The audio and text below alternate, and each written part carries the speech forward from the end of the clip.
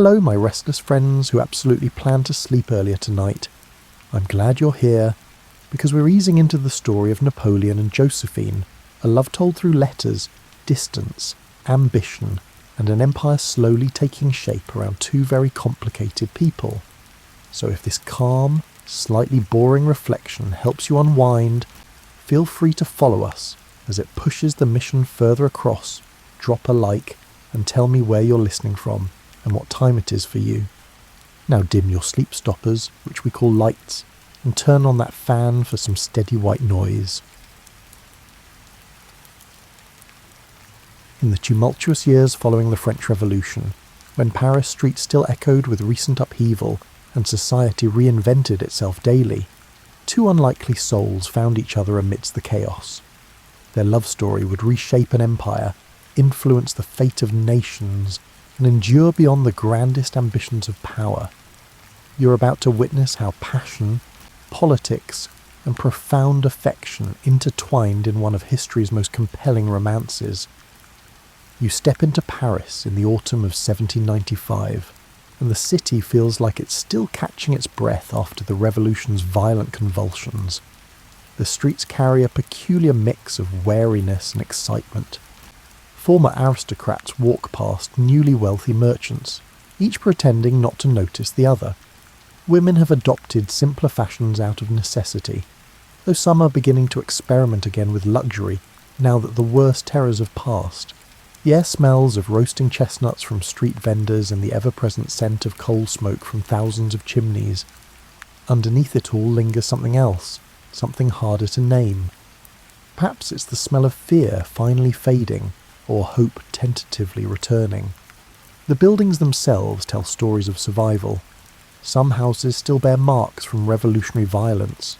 Bullet holes pock certain facades. Other structures display hasty repairs where doors were smashed in during searches for aristocrats or hoarded grain. But life persists with stubborn determination. Shop windows display goods again. Cafes fill with customers debating politics and philosophy. Street performers entertain crowds that actually have a few coins to spare. In one of the elegant townhouses that survived the revolution's fury, you notice a gathering taking place. The salon belongs to Paul Barras, one of the 5 directors who now govern France through a complicated system designed to prevent any one person from gaining too much power. Tonight, the rooms glow with candlelight that reflects off polished wood and the few remaining mirrors that weren't smashed during the terror. The guests represent the new France in all its contradictions. Military officers in slightly worn uniforms mingle with politicians in fashionable coats. A few survivors of the old nobility who've learned to adapt stand near former revolutionaries who sent their friends to the guillotine. The conversation flows in multiple directions at once. Someone discusses the latest play at the Comédie Française. Another group debates military strategy in the war against Austria. A cluster near the fireplace gossips about who's rising in the new government and who's falling from favour. The room hums with ambition and calculation disguised as social pleasantry. Among the guests, you observe a woman in her early 30s who seems to move through the room like water finding its path. Her name is Rose de Beauharnais, though she will soon become known to history as Josephine. She wears a simple white muslin dress that somehow appears more elegant than the fancier gowns around her.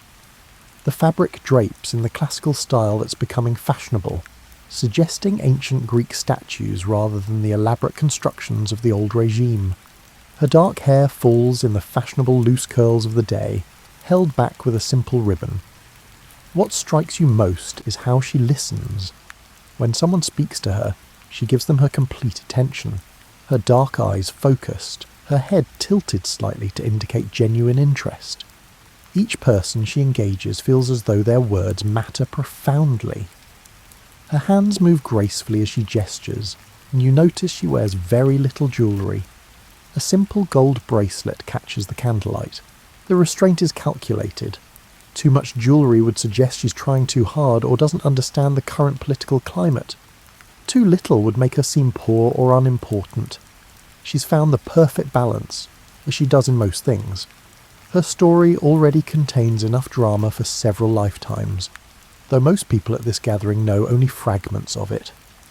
Born Marie-Joseph Rose, Tacher de la Pagerie, on the Caribbean island of Martinique to a sugar plantation family, she married young to Alexandre de Beauharnais and came to France full of dreams about Parisian society. The reality proved more complicated than her island fantasies. Her husband turned out to be difficult and unfaithful. They separated.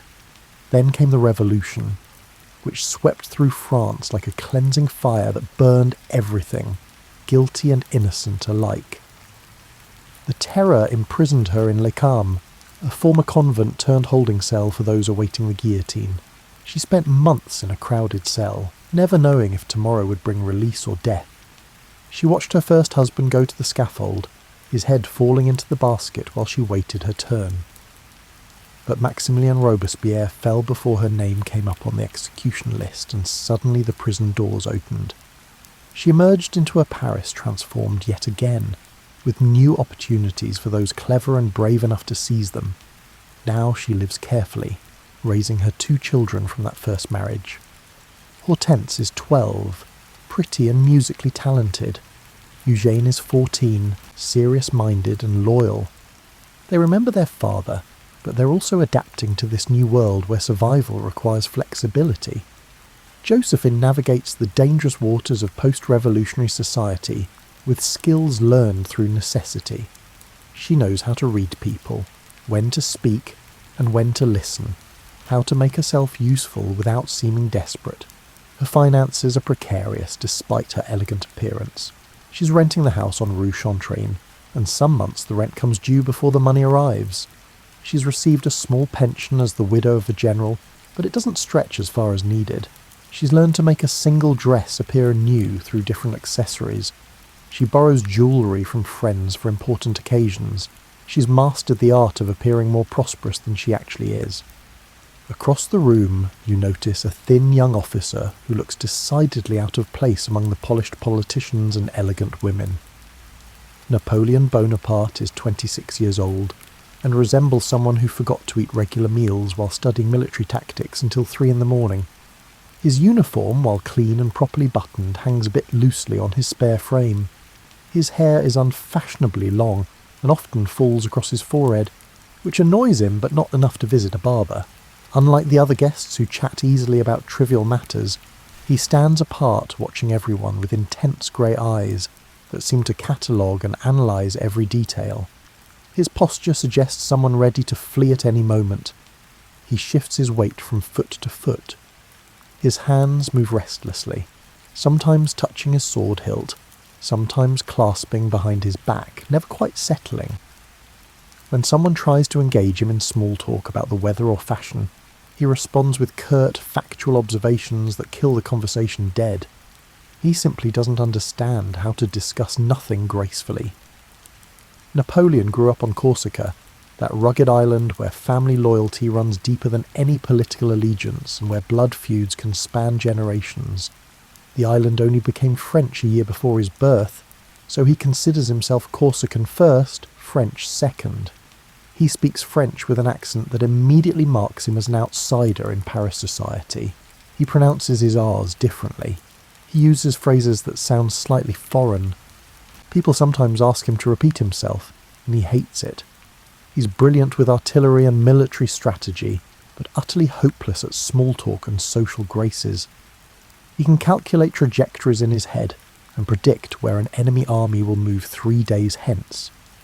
But he cannot remember which fork to use at a formal dinner. He reads voraciously in multiple languages, devouring books on history, philosophy, mathematics, and warfare. Just weeks ago, he helped put down a royalist uprising in Paris, using his cannons to scatter the rebels attempting to overthrow the government. This success earned him promotion to general and the notice of powerful men like Barras, but it hasn't taught him how to navigate a fancy salon. The other guests instinctively sense his discomfort and mostly avoid him. He's useful in a crisis, clearly, but he's also strange and intense in ways that make polite conversation difficult. Better to let him stand by himself near the bookshelf, examining the spines with more interest than he shows the actual people in the room. You watch as Barras, playing matchmaker with the subtlety of a man who enjoys manipulating others for their own good, engineers an introduction. He's noticed Napoleon's isolation and Josephine's grace, and some instinct tells him these two might complement each other. He guides Napoleon over to where Josephine stands examining a painting of a pastoral scene, all soft clouds and grazing sheep. The young officer tries to bow gracefully and nearly trips over his own sword. The weapon clatters against a chair leg. Two nearby conversations pause as heads turn to see what caused the noise. Napoleon's face flushes with embarrassment, but Josephine's mouth curves into a smile that somehow manages to be amused without being mocking. It's the smile of someone who's witnessed far too many awkward moments to be bothered by one more, and who finds human imperfection endearing rather than contemptible.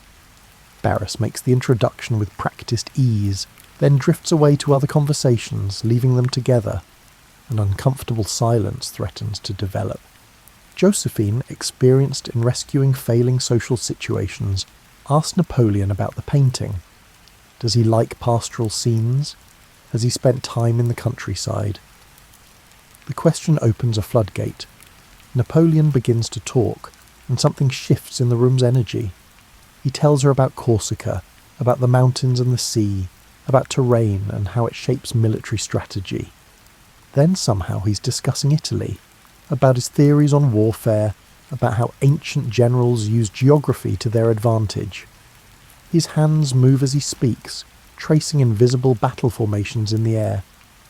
Most people find his intensity overwhelming, like standing too close to a fire, but Josephine leans in slightly, genuinely interested. She asks him questions that show she's actually following his complicated explanations. She mentions a book she read about Hannibal crossing the Alps with elephants. Did Napoleon think that was militarily sound or just dramatic? Napoleon looks at her as though she just revealed herself to be a fellow member of some secret society. He's spent years being dismissed as too serious, too intense, too focused on matters that polite society considers boring. Here's someone actually engaging with his ideas. He explains his theory about Hannibal's campaign with growing enthusiasm. He's forgotten to be self-conscious. He's in his element now, discussing tactics and strategy. Josephine watches his face transform. The awkward, uncomfortable young man disappears, replaced by someone confident and passionate. She sees intelligence flash in those grey eyes, along with something else. Hunger, ambition, a desire to prove himself that burns like a forge. For a man who spends most of his time with soldiers and feels perpetually out of place in civilian life, finding someone who engages with his ideas feels like discovering water in the desert. He's been so lonely, though he'd never admit it. Lonely in Paris, lonely in the army, lonely in rooms full of people who don't understand him. Suddenly he's not lonely, at least for this moment, and it's intoxicating. Josephine, for her part, recognises something in this awkward young officer. She's spent years learning to read people's potential beneath their surface presentation. It's a survival skill. During the Terror, she learned to identify which guards might be bribed, which fellow prisoners might betray you, which officials might show mercy. After her release, she learned to spot who was rising in the new government and who was falling. She's developed an instinct for potential. She sees past his ill-fitting uniform and social clumsiness to glimpse the fierce intelligence and ambition burning underneath. She notices how other people in the room occasionally glance his way, with a mix of wariness and respect. This strange Corsican clearly matters to powerful people like Barris. She also notices something the other salon guests miss. When Napoleon looks at her, he doesn't see a widow trying to survive in difficult times. He sees someone worthy of building empires for. The evening grows late, and the candles burn lower in their holders, creating deeper shadows in the corners of the room. The other guests begin to drift away, calling for their carriages, making plans for future gatherings, saying elaborate goodbyes. But Napoleon and Josephine remain in conversation. They've moved to a settee near one of the tall windows overlooking the street. Outside, Paris settles into its nighttime rhythms. Lamplighters make their rounds. The sounds of carriages on cobblestones echo up from the street. The night air carries a chill that makes the warmth inside more welcome. They've moved beyond military history now. Napoleon asks about her children. His whole demeanour softens when she describes Hortense's musical talent and Eugene's seriousness. He tells her about his own family, his complicated relationship with his mother who both loves and criticises him, his siblings who depend on him financially, even as they mock his provincial manners. There's vulnerability in this sharing that surprises them both. Josephine finds herself genuinely charmed. Yes, he's strange and awkward and far too intense. But he's also brilliant and oddly innocent despite his military achievements. When he talks about his dreams for France, about making the country strong and prosperous, about earning glory through great deeds, there's a purity to his ambition that's refreshing. He's not cynical like most of the men she knows. He actually believes in something beyond personal advancement. Napoleon, meanwhile, is falling hopelessly in love. Every smile she gives him feels like a gift. The way she listens, really listens, makes him want to tell her everything. He wants to impress her with his knowledge, protect her from hardship, give her everything she deserves. He's read about love in books, but this is the first time he's felt it, and it overwhelms him with its intensity. When they finally part ways as the gathering breaks up, Napoleon bows over her hand with more grace than his earlier attempt. He asks permission to call on her. She grants it, giving him her address on Rue Chanterine. She watches him leave, noticing how he glances back twice before disappearing into the night. She's not sure what to make of this strange young general, but she's intrigued. Over the following weeks, Napoleon becomes a regular visitor to Josephine's modest home. You might see him arriving at odd hours whenever his military duties allow. He brings books he thinks she'll enjoy, carefully selected from his own collection. He brings flowers purchased from street vendors, usually choosing them with more enthusiasm than aesthetic judgment. Josephine learns to appreciate the gesture even when the bouquets are slightly lopsided. Her children view this new visitor with initial suspicion. Hortense and Eugène remember their father and aren't eager to see their mother with another man. But Napoleon wins them over gradually. He treats Eugène like a young man rather than a child, discussing military matters seriously. He brings Hortense sheet music and listens attentively when she plays the piano. He doesn't try to replace their father. Instead, he offers friendship and genuine interest in their lives. The house on Rue Chanterine is small, but Josephine has made it charming through clever decoration. She's draped fabrics to hide worn furniture. She's arranged her few good pieces to maximum effect. Fresh flowers always fill the vases when she can afford them. The rooms smell of beeswax polish, and the lavender she uses to scent her linens. It's not grand, but it's welcoming, and Napoleon finds it infinitely preferable to his own sparse bachelor quarters. He's falling in love with the desperation of someone who never expected to find such feelings. Every moment away from her feels wasted. He thinks about her constantly during military meetings. He sees something that reminds him of her, and his first thought is to share it with her. He writes her letters, sometimes 2 or 3 a day, filled with passionate declarations that would embarrass him if he stopped to think about them rationally. But he doesn't think rationally where Josephine is concerned. He's spent his entire life being rational, calculating, strategic. With her, all those careful defences crumble. He pours out his heart in letters that mix military updates with declarations of love. He tells her she's invaded his thoughts like an occupying army. He says her smile haunts him more effectively than any ghost. He complains bitterly when her responses arrive less frequently than his letters. Josephine approaches the relationship more cautiously. She's 6 years older and has learned the hard way that survival requires careful choices. Napoleon is clearly talented and rising in importance, but he's also poor, intense and socially awkward in ways that could limit his advancement. Her friends think she's making a mistake. Why would an elegant, sophisticated woman tie herself to this strange Corsican officer who owns more books than changes of clothing? They meet for walks in the Tuileries Gardens when weather permits. The gardens provide neutral ground away from both their homes. They stroll along the gravel paths between carefully trimmed hedges. Autumn leaves crunch under their feet. Napoleon talks about his plans for military reform, while Josephine occasionally steers him toward less weighty topics. She points out the changing colours of the trees. She comments on other walkers' fashion choices, teaching him by example how to make pleasant conversation about trivial matters. Sometimes they sit on benches watching fountains that still function despite years of revolutionary neglect. Napoleon continues talking, but now he also listens. He asks about her childhood in Martinique, and she describes island life with such vivid detail that he can almost smell the tropical flowers and feel the Caribbean sun. She makes him laugh with stories about the monkeys that used to steal fruit from her family's trees, and the parrots that learned to mimic her grandmother's scolding voice. But something about Napoleon touches her heart despite her initial caution.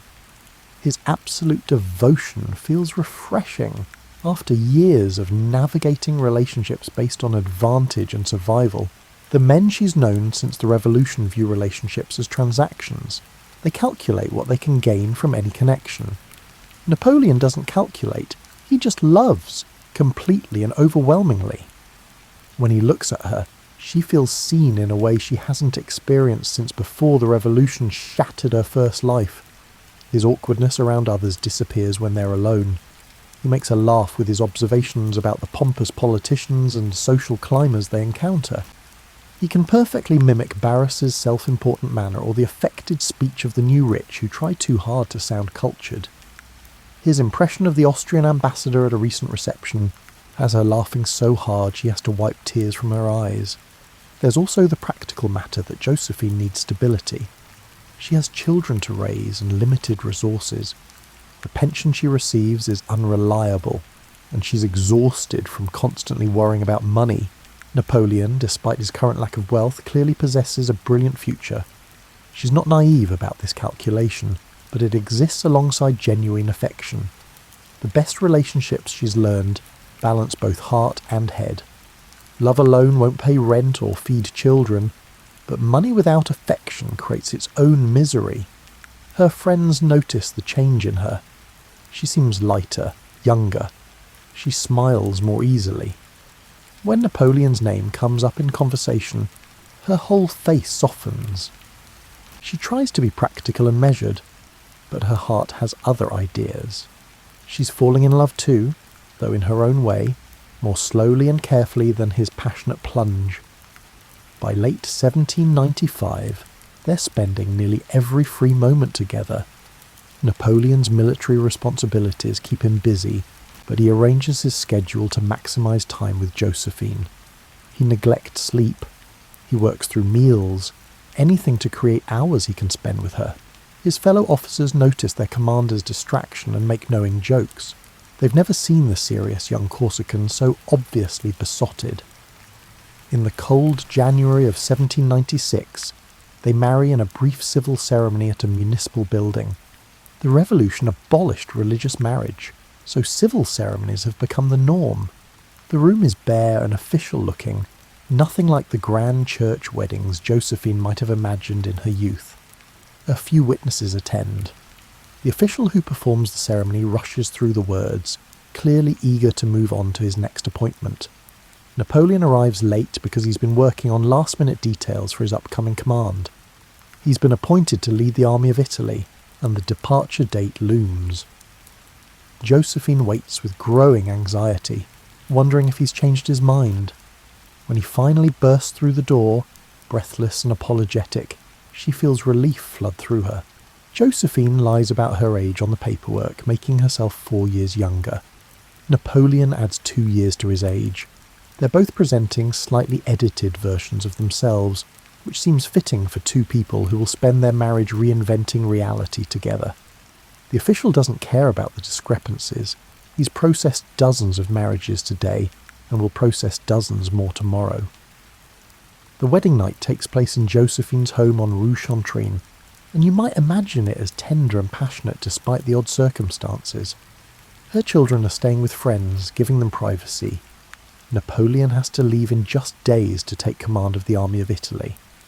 This campaign represents his first major independent command. the chance he's been waiting for his entire career. But now leaving feels impossibly difficult. He's spent years preparing for military glory, and suddenly all he wants is to stay in bed with his new wife.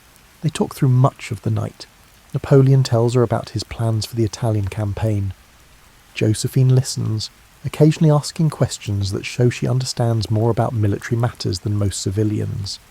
She's learned by paying attention, by reading, by being curious about the world. He's grateful for this.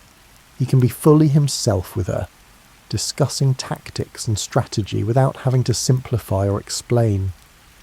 She tells him about her fears. What if something happens to him? War is dangerous, and generals die like common soldiers. He promises to be careful, to come back to her, to write constantly. She makes him promise to eat properly and get enough sleep, knowing he'll probably break both promises. They make plans for the future, where they'll live when he returns, how they'll raise the children, what kind of life they'll build together. Josephine gives him a small portrait of herself to carry with him. It's painted on ivory and small enough to fit in his pocket. The artist captured her gentle expression and dark eyes. Napoleon treats this miniature like a religious relic. He holds it up in the candlelight, memorizing every detail. Throughout the Italian campaign, he'll sleep with it near his heart, talk to it when alone in his tent, and show it to his officers who have learned not to mock their commander's romantic obsession. The morning he departs, Paris still lies wrapped in winter darkness. The sun won't rise for another hour. Frost covers the windows in delicate patterns. Napoleon dresses in his uniform while Josephine watches from the bed, wrapped in blankets against the cold. They've said their goodbyes multiple times already, but it doesn't make the parting easier. You might see Josephine standing at her window watching Napoleon's carriage disappear down the street. She's wearing only a nightgown and shawl, and the cold from the window glass makes her shiver. She's crying, which surprises her. She's said goodbye to men before without much emotion.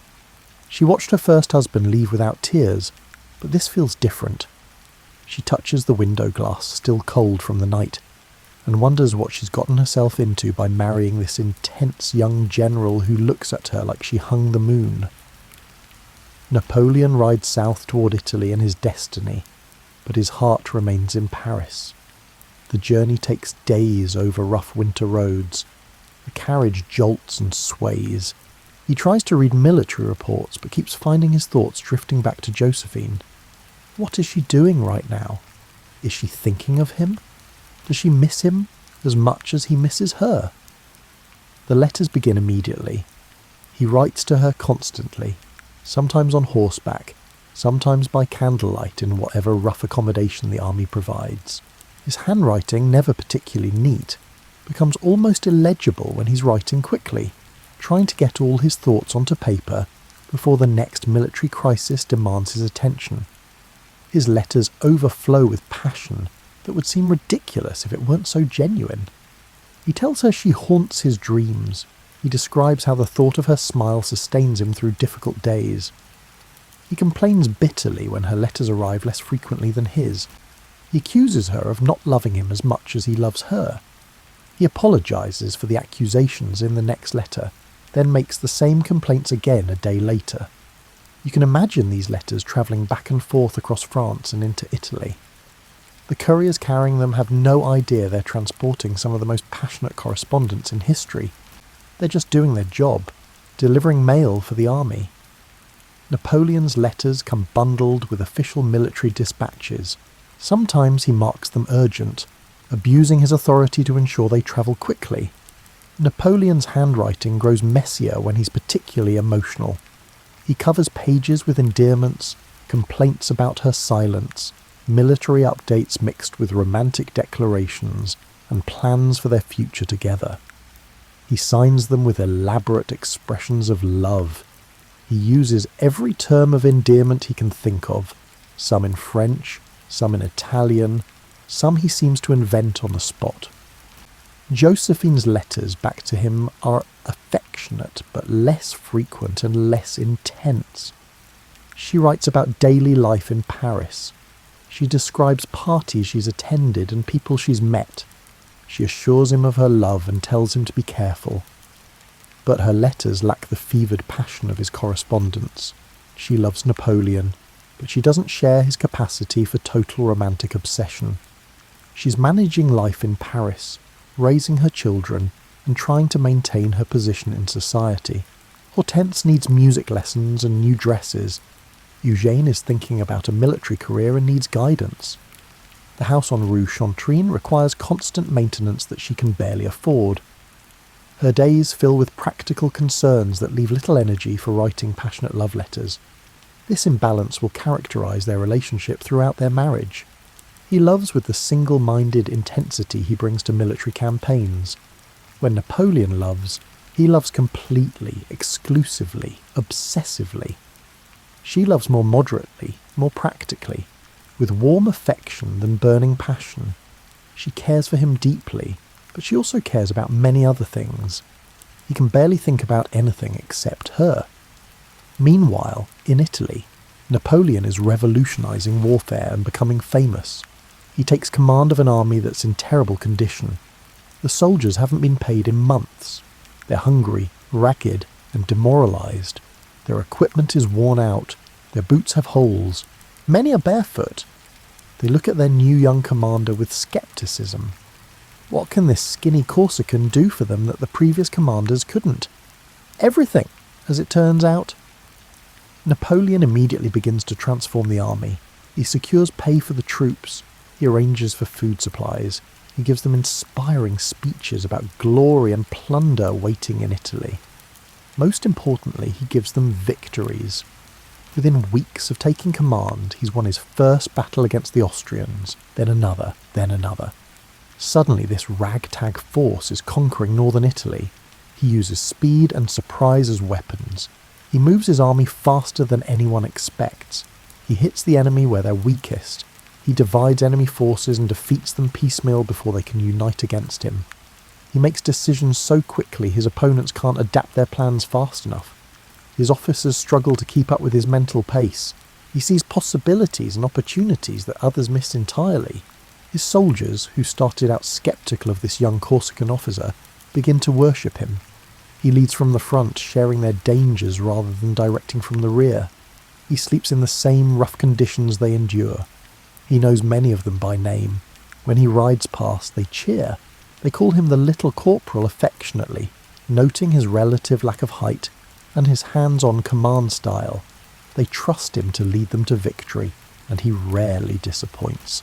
The victories bring both glory and plunder. Italian cities surrender and pay tribute. The army seizes art treasures and wealth. The soldiers get their share, and suddenly they're enthusiastically following this general, who's making them rich and famous. Napoleon sends the best art and the most valuable plunder back to Paris, helping establish his reputation there as a conquering hero. News of his victories reaches Paris through official dispatches and newspapers. The Directory, the five-man executive ruling France, is both pleased and nervous. They wanted someone to defeat the Austrians in Italy, and Napoleon is certainly doing that. But his growing fame makes him potentially dangerous. Successful generals sometimes become ambitious politicians. Still, for now, they're happy to claim credit for his victories. Josephine finds herself famous by association. She's invited to fancier salons, treated with more respect, sought out for her opinions.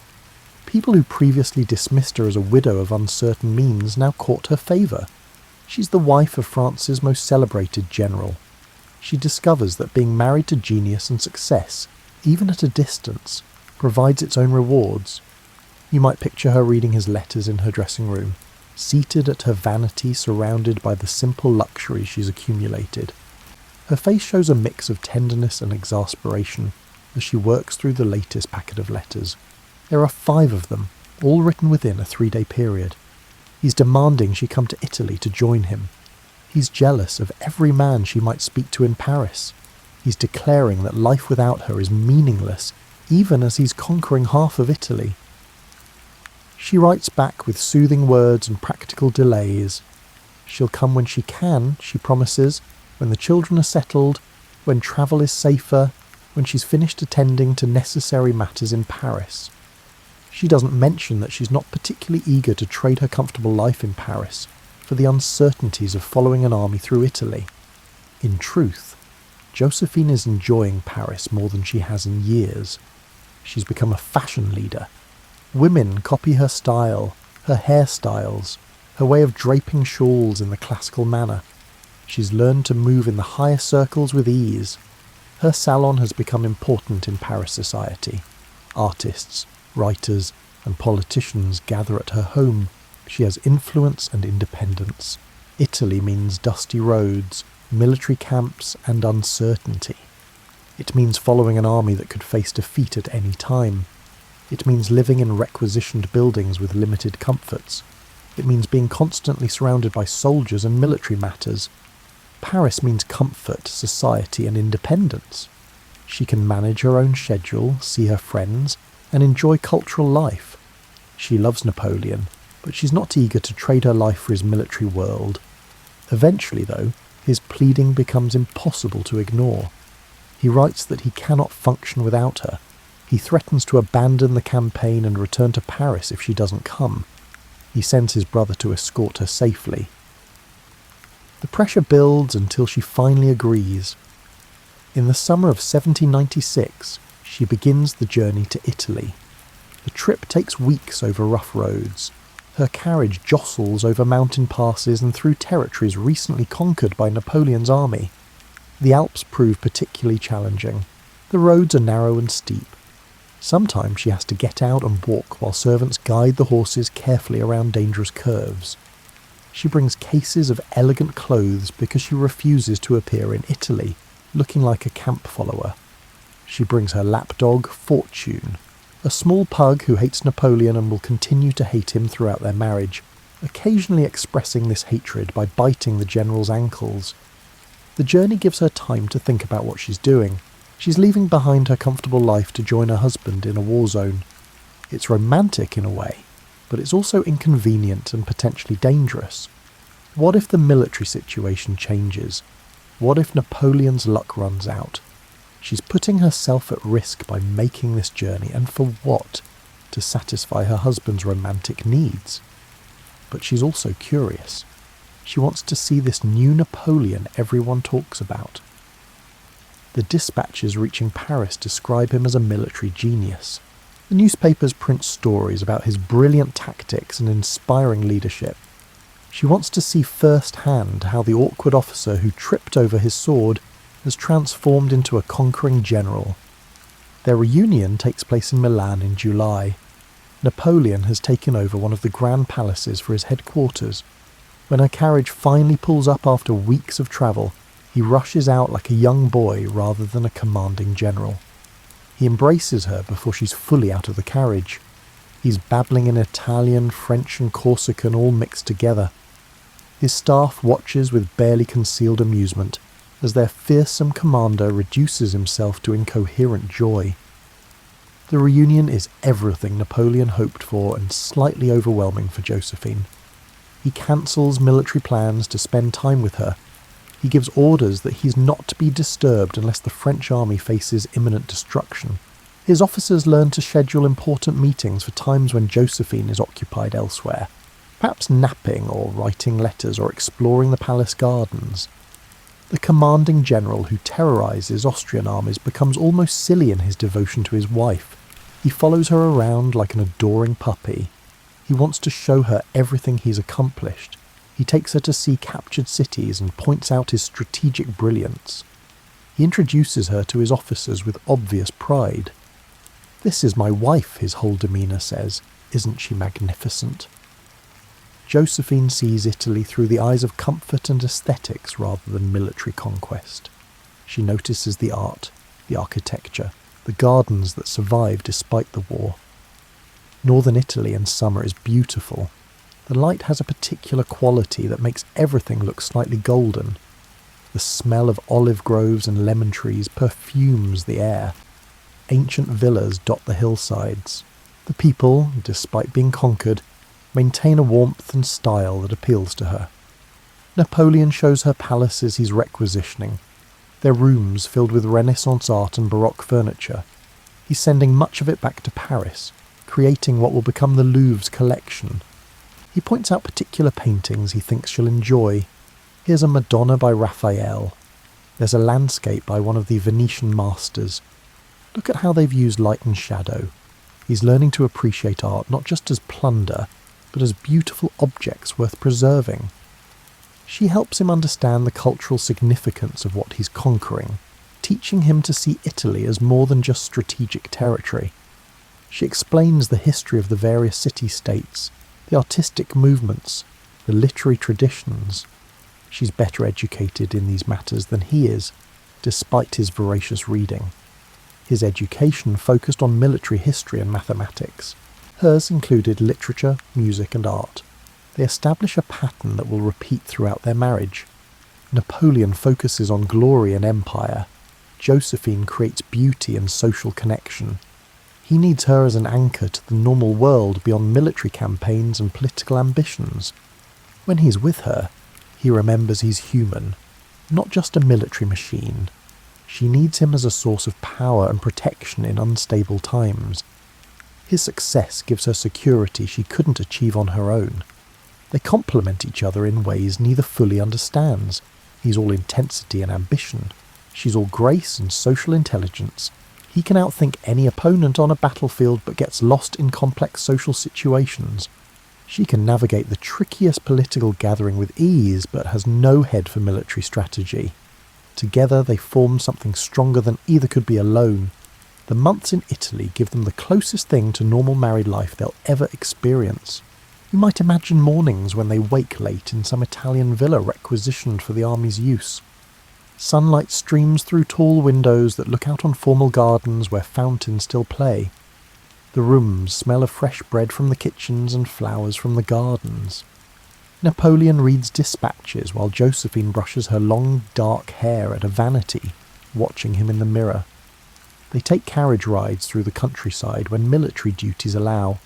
The roads wind through vineyards heavy with grapes ripening in the summer sun. They pass ancient ruins that Napoleon insists on exploring. He clambers over broken columns and reads inscriptions in Latin, showing off his classical education. Josephine watches with amusement and occasional concern for his safety when he climbs particularly precarious structures. They attend dinners where local Italian nobility tries to ingratiate themselves with the conqueror. Josephine smooths these occasions with her social skills. She compliments the food, admires the artwork, and makes conversation that puts people at ease. Napoleon watches her work the room and marvels at her ability to make people like her. It's a skill he entirely lacks and deeply needs in a political wife. Sometimes he wakes in the night and just watches her sleep. He can't quite believe his fortune. This elegant, beautiful woman chose to marry him. She left her comfortable life in Paris to join him in Italy. She loves him despite all his awkwardness and intensity.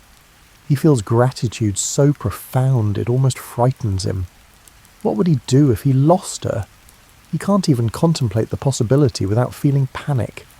Josephine becomes pregnant during this time, though she'll miscarry before the pregnancy advances very far. The loss happens quietly, painfully in one of the Italian villas where they're staying. The army doctors attend her. Napoleon hovers anxiously until she tells him firmly to go deal with military matters and let her recover in peace. She's been through childbirth twice before and knows how to handle these matters. Neither of them discusses this loss much in their letters or records. For Napoleon, it represents a disappointment he pushes aside to focus on campaigns. There will be other opportunities for children, he tells himself. They're both young enough. For Josephine, who already has 2 children from her first marriage, it's a sadness she processes privately. She's old enough to worry that future pregnancies might not happen, but she doesn't share these worries with Napoleon. Why add to his burdens? As autumn approaches, military necessity separates them again. Napoleon must continue his campaign deeper into Austrian territory. Josephine needs to return to Paris to see her children and manage affairs there. The partings never get easier for him. He stands watching her carriage until it disappears from view, then returns to his work with grim determination. His letters resume immediately, as passionate and demanding as before. Back in Paris, Josephine settles into her role as the wife of France's most celebrated general. The victories in Italy have made Napoleon even more famous. Songs are written about him. Newspapers print dramatic accounts of his battles. Political cartoons show him as a hero or a threat, depending on the artist's politics.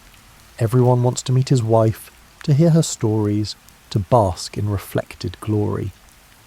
She moves to a grander house on Rue de la Victoire. The name itself a piece of propaganda about Napoleon's successes. The new house requires extensive renovation and decoration. Josephine throws herself into this project with enthusiasm. She has an eye for design and the budget now to indulge her taste. She creates rooms that blend classical restraint with comfortable luxury. She redecorates with the plunder Napoleon sends from Italy.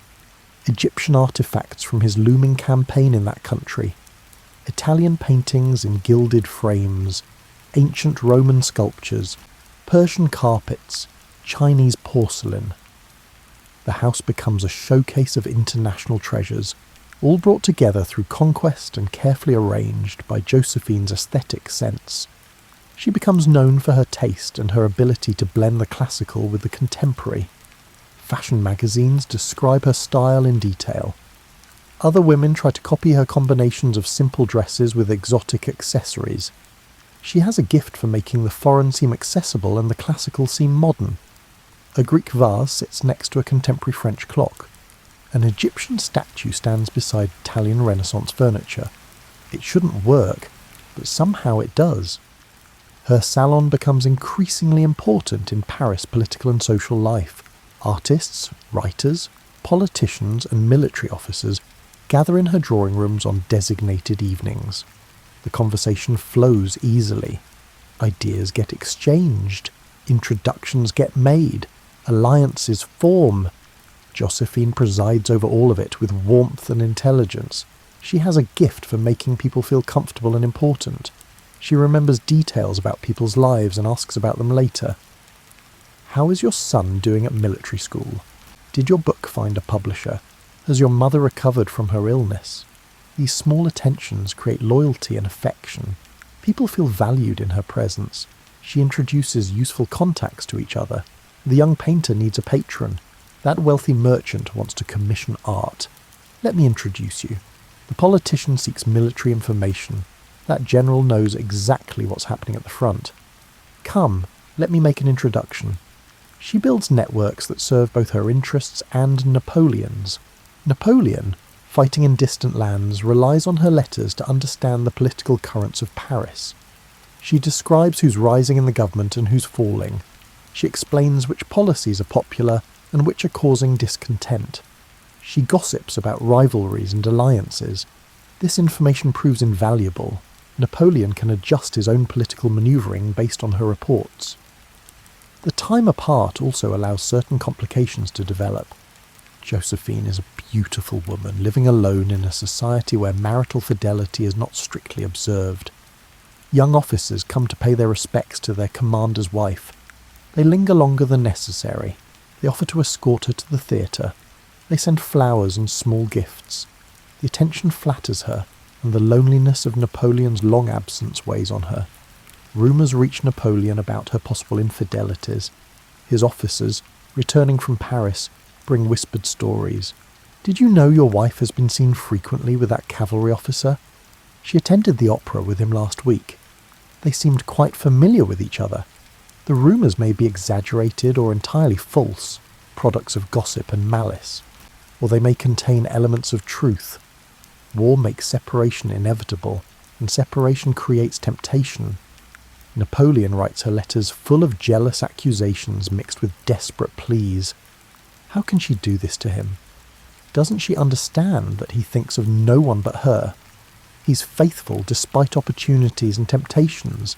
The least she can do is show him the same loyalty. Then, in the next paragraph, he's begging her to reassure him. Tell him the rumours are false. Tell him she loves only him. He needs to hear it. Josephine denies everything and scolds him for believing gossip. Of course she's faithful. How dare he question her honour? The accusations hurt her deeply, she writes. She's alone in Paris, managing everything while he's off winning glory, and he repays her by believing malicious rumours spread by people who envy their happiness. Her letters mix genuine indignation with skillful deflection. The truth, as is often the case, likely falls somewhere between his suspicions and her denials. Perhaps she enjoys the attention of handsome young officers without letting it go too far. Perhaps she's crossed lines she shouldn't have during particularly lonely moments. Perhaps the rumours are entirely baseless, created by enemies seeking to wound Napoleon through his obvious vulnerability where his wife is concerned. The historical record remains ambiguous, and both principles have good reasons to obscure the truth. Napoleon himself remains utterly faithful, not from moral superiority, but because he's incapable of dividing his passions. When he loves completely. When he fights completely. The idea of casual romantic adventures while longing for Josephine simply doesn't fit his nature. He's offered opportunities, victory brings admiration, and admiration sometimes comes with romantic overtures. But he brushes these aside without serious temptation. This imbalance in their relationship causes him genuine pain, but he can't stop loving her any more than he can stop breathing. She's become essential to his emotional survival. The thought of losing her terrifies him more than any military defeat. So he endures the jealousy, writes the pleading letters, believes her reassurances because the alternative is unbearable. In 1798, Napoleon convinces the government to let him lead an expedition to Egypt. His stated goal is to threaten British interests in the East and potentially open a route to India. His unstated goals include achieving more glory, studying ancient Egyptian civilization, and escaping Paris politics for a while. The Directory approves because they're nervous about his growing fame and influence. Better to have him far away conquering Egypt than nearby plotting political manoeuvres. Josephine decidedly does not accompany him on this expedition. The idea of Egypt's heat, insects, and lack of Parisian amenities holds zero appeal for her. She's heard enough about desert conditions to know she has no interest in experiencing them firsthand. Besides, her children need her in Paris. Her social position requires her presence. Napoleon tries to convince her, but for once she refuses absolutely. He can conquer Egypt without her. The Egyptian campaign proves both triumphant and difficult. Napoleon wins the Battle of the Pyramids with his usual brilliance, routing the Mameluke cavalry that's ruled Egypt for centuries. He makes his famous speech about 40 centuries, looking down on his soldiers from the pyramids. He captures Cairo and begins reorganizing Egyptian government. He studies Egyptian antiquities with genuine fascination, bringing scholars and scientists along specifically to study this ancient civilization. But he's also cut off from Europe when British Admiral Nelson destroys his fleet at the Battle of the Nile. The ships that brought his army to Egypt lie at the bottom of the Mediterranean. He's stuck in Egypt, unable to return easily to France, while rumours about Josephine's conduct in Paris drive him nearly mad with jealousy and hurt. The letters take weeks to travel between Paris and Cairo, and when they do arrive, they bring little comfort. You can imagine him in Cairo, sitting in some commandeered palace that once belonged to the Mamelukes. The rooms are opulent in an oriental style completely different from European architecture. Intricate tile work covers the walls. Screens of carved wood filter the harsh sunlight. The smell of incense and spices drifts up from the markets below. But Napoleon notices none of this beauty. He's trying to focus on governing Egypt, while his mind circles obsessively around what Josephine might be doing 5,000 miles away. His officers notice their commander growing more short-tempered and distracted. He snaps at subordinates over minor mistakes. He works punishing hours, as if exhaustion might quiet his thoughts. He throws himself into studying hieroglyphics and pharaonic history, seeking escape in ancient mysteries. But thoughts of Josephine intrude constantly, unwelcome and unavoidable. The heat in Cairo during summer becomes oppressive. Even the stone buildings that stay relatively cool during the day radiate stored heat at night. Napoleon lies awake on sweat-soaked sheets, imagining scenarios that torture him. Josephine at the opera with another man, Josephine laughing at jokes he can't hear, Josephine in someone else's arms. He knows these thoughts are probably exaggerated products of distance and anxiety, but knowing doesn't help. The images haunt him anyway. Eventually, Napoleon makes a bold decision. He abandons the army in Egypt and slips back to France with a few trusted companions. It's a risky move, both militarily and politically. If the voyage fails and British ships capture him, he could spend years as a prisoner of war. If it succeeds, but the government disapproves of his unauthorised departure, he could be court-martialed for deserting his post. But he doesn't care about these risks. He needs to get home to Josephine. He needs to see her, confront her if necessary, reassure himself of her love. Everything else is secondary. Let the army manage without him. Let the politicians complain. He's going home. The journey back takes weeks of tension. His ship must dodge British patrols through a combination of luck, careful navigation, and favourable winds. They sail close to the North African coast, hoping to avoid the main British fleet routes. Every sail on the horizon brings panic until they confirm it's not an enemy ship. Napoleon spends the time composing speeches in his mind, planning confrontations, imagining reunions. His emotions swing between anger and longing, between determination and anxiety. By the time he reaches French soil in October 1799, he's wound tight with emotion and anticipation. He travels directly to Paris, to their house on Rue de la Victoire, barely stopping to rest or change clothes. He needs to see Josephine immediately. He bursts into the house only to find it empty. She's not there. The servants tell him she's travelling, having gone to meet him at a different port. They've literally passed each other on different roads, like characters in some tragic comedy. Napoleon, exhausted from weeks of travel and emotionally raw from months of anxiety, lets himself into the empty house and has a spectacular fit of rage and hurt. He storms through the rooms, noting changes in decoration, finding evidence of her life continuing happily without him. He tells Josephine's children and servants that the marriage is over. He's done. He cannot continue this way. He locks himself in the bedroom they shared and refuses to come out, refusing food, refusing company, refusing everything except his wounded pride and broken heart. Josephine arrives home the next day to find the house in uproar and her husband barricaded in their room. The servants meet her at the door with anxious reports. The general is very angry. He's locked himself upstairs. He's said terrible things. He's threatened divorce. She climbs the stairs slowly, her mind racing. She knows why he's angry. The rumours have reached him. Now she must face the consequences. She stands outside the locked door and pleads with him. She explains where she's been and why. She denies the worst accusations while carefully not addressing others.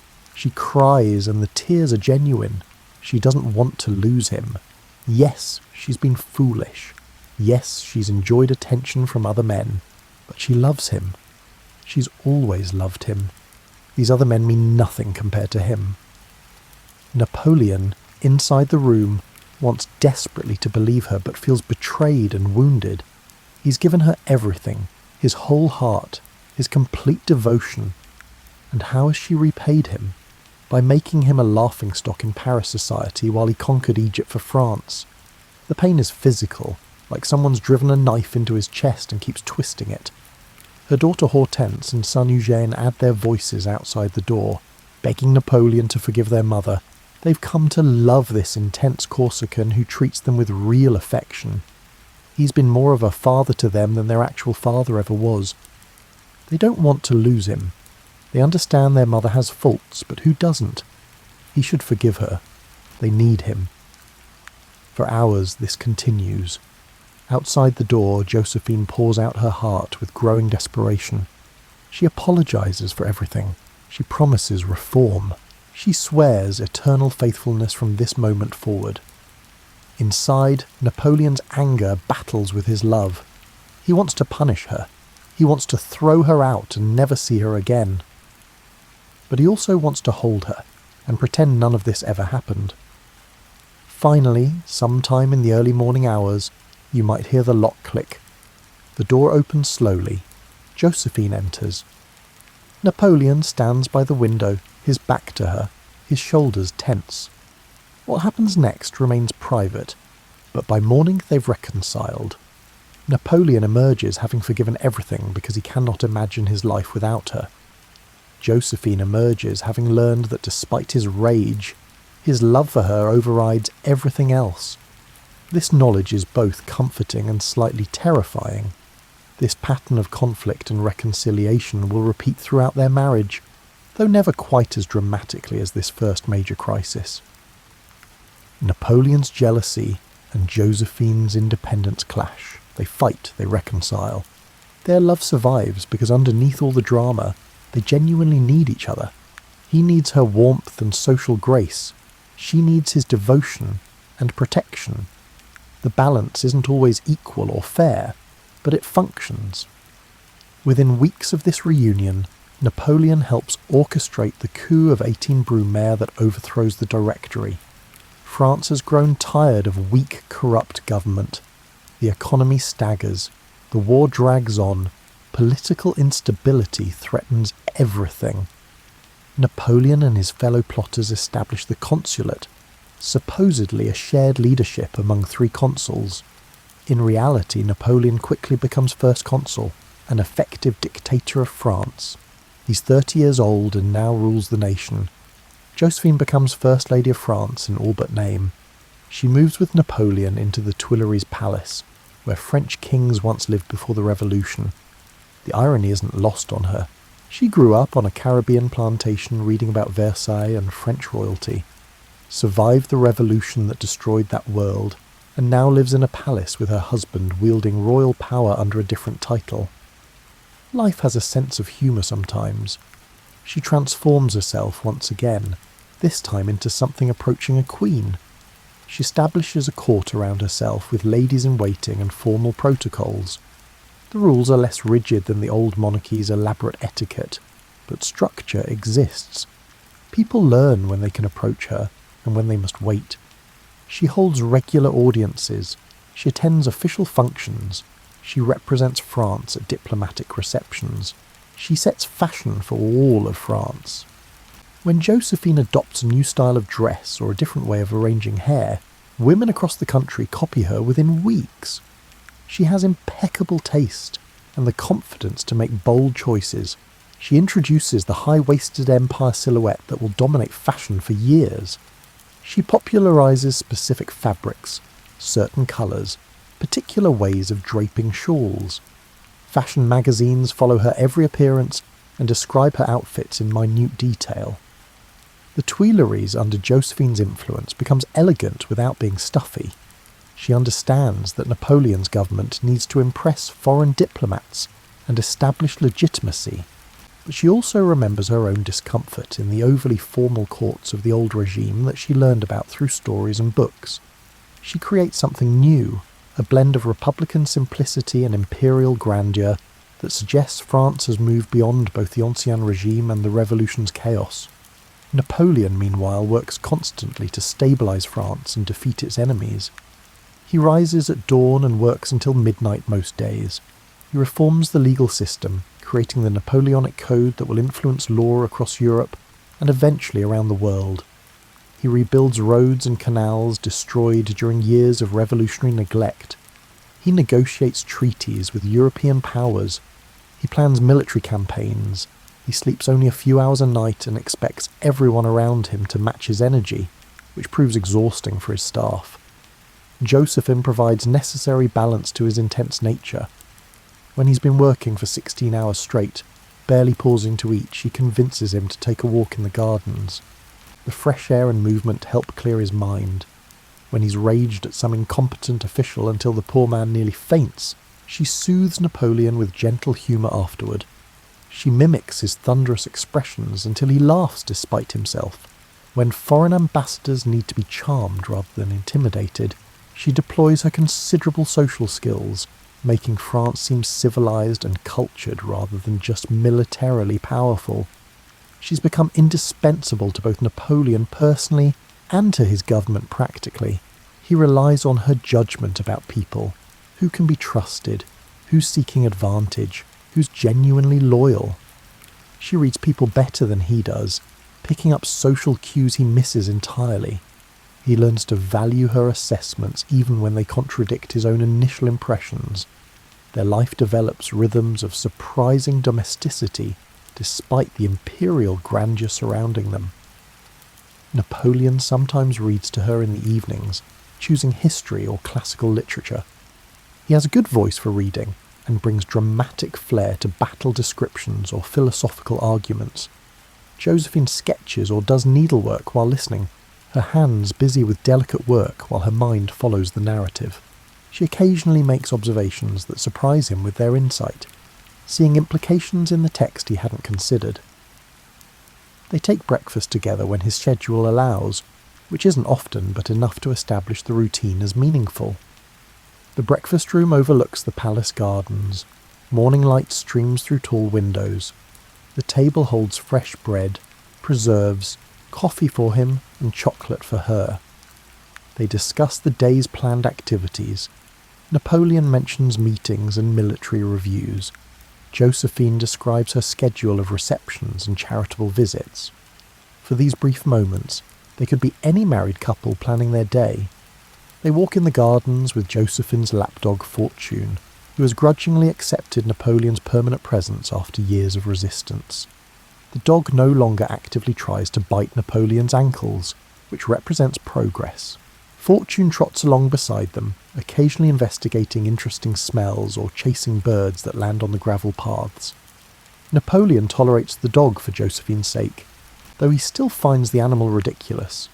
The palace fills with Josephine's family, creating a warmth that prevents the Tuileries from feeling like a museum despite its formal grandeur. Her daughter Hortense grows into a beautiful and accomplished young woman, talented at music and painting. Her son Eugène becomes one of Napoleon's most trusted officers, proving himself both brave and capable. Napoleon adopts them emotionally, if not legally, treating them as the children he doesn't yet have from his own blood. He arranges advantageous marriages for both, understanding that family connections matter in building and maintaining power. Hortense marries Napoleon's brother Louis, a match that serves political purposes but will prove unhappy personally. Eugène marries Auguste of Bavaria and finds genuine happiness, which pleases both Napoleon and Josephine. They stand together at both weddings, proud parents despite the complicated nature of their blended family. In 1804, Napoleon decides the time has come to crown himself Emperor of France. The consulate has served its purpose, stabilising the government and allowing him to consolidate power, but he wants something more permanent, more impressive. The title of Emperor carries weight that First Consul lacks. It announces to Europe that France has a new leader worthy of standing among ancient monarchies. It establishes a dynasty, or at least the intention of creating one.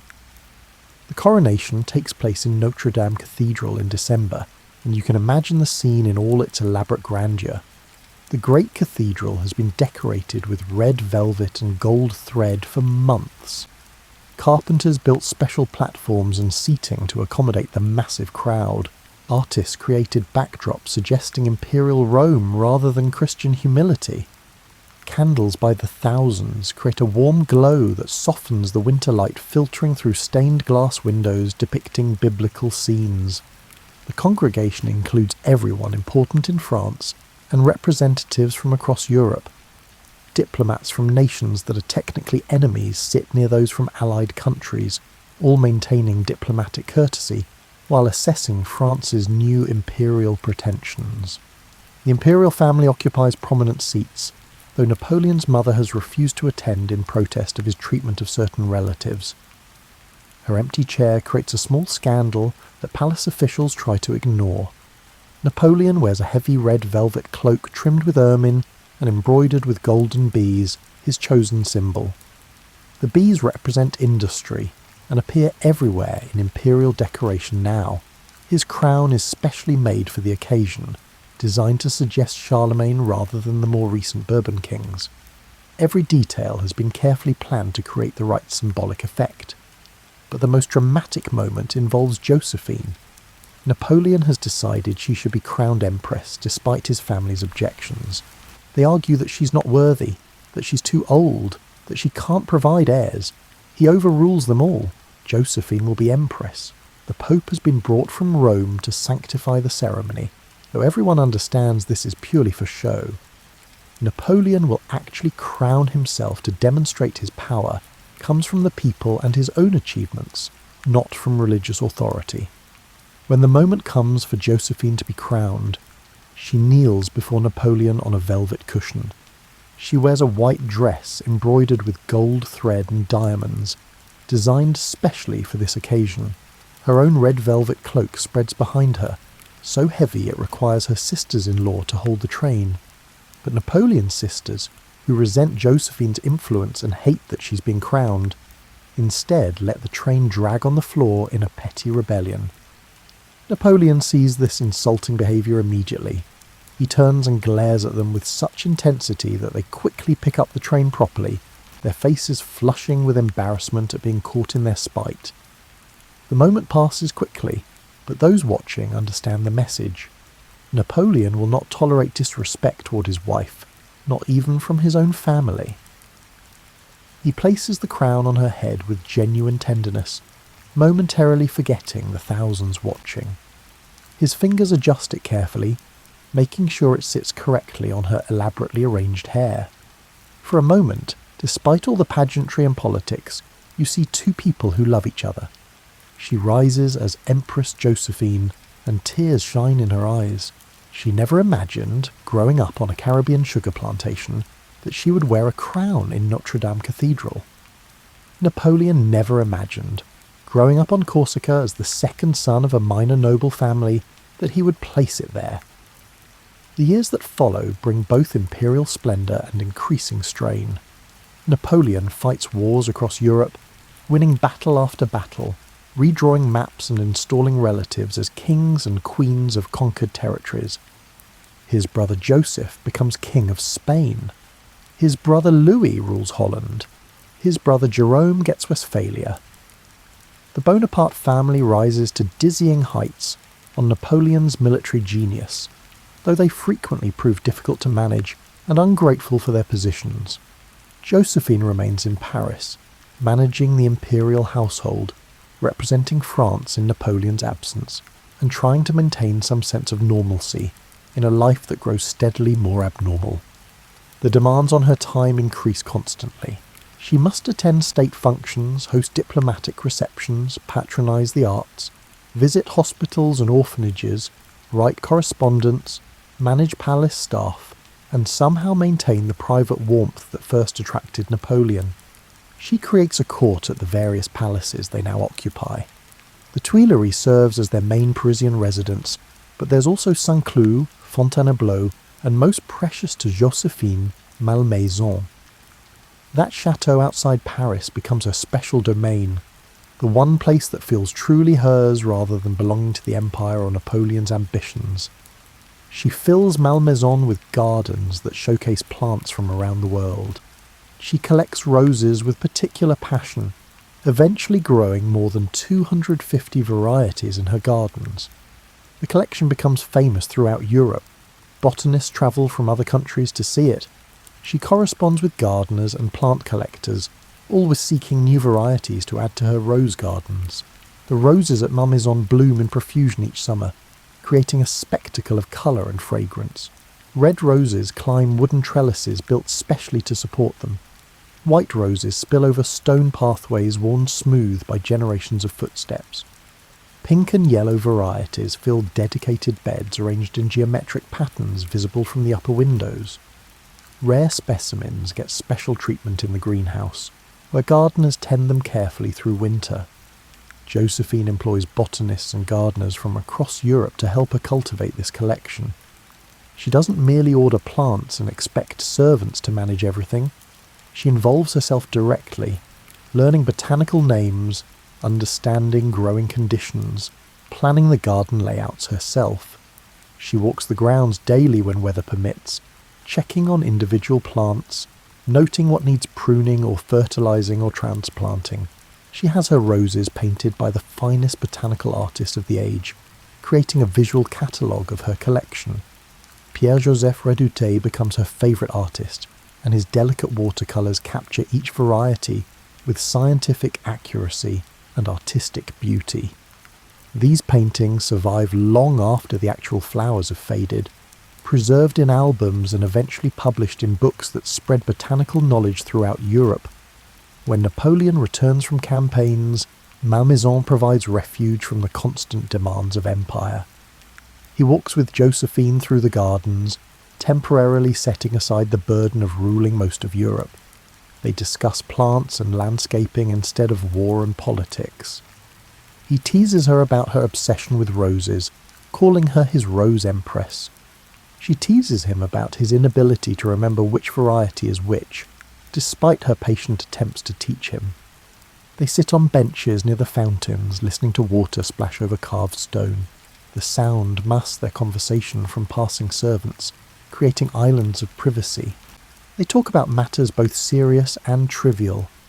What should be done about the situation in Spain? Did she notice how beautifully the white roses bloom this year?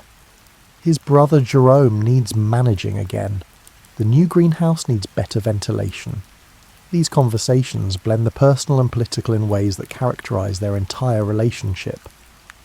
For brief periods at Malmaison, they're just a married couple enjoying their garden and each other's company. The weight of empire lifts temporarily. Napoleon's face loses some of its habitual tension. Josephine's smile comes more easily. These moments are precious and increasingly rare as the empire's demands grow. But one topic increasingly poisons their peace and intrudes even into Malmaison's gardens. Napoleon needs an heir. The empire he's building requires continuity beyond his lifetime. His brothers have children, but Napoleon wants his own son to inherit. Everything he's accomplished means nothing if it dies with him. He's studied enough history to know that empires crumble without clear succession. Josephine's first marriage produced 2 healthy children who've grown into capable adults. But her marriage to Napoleon, now stretching into its 10th year, remains childless. Whether this is due to her age, the miscarriage she suffered in Italy, Napoleon's own potential fertility issues, or simply bad luck, becomes a source of endless speculation and growing desperation. Josephine feels this pressure constantly, like physical weight pressing on her shoulders. Napoleon's mother and siblings never liked her, and now have the perfect weapon to use against her. They whisper constantly about the need for divorce. They point out that Josephine is in her mid-40s now, and unlikely to produce children. They suggest younger women who could give Napoleon the dynasty he needs. Every word reaches Josephine through the palace gossip network she's carefully cultivated over the years. She tries everything she can think of to become pregnant. She consults doctors who prescribe various treatments, none effective. She prays in churches and chapels, making bargains with God. If she could just give Napoleon a son, she'd dedicate herself to charity. She'd give up her gardens. She'd endure anything. But the prayers go unanswered. She even consults fortune-tellers and folk healers, desperately seeking some solution. An old woman in Paris sells her an amulet guaranteed to ensure pregnancy. Josephine wears it constantly for months before finally accepting it's worthless. Another recommends specific foods and herbs. Josephine follows the regime faithfully despite its unpleasant taste and inconvenience. Nothing works. Napoleon himself is torn between love and duty. He loves Josephine deeply. She's been his companion through his rise from obscure artillery officer to Emperor of France. She understands him in ways no one else does. She knows when he needs encouragement and when he needs someone to challenge his assumptions. She makes him laugh. She makes him feel human. The thought of life without her feels impossible to contemplate. But he also believes absolutely in dynasty and continuity. He studied Roman emperors and Egyptian pharaohs. He knows what happens when succession is unclear. Civil war, chaos. Everything he's built could collapse in fighting between rival claimants. France needs stability, and stability requires a legitimate heir from his own body. The conflict between personal love and political necessity eats at him like a slow poison. He becomes moody and difficult, his temper flaring over minor irritations. Sometimes he's affectionate with Josephine, pulling her close and murmuring endearments. Other times he's coldly distant, treating her with formal politeness that's worse than anger. He's making lists of potential second wives while still sharing a bed with his empress. The duplicity tortures him, but he cannot see another path forward. Josephine knows what's coming, but feels helpless to stop it. She watches Napoleon's moods swing and understands their cause. She sees him looking at her sometimes with an expression of such sadness it breaks her heart. He doesn't want to divorce her, but he will. She knows this with terrible certainty. The only question is when. She tries to delay the inevitable. She makes herself indispensable. She represents him beautifully at state functions. She manages complex diplomatic situations with grace. She supports his policies publicly, even when she disagrees privately. She's the perfect empress in every way, except the one that matters most. She cannot give him a son. Her friends offer sympathy, but no real comfort. They've seen enough of politics and power to know that personal feelings rarely triumph over dynastic necessity.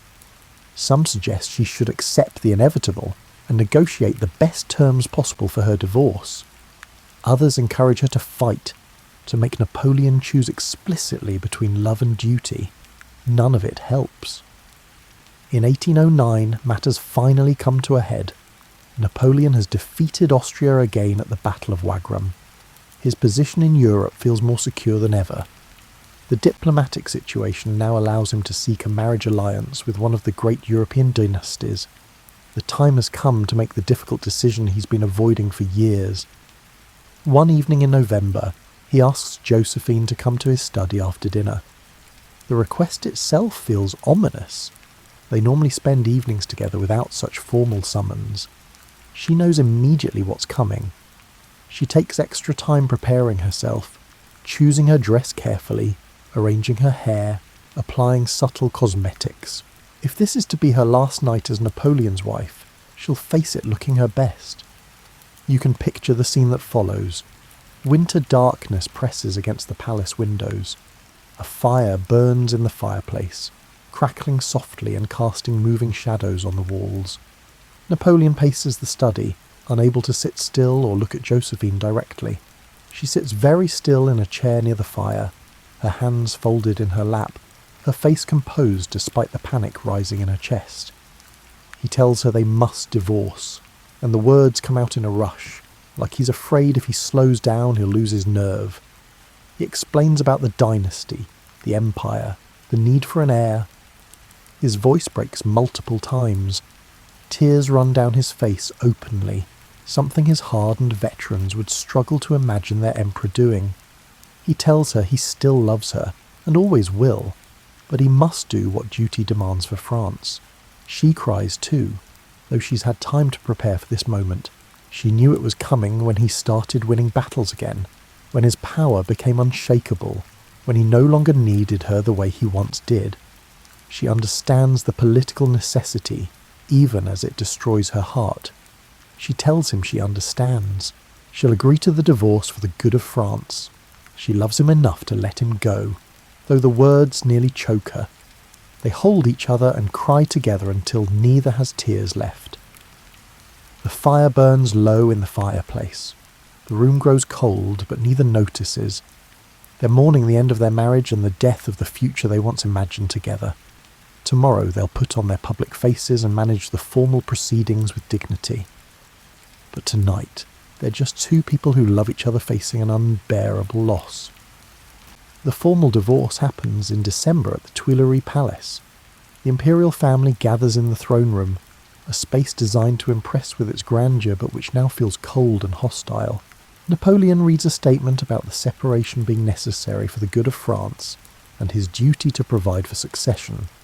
His voice remains steady only through tremendous effort. Josephine reads her own statement in a voice choked with emotion, agreeing to the divorce for the same patriotic reasons. Then she signs the documents with shaking hands and becomes officially the former Empress Josephine. Napoleon provides generously for her in the divorce settlement. She keeps the title of Empress, maintaining her rank and dignity. She receives Malmaison and several other properties as her personal possessions. She gets a substantial annual income that will allow her to live in comfort. He ensures she'll want for nothing material. But none of this changes the fundamental fact that he's sending her away after 14 years of marriage. Josephine moves to Malmaison and begins a new life as an empress without an emperor. She throws herself into her gardens with renewed passion, as if beautiful flowers can fill the void Napoleon's absence creates. She hosts gatherings for friends and family in her elegant drawing rooms. She maintains correspondence with Napoleon, who writes to her regularly even as he negotiates marriage to Marie-Louise of Austria, an Austrian archduchess young enough to be Josephine's granddaughter. The letters between them after the divorce reveal the enduring nature of their connection despite its official termination. Napoleon writes asking about her health, her gardens, her daily activities. He signs his letters with continued affection and concern. He needs to know she's well, that she's not suffering too much from their separation. Josephine writes back with news of Malmaison and gentle reminders of their shared past. They've moved from passionate lovers to something more complex, a bond forged through years of shared experience that survives the formal ending of their marriage. Marie-Louise arrives in France in 1810, and Napoleon marries her with all appropriate ceremony. The new empress is pretty, young, and fertile in ways Josephine no longer can be.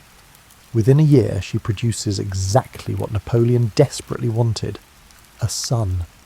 He names the boy Napoleon Francois-Charles Joseph Bonaparte and gives him the title King of Rome. Finally, Napoleon has his heir. Finally, the dynasty seems secure, but the personal cost haunts him in quiet moments when he allows himself to feel. Josephine hears about the birth through the gossip network that still keeps her informed of palace life, despite her physical distance from it. She sends official congratulations through proper channels. Privately alone at Malmaison, she tends her roses and tries not to think about the child that should have been hers. She's gracious about the new empress in her limited public statements, never speaking publicly against Marie-Louise, though it must sting to be replaced by a girl barely older than her own grandchildren. The years between the divorce and Josephine's death prove bittersweet.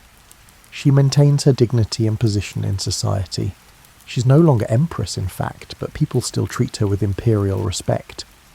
Foreign dignitaries visiting Paris often call on her at Malmaison. She's become a beloved figure to the French people, who remember her kindness and grace during her years beside Napoleon. Artists and writers continue to seek her patronage. Her gardens remain famous throughout Europe, and visitors come specifically to see the roses she's cultivated. In the spring of 1814, everything changes with shocking speed. Napoleon's empire, which seemed invincible for so many years, suddenly crumbles under the weight of its own ambitions. Years of constant warfare have exhausted France's manpower and treasury. His enemies unite against him in ways they couldn't manage before. The defeats mount. Russian winter destroyed his grand army. German states rebel. Spain bleeds his forces in guerrilla warfare. Paris itself comes under threat from Allied armies. Napoleon rushes back from his latest campaign to try to save his capital, but he's fighting against overwhelming odds. Josephine watches events unfold from Malmaison with growing alarm and sadness. The empire she helped build is falling apart. The man she still loves despite everything is facing disaster. Allied armies approach Paris, and there's nothing anyone can do to stop them. The Allies enter Paris in March 1814, and the world Napoleon created ends. Russian Tsar Alexander personally visits Josephine at Malmaison, treating her with elaborate courtesy that surprises his staff. He's charmed by the former empress, finding her more gracious and appealing than he expected. They walk in her gardens and she shows him her roses with quiet pride. He's surprisingly kind, treating her with respect and genuine admiration. But the strain of these events takes a terrible toll on Josephine's health. She catches a cold after walking in her gardens with the Tsar on a day when the weather was worse than expected. In those days before antibiotics, a cold can quickly become something far more serious. Pneumonia develops with frightening speed. Her doctors try everything their limited medical knowledge allows, but she grows steadily weaker despite their efforts. Her children gather around her bed as she slips in and out of consciousness. Hortense holds her hand and weeps. Eugène sits nearby, his face showing the grief of losing the mother who raised him through impossible times. Her grandchildren visit to say goodbye, some too young to fully understand what's happening. The rooms at Malmaison fill with flowers from her beloved gardens, brought inside to surround her with beauty one final time. On May 29th, 1814, Josephine dies at Malmaison, surrounded by her roses and the people she loved most. She's 50 years old. Her last words are about Napoleon and the garden she created. The life that began on a Caribbean plantation and took her through revolution, terror, love, and empire ends peacefully in the chateau she made her own. News of her death spreads quickly through Paris. People genuinely mourn her passing. She represented a gentler side of Napoleon's empire, the grace and beauty that balanced his ambition and glory. Many remember her personal kindness. She helped people quietly, without making public displays of her charity. She remembered servants' names and asked about their families. She made people feel valued regardless of their rank. Napoleon, forced into exile on the island of Elba, learns of Josephine's death weeks later through letters and newspapers that reach his tiny Mediterranean kingdom. He shuts himself in his room for 2 days after receiving the news. His companions hear him weeping through the closed door. When he finally emerges, he's aged visibly. The loss of Josephine seems to break something in him that military defeat couldn't touch. He says her name constantly over the following weeks, remembering their years together, regretting the divorce even though it gave him the son he wanted. He talks to anyone who will listen about Josephine, how beautiful she was, how graceful, how she made him feel when they were together. His guards and servants learn to recognize when the emperor needs to talk about his first wife, and to listen patiently to stories they've heard before. He keeps a lock of her hair carefully preserved in a special box. He carries the portrait she gave him during the Italian campaign, the same miniature he treasured throughout his military campaigns. During his 100 days of return to power in 1815, after escaping from Elba, he visits Malmaison and walks through her gardens alone. He touches the roses she planted, smells their fragrance, and lets himself remember happier times. After Waterloo and his final exile to St. Helena, that remote island in the South Atlantic where he'll spend his last years, he speaks of Josephine often to his small circle of companions. They write down his reminiscences, preserving his memories of their relationship. In his will, he requests to be buried next to her at Malmaison, though this final wish isn't fulfilled. The British bury him on St. Helena when he dies in 1821. Only decades later will his remains return to France, to lie in state at Les Invalides, rather than beside Josephine's grave. The legacy of Napoleon and Josephine's love story extends far beyond their own lifetimes, touching aspects of culture, art, and society in ways neither could have predicted. Their passionate letters survive, carefully preserved first by family members and later by museums and archives. These letters offer intimate glimpses into their relationship, revealing the human hearts beneath the imperial crowns. Her botanical collections influence gardening across Europe and eventually worldwide. The roses she cultivated spread to other gardens. The techniques her botanists developed get shared and improved. The paintings Redoute created of her roses become foundational texts in botanical illustration, studied by artists and scientists for generations. The fashions she popularized continue to inspire designers centuries later. The empire silhouette appears and reappears in fashion. Her way of combining classical elements with contemporary style becomes a template for elegant simplicity. Museums display her dresses and accessories, and modern designers study the cuts and techniques. Malmaison itself becomes a museum dedicated to their memory. Visitors walk through rooms where they lived, see furniture they used, view paintings they collected. The gardens, carefully maintained, continue to bloom each spring and summer. People come from around the world to see the roses and imagine Josephine walking these same paths, tending these same beds, creating beauty that outlasted empire. But perhaps the most enduring legacy is simply the story itself. In an age when most aristocratic marriages were arranged for political advantage, when love matches were rare, especially among the powerful, Napoleon and Josephine found genuine passion. Yes, there were complications. Yes, there were infidelities and jealousies and ultimately a heartbreaking divorce. Yes, ambition and politics shaped their relationship as much as affection, but underneath all the complexity, two people who shouldn't have worked together somehow did. She taught him grace and social connection, softening his rough Corsican edges and helping him navigate the complexities of French society. He gave her security and devotion after years of precarious survival. She survived revolution and imprisonment to become an empress who was genuinely beloved. He rose from provincial obscurity to reshape Europe's political landscape. Together they created something larger and more significant than either could have achieved alone. The roses still bloom at Malmaison every spring and summer, just as Josephine planned. Visitors walk through gardens she designed more than 200 years ago and touch walls she touched. The furniture she selected still furnishes rooms where she lived. Her portrait hangs in museums around the world, showing a beautiful woman with kind eyes who somehow navigated the most tumultuous period in French history with her dignity intact. Napoleon's final years on St. Helena found him dictating his memoirs to his small circle of companions, trying to shape how history would remember him and his achievements. He spoke often of Josephine during these sessions, remembering their early days together with obvious tenderness.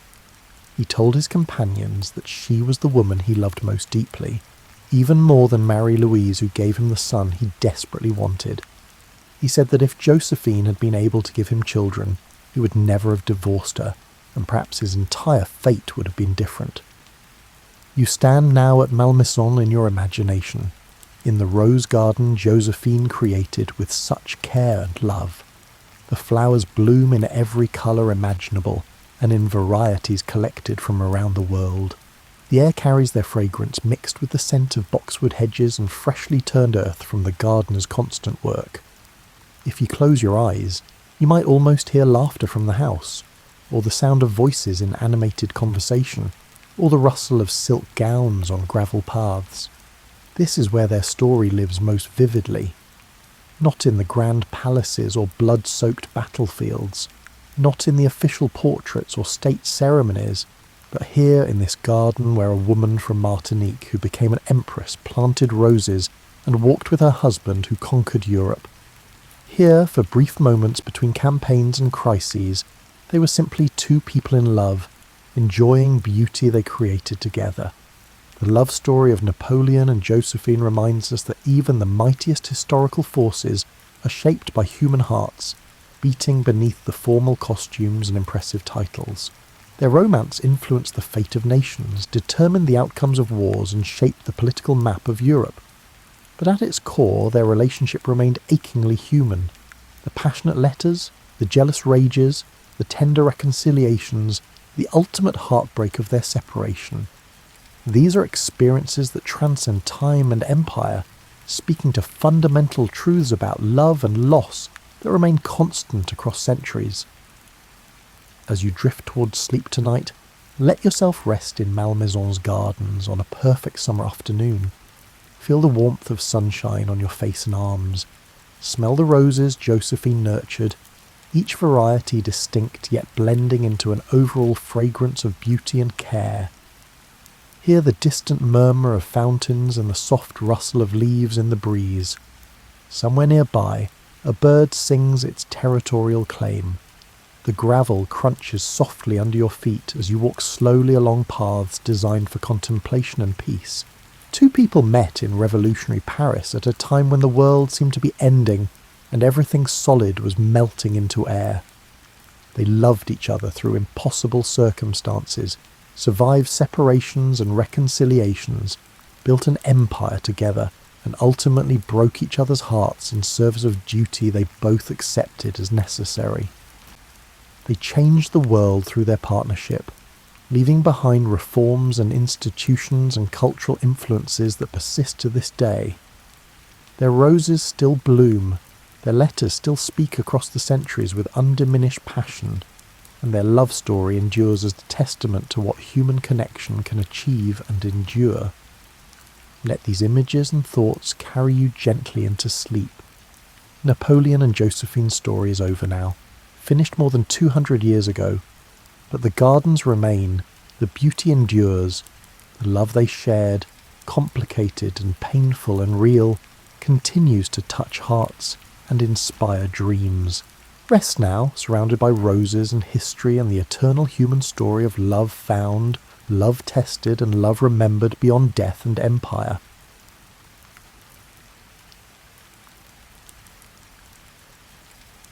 For nearly all of human existence, sleeping outdoors wasn't an adventure or a weekend escape. It was simply where you closed your eyes at night. The roof over your head was sky. Your bedroom walls were darkness punctuated by firelight, and your mattress was whatever you could gather from the earth around you.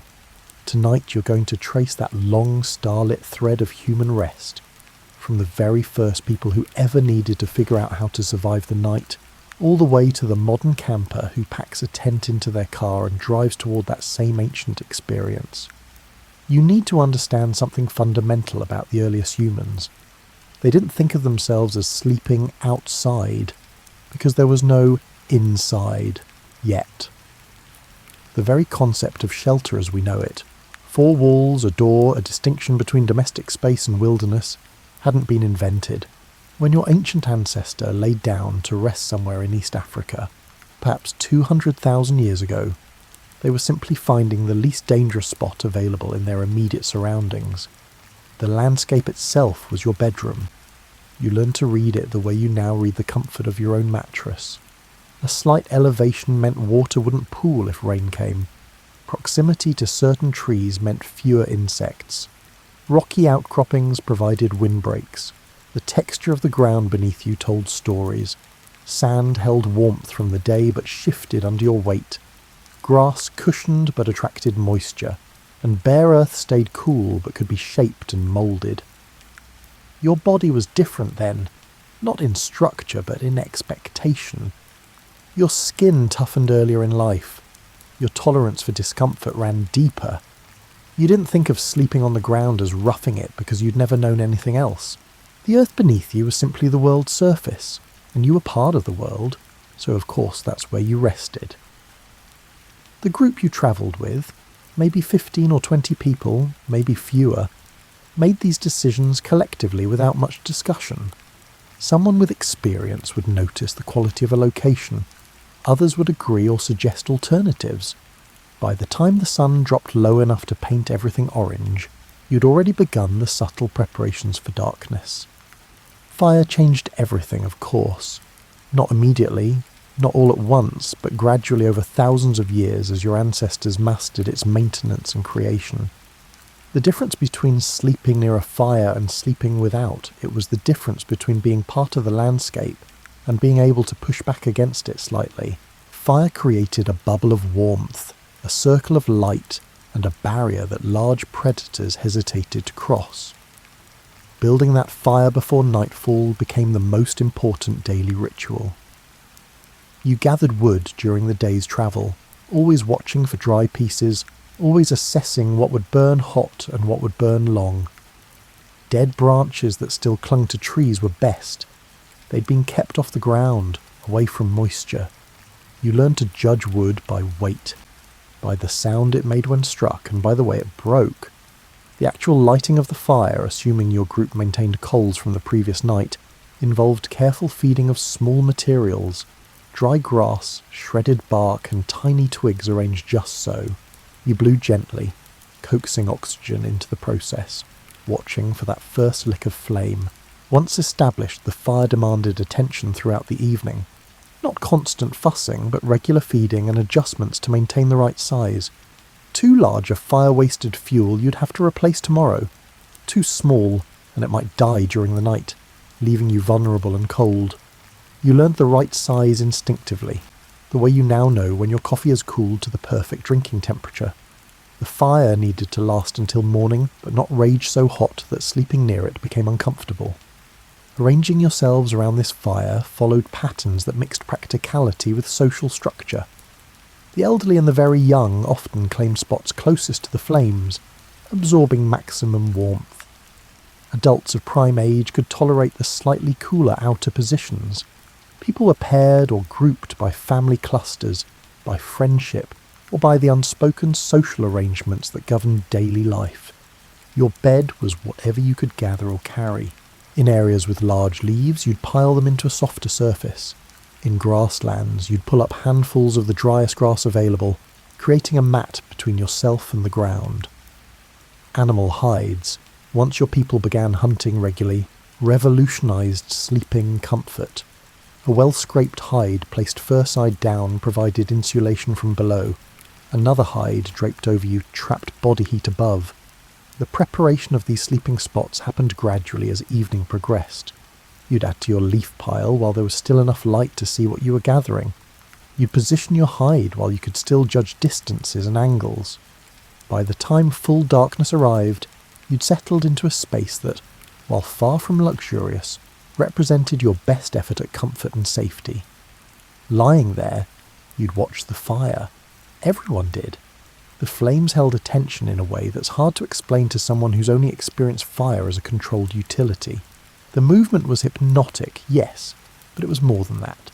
Fire was alive in a way that felt almost companionable. It consumed, it danced, it responded to wind, and it transformed everything it touched. You could spend hours watching it, and never feel like you were wasting time. The sounds of the night surrounded you. Things moved in the darkness beyond the firelight.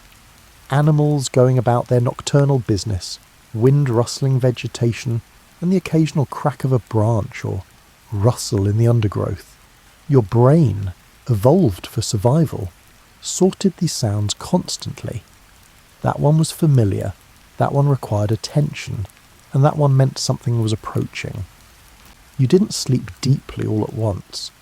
Instead, you drifted in and out, maintaining a level of awareness that modern people rarely experience. When you did slip into deeper sleep, your body position changed naturally. You'd curl toward the fire if you grew cold and shift away if you became too warm. This constant micro-adjustment happened mostly without full consciousness, your sleeping brain still managing your comfort. The night was long, longer than modern nights because you had nothing to do except sleep, think, or tend the fire.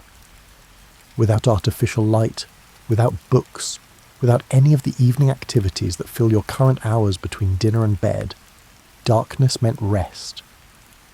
When the sun set, work stopped. When the sun rose, work resumed. Your sleep schedule aligned with the planet's rotation in a way that human circadian rhythms are still optimized for, even though most people now ignore these ancient patterns completely. The relationship between humans and fire as a sleeping aid deserves its own exploration because it wasn't simple or one-dimensional. Fire provided warmth, yes, and protection, yes, but it also created something more subtle, a sense of place in the vastness of the natural world. That circle of firelight became your temporary home each night, a movable boundary between the known and the unknown. The quality of light from a campfire is different from any artificial light you've experienced. It flickers constantly, creating shadows that dance and shift. Nothing stays still in firelight. The effect on your psychology was profound. That movement kept you slightly alert, slightly aware, even as you relaxed towards sleep. Your brain never fully tuned it out the way you tune out the static hum of a ceiling fan or the constant glow of a nightlight. Colour temperature mattered too, though you wouldn't have described it that way. Fire burns orange and red, warm colours that trigger biological responses in human brains. These wavelengths signal sunset, evening, and the end of the day's activities. Blue light, from modern screens, from certain bulbs, signals morning and alertness. Your ancestors bathed in only warm light once darkness fell. received consistent biological signals that it was time to wind down. The smell of wood smoke became intimately associated with safety and rest. Different woods produced different scents as they burned. Resinous pine released sharp, clean aromas. Hardwoods burned with earthier, subtler fragrances. Driftwood, if you camped near water, produced salty, mineral scents. You learned these smells the way you now know the scent of your own home, and they became part of the sensory package that meant night time, rest, and the end of the day. Smoke also served practical purposes beyond ambience. It helped keep insects at bay, particularly mosquitoes in areas where they swarmed. Sleeping in a slight haze of smoke was uncomfortable in some ways. It could irritate eyes and throats, but preferable to being eaten alive by biting insects all night. You learn to position yourself where you catch enough smoke to discourage bugs, but not so much that you'd wake up coughing. The fire required maintenance through the night, and this maintenance shaped how you slept. Someone needed to wake periodically and add fuel. In a group, this responsibility often rotated informally. You'd wake naturally, your bladder needed emptying, a noise startled you, or you'd simply had enough sleep for the moment, and while awake, you'd feed the fire. Then you'd settle back down for another stretch of rest. This pattern of segmented sleep, with a period of quiet wakefulness in the middle of the night, was completely normal for most of human history. Historical records from medieval Europe mention a first sleep and second sleep as distinct periods. People would wake around midnight, tend to various needs, perhaps chat quietly, or engage in other activities, then return to sleep until morning. Your prehistoric ancestors almost certainly followed similar patterns, and fire maintenance fit naturally into these wakeful intervals.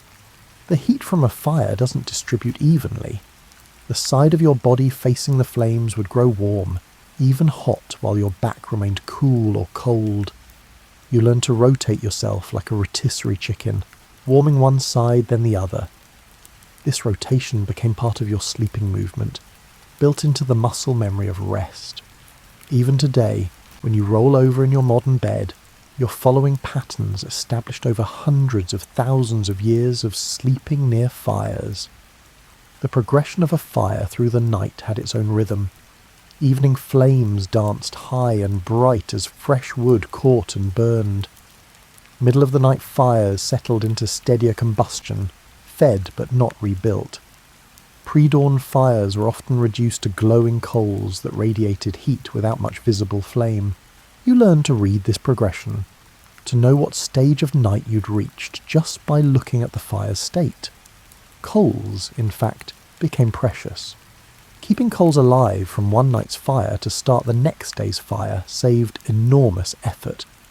Various methods were developed for transporting coals during daily movement. Bark containers, hollowed stones, and carefully maintained smouldering materials. The person responsible for the coals carried genuine responsibility. Losing them meant the laborious process of starting a fire from scratch, something that could take considerable time even for experts. The psychological comfort of fire ran deeper than its practical benefits. Sitting around a fire before sleep, you'd feel connected to every human who'd ever done the same. The experience was universal, transcending cultures and eras. A Kungsan person in the Kalahari, a Clovis hunter on the North American plains, or a Neolithic farmer in Anatolia, all would recognise and understand your fire circle, and would know exactly how to participate in this nightly ritual. Stories often happened around fires, though not always in the formalised way you might imagine.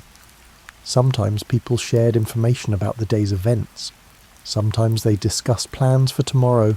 Sometimes they simply sat together in companionable silence, each person lost in their own thoughts, held together by the shared light and warmth. The fire was the hearth before hearths existed, the gathering place that predated all other gathering places.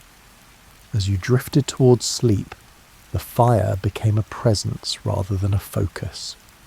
You stopped actively watching it, but remained aware of it in your peripheral vision and in the warmth on your skin.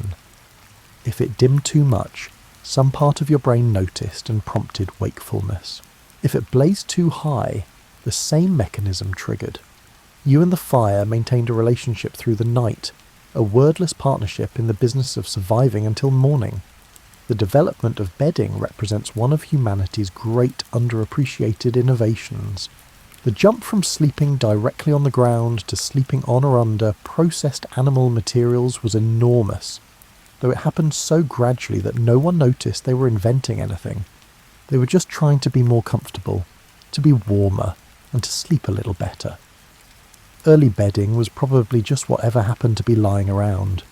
You'd push aside rocks and sticks from where you planned to sleep, and maybe arrange some larger leaves or grasses. This barely counts as bedding, but it was a start.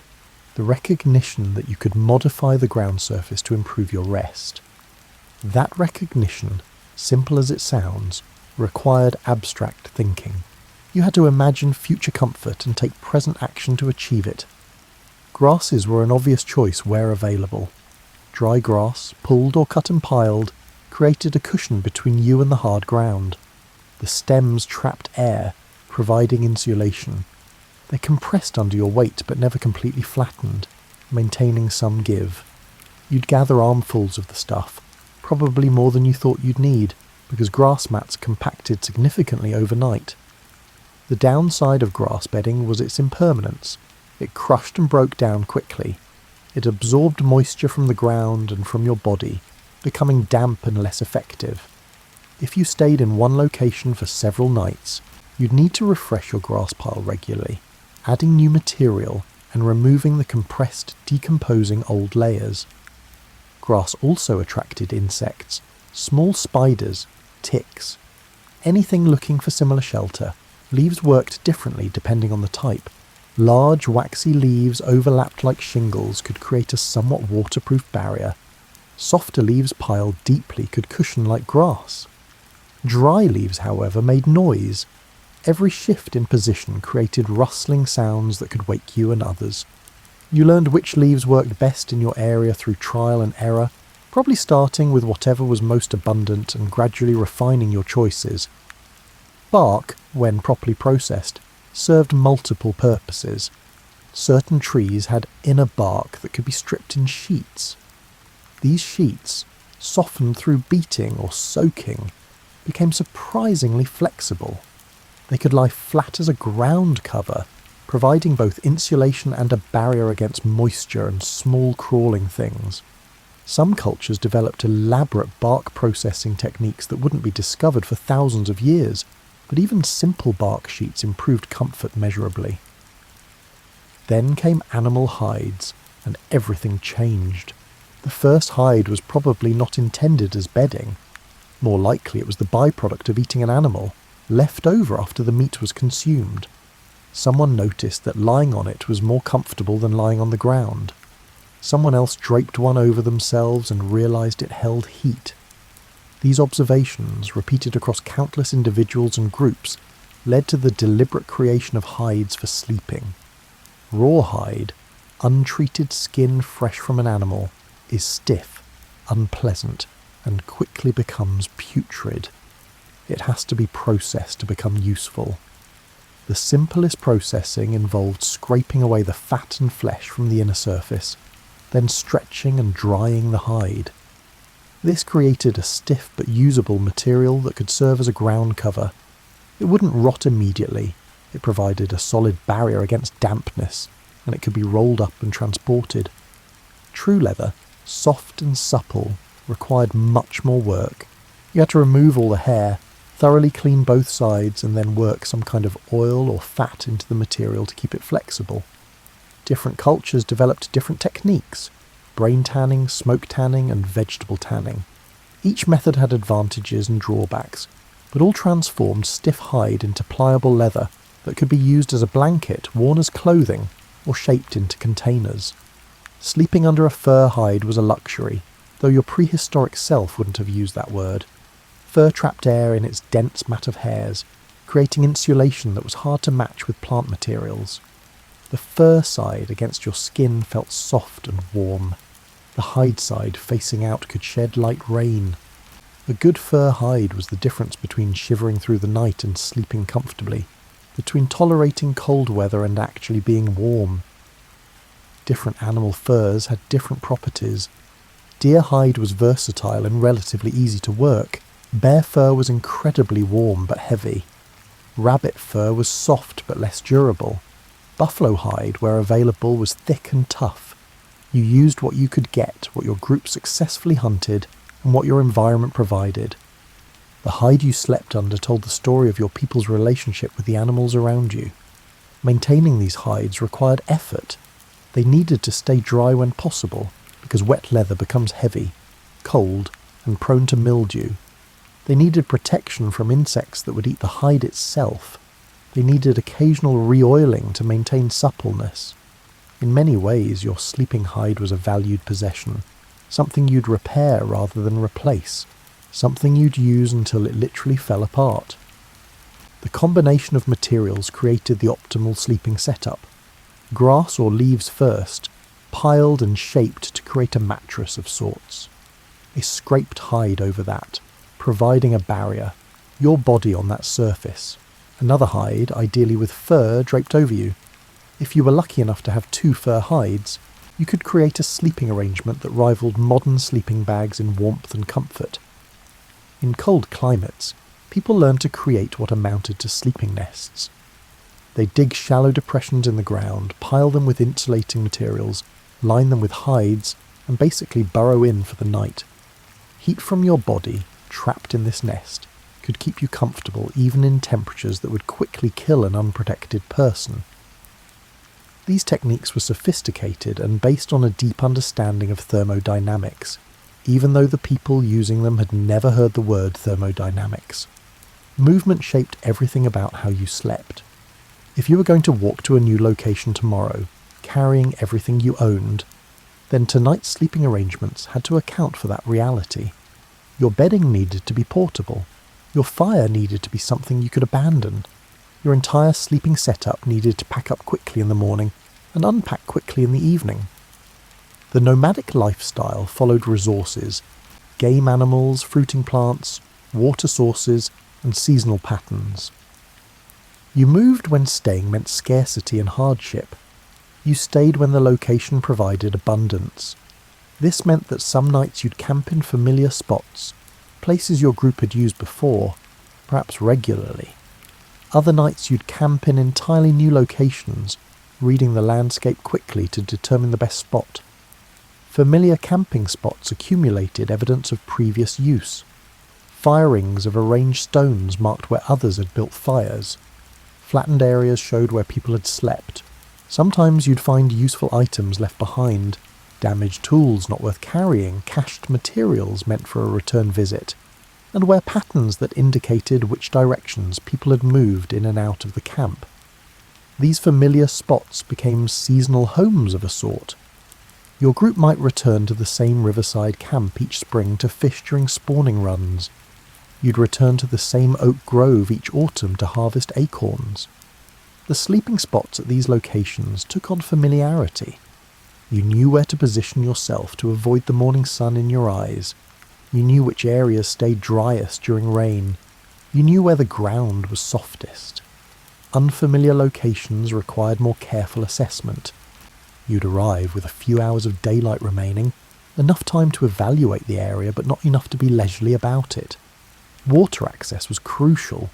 You needed to be near enough to gather water easily, but not so close that you'd attract every animal in the area looking for a drink.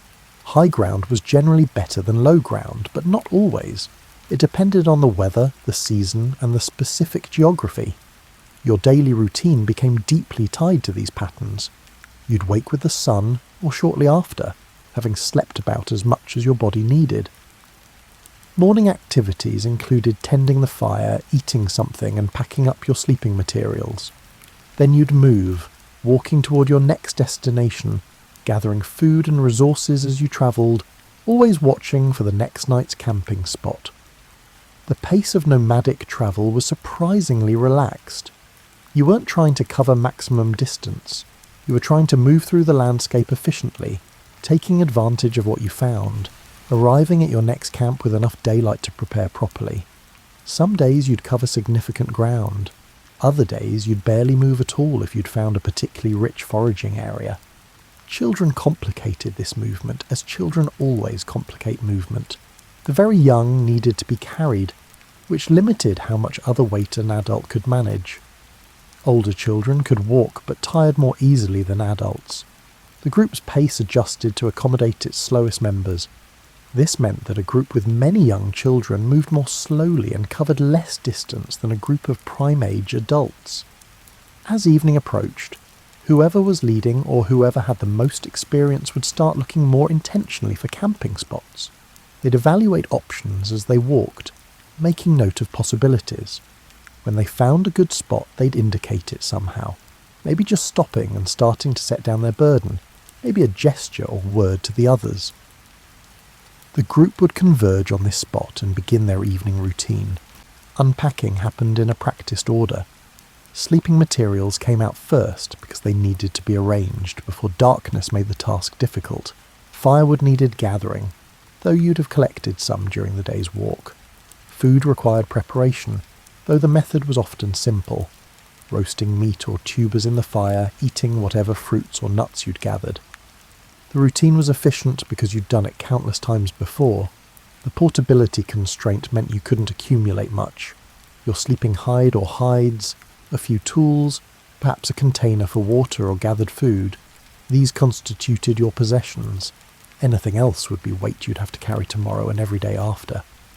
This enforced minimalism shaped not just your material culture, but also your mindset. You valued things differently when you had to carry them everywhere. Some groups cached materials at frequently used locations.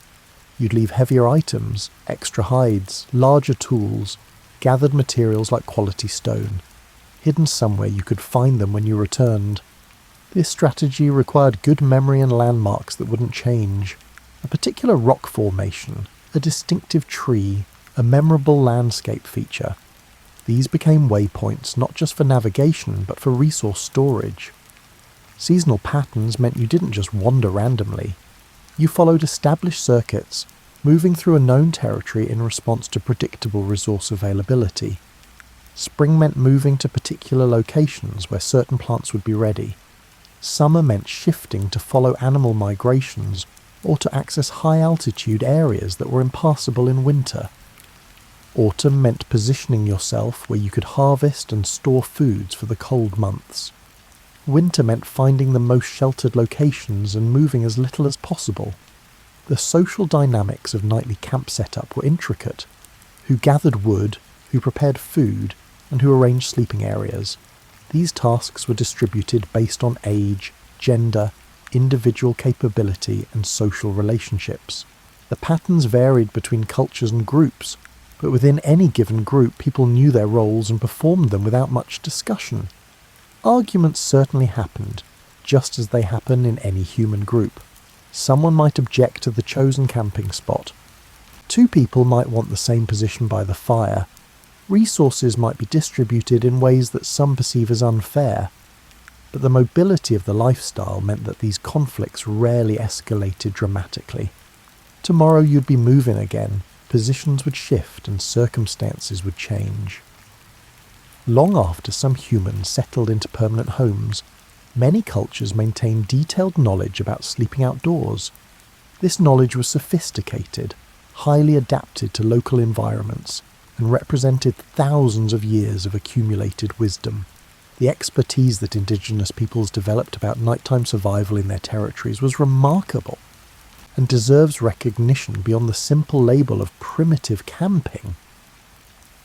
In the Arctic, where summer nights barely got dark and winter nights barely got light, sleeping arrangements had to account for extreme cold. The Inuit developed sleeping platforms raised above the snow surface, knowing that the coldest air settled low.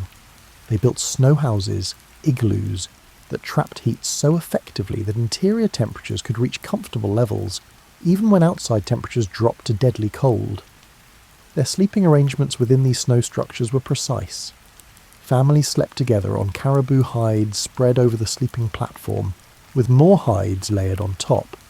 Body heat from multiple people trapped under skins created a warm micro-environment. They slept naked or nearly so because too many clothes would cause sweating, and sweat would freeze. The knowledge of how to balance insulation, body heat and moisture management was complex and life-saving. In tropical environments, the challenges were entirely different. Heat and humidity were the enemies, along with insects, snakes and other creatures that found humans interesting either as prey or as annoyances. Many rainforest cultures developed raised sleeping platforms that kept you off the ground, away from crawling things, and allowed air circulation beneath you for cooling. These platforms were built fresh each night or maintained at established camping locations. Mosquito nets woven from plant fibres provided protection from biting insects without blocking airflow. The weaving had to be tight enough to exclude mosquitoes but open enough to remain breathable in the humid heat. Achieving this balance required skill and experience.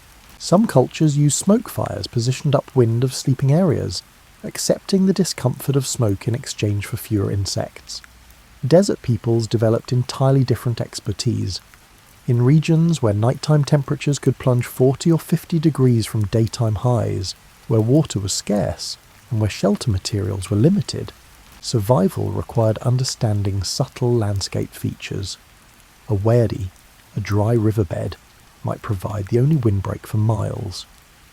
The side of the dune facing away from prevailing winds would be noticeably calmer. A rock outcropping could radiate stored heat for hours after sunset. The Bedouin perfected mobile shelter that could be erected quickly and provided genuine protection from sun, wind and cold. Their black goat hair tents could be struck and loaded on camels in minutes, but provided livable space when set up. The sleeping arrangements within these tents followed social rules, men's side, women's side, and positions determined by family relationships and social status. In temperate forests, Native American groups developed bark and hide structures that could be temporary or semi-permanent depending on the season and purpose. A quick lean-to might serve for a single night when travelling. A more substantial wigwam or lodge might house a family for weeks or months. The knowledge of which trees provided the best bark for roofing, how to bend saplings into structural frames, and how to position structures relative to prevailing winds. All of this was sophisticated architectural understanding. Australian Aboriginal peoples, living across incredibly diverse environments ranging from the tropical north to the temperate south to the arid interior, developed location-specific sleeping strategies. In the desert interior, windbreaks made from brush, and knowledge of which rare spots held moisture for vegetation were crucial. Along the coasts, different considerations applied. The knowledge was detailed and specific to each area, passed down through generations. Many indigenous groups maintained detailed knowledge about reading weather signs and adjusting sleeping arrangements accordingly. Certain cloud formations meant rain was coming. Particular wind shifts indicated temperature changes. Animal behaviour patterns signalled approaching storms. This knowledge allowed people to prepare their sleeping areas before weather arrived, rather than scrambling to adjust after getting soaked or caught in high winds. The relationship with the night sky was intimate in ways that modern people rarely experience. Without light pollution, the stars were sharp and bright. The Milky Way visible as a brilliant band. Constellations weren't just patterns but navigation tools, calendars and storytelling devices. You learned to orient yourself by stars, to determine direction even in unfamiliar territory, and to judge the time of night by stellar positions. The moon's phases determined many activities and affected sleeping patterns. Full moons provided enough light for extended evening activities or even nighttime travel in emergencies. New moons meant deeper darkness and earlier sleep. Some cultures had elaborate lunar calendars and timed activities, hunting, fishing, gathering celebrations to lunar phases.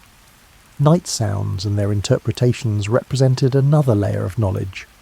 You learned to distinguish between the normal sounds of nocturnal animals and sounds that indicated danger.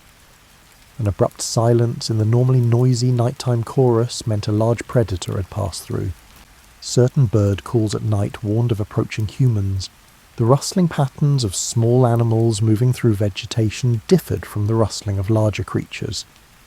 Sleeping patterns in these cultures often differed from modern 8-hour blocks.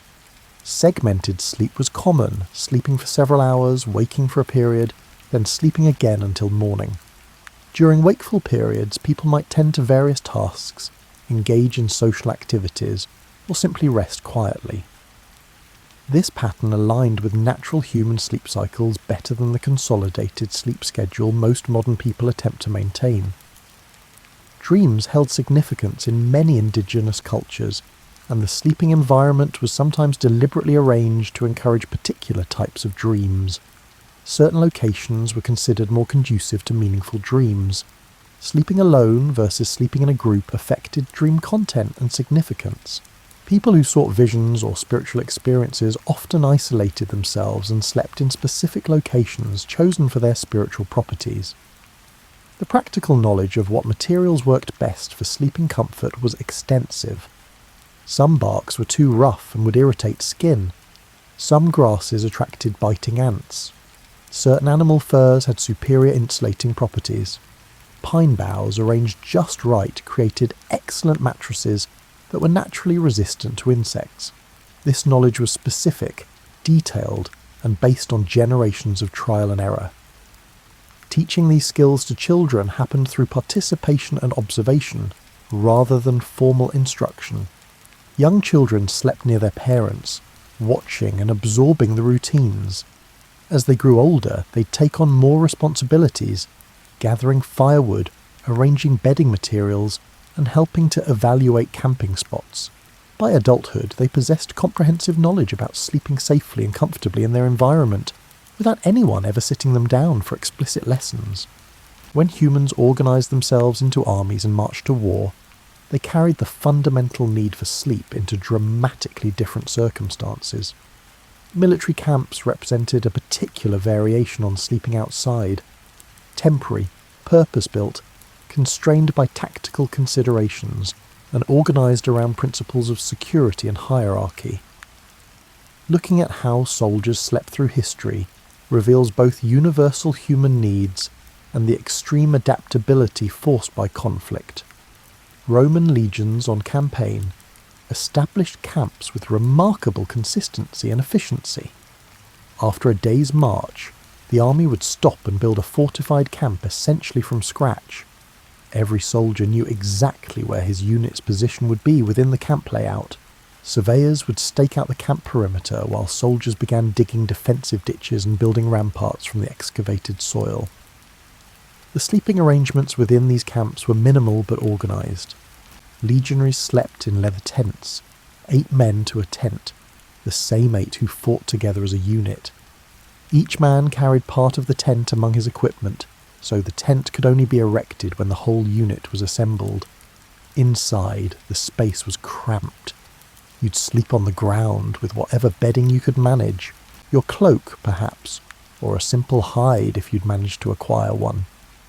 The Roman military sleeping schedule was segmented by watches. Soldiers took turns standing guard through the night, rotating in and out of duty. When you weren't on watch, you slept, but sleep was frequently interrupted. Alerts, drills, enemy attacks, orders to move, anything could wake you at any time. You learned to fall asleep quickly and to function on whatever rest you could grab. Medieval armies operated with less systematic organisation but similar constraints. Knights might have tents with some comfort, actual cots and more substantial bedding. Common soldiers would shelter under whatever they could contrive, lean-tos made from shields and cloaks, shared shelters cobbled together from available materials, or nothing at all if the weather was mild and the tactical situation urgent. Sleeping in armour was sometimes necessary if an attack seemed imminent. Full-plate armour made actual sleep nearly impossible, but mail could be endured if you were desperate or disciplined enough. More commonly, soldiers would keep armour close and partially prepared so they could arm themselves quickly if roused. The balance between readiness and rest was constant and stressful. The Mongol armies that conquered much of the known world in the 13th century slept in ways that matched their nomadic heritage. They used felt tents, jurs or yurts, that could be erected quickly and provided excellent insulation.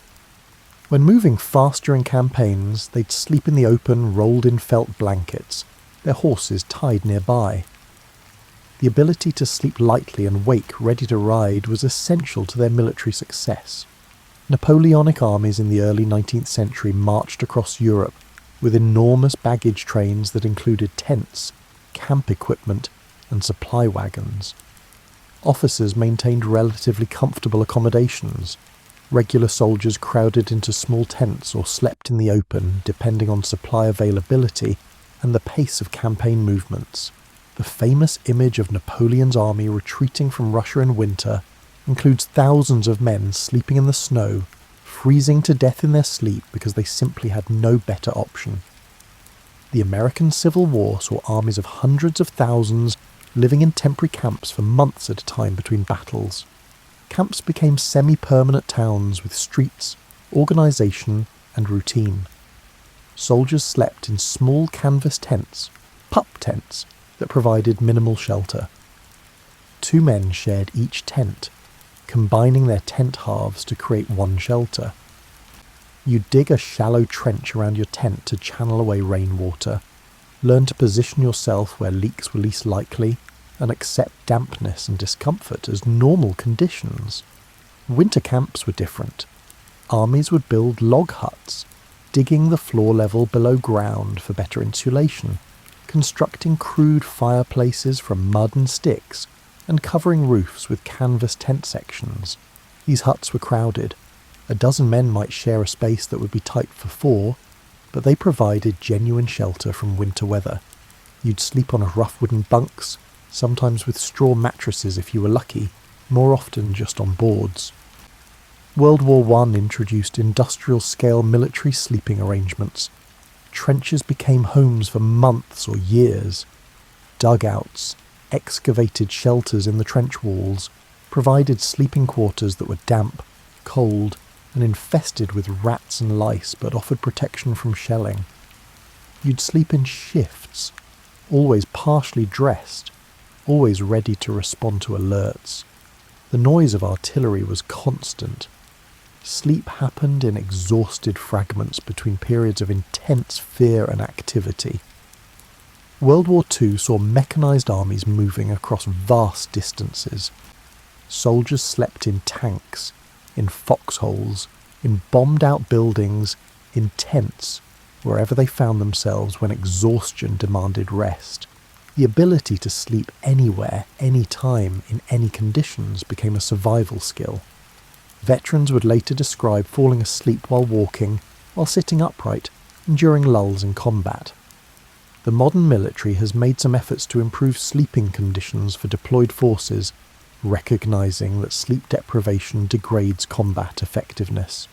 Forward operating bases might include climate-controlled tents, actual cots, and some measure of privacy and comfort. But soldiers on patrol, on missions, and in tactical situations still sleep in the dirt, in vehicles, or in whatever cover is available, maintaining the ancient tradition of warriors making do with whatever circumstances allow. Through all these eras and armies, certain patterns held constant. Soldiers learned to sleep lightly, to wake at unusual sounds, and to grab rest whenever possible. They learned to make minimal bedding provide maximum comfort through careful arrangement. They learned to sleep despite discomfort, fear, noise, cold, heat and hunger. The military refined sleeping outside down to its absolute minimum. You closed your eyes, your body demanded rest, and you slept whether conditions were favourable or not. The hierarchy of sleeping arrangements in military camps always reflected broader social hierarchies. Generals slept in relative comfort in larger tents with furniture. Officers had better accommodations than enlisted men.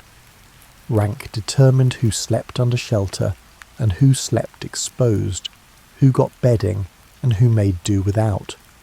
This inequality was accepted as part of the military structure, though it certainly bred resentment among those sleeping cold and exposed while their commanders rested warm and dry. Understanding how humans actually slept before modern lighting and schedules requires setting aside assumptions about 8-hour blocks of continuous unconsciousness. Your ancestors' sleep patterns were different and in many ways more aligned with natural human biology. The way you were built to sleep doesn't match how you're expected to sleep in modern life, and looking at historical patterns reveals this disconnect clearly. Without artificial light, your sleep-wake cycle followed solar patterns more directly. In summer, when days were long, you'd sleep less. In winter, when nights stretched on, you'd sleep more. This seasonal variation in sleep duration was normal and healthy. Your body naturally wanted more rest when darkness dominated, and less rest when sunlight extended your active hours. The two sleep pattern mentioned earlier, first sleep and second sleep with a wakeful period between, deserves deeper examination. Historical references to this pattern appear across multiple cultures and time periods. People would sleep for 3 or 4 hours after dark, wake for 1 or 2 hours around midnight, then sleep again until morning. During the wakeful period, they'd engage in various activities: quiet work, conversation, prayer, intimate time with partners, and reflection. This pattern wasn't considered unusual or pathological. It was simply how sleep worked. The period of wakefulness was even named and discussed casually in writing from pre-industrial times. Only with the advent of efficient artificial lighting and industrial schedules did the expectation of consolidated sleep become dominant. Suddenly, waking in the middle of the night was considered insomnia, a problem to be solved rather than a natural pattern to be accepted. Your body temperature drops during sleep, lowest in the early morning hours. Without central heating, this meant you'd naturally wake as you got cold, tend the fire, warm yourself, and then return to sleep. The temperature cycle and the sleep cycle reinforced each other. Modern climate control eliminates this trigger, allowing uninterrupted sleep but also disrupting the natural rhythm. Sleep depth varied through the night in ways that made sense for survival. You'd sleep more lightly in the early part of the night, when predators were most active and threats most likely. Deeper sleep came later, in the pre-dawn hours when the world was quieter. This pattern meant you were more responsive to danger during high-risk periods and could get restorative deep sleep during safer hours. The sounds of the night created a soundscape that your sleeping brain monitored constantly. Familiar sounds, wind in trees, distant animal calls, the crackle of the fire, could continue without waking you. Unusual sounds, something large moving nearby, unfamiliar calls, sudden silence, would trigger alertness. Your brain sorted sounds all night, deciding what required attention and what could be ignored. Dreams in outdoor sleeping conditions had different qualities than modern dreams. Some researchers suggest that the periods of wakefulness between sleep cycles allowed for better dream recall. You'd wake from a dream, lie quietly processing it, perhaps discuss it with others who were also awake, then return to sleep. This created a different relationship with dream content than the modern pattern of sleeping through dreams and forgetting them by morning. The moon cycle affected sleep patterns measurably. During full moons, nights were brighter, and people stayed active later. New moons brought darker nights and earlier sleep. Some studies of modern people living without artificial light show they naturally shift their sleep schedules by as much as an hour across the lunar cycle, staying up later when the moon provides more light. Seasonal affective patterns were probably more pronounced when humans lived entirely outdoors or in minimally sheltered conditions. The reduced sunlight of winter triggered biological changes that increased sleep need and shifted moods. Without understanding the mechanism, your ancestors would have noticed that winter made them want to rest more, and they'd have accommodated this natural inclination. Sleeping in groups affected individual sleep patterns. The presence of other breathing bodies created a rhythm of sound. Someone shifting position would sometimes trigger others to shift. The combined body heat of multiple people sleeping close together kept everyone warmer than they'd be alone. You'd synchronize somewhat with those around you, though individual variation meant you'd never all be at exactly the same sleep stage simultaneously. Napping was common when your schedule wasn't constrained by industrial time. If you'd been awake for several hours after dawn and felt tired, you'd rest. Midday heat in many climates made napping sensible. You'd avoid the hottest hours by sleeping through them. This polyphasic sleep pattern, with a main sleep period at night plus daytime naps, was normal in many cultures and remains common in areas without strong industrial scheduling pressure. Your need for sleep varied with age in ways that outdoor living accommodated naturally. Children slept more and needed more protection while sleeping. Adolescence naturally shifted toward later sleep and wake times, a pattern that caused no problems when morning activities could start whenever people were ready. Elderly people often slept less at night but napped more during the day, and this pattern was accepted without judgment. Physical exhaustion affected sleep differently than mental exhaustion. After a day of hard physical work, walking miles, hunting, gathering and processing food, you'd fall asleep quickly and sleep deeply. Your body needed recovery time, and it took it efficiently.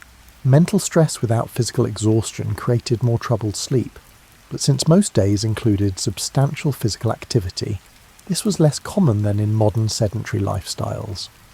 The gradual transition into sleep and the gradual transition out of it were much longer before artificial lighting compressed our evenings and mornings. You'd spend an hour or more in the drowsy state between waking and sleeping as the fire died down and darkness settled completely. Morning would bring an equally gradual waking as light increased and the world around you became active. These transition periods were part of the sleep experience, not separate from it. Sleeping outside meant sleeping through weather, and weather didn't care about your comfort or survival. Rain, wind, snow, heat, cold, storms. You experienced all of it more directly than you ever will in your climate-controlled house.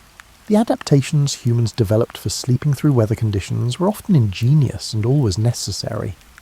Rain was perhaps the most common weather challenge. Getting soaked while trying to sleep was miserable and potentially dangerous. Wet bedding lost its insulating properties. Wet clothes against your skin would leach away body heat. The simplest rain protection was finding natural shelter, overhanging rocks, dense tree canopies, and cave entrances. These features were valuable enough that camping spots with good natural rain protection would be used repeatedly. When natural shelter wasn't available, you'd build temporary protection.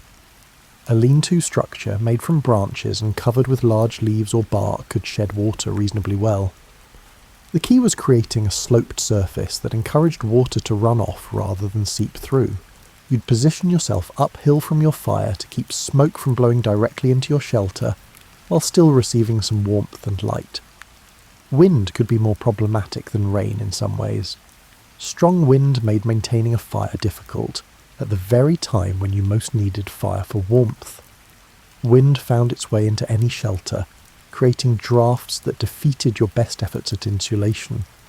Windbreaks became essential. Positioning yourself behind rocks, using banked earth or snow, and creating walls from branches and vegetation. The effort invested in wind protection paid off in comfort and survival. Cold weather sleeping required multiple strategies. Building fires both reflected heat toward your sleeping position and indicated the direction of heat flow.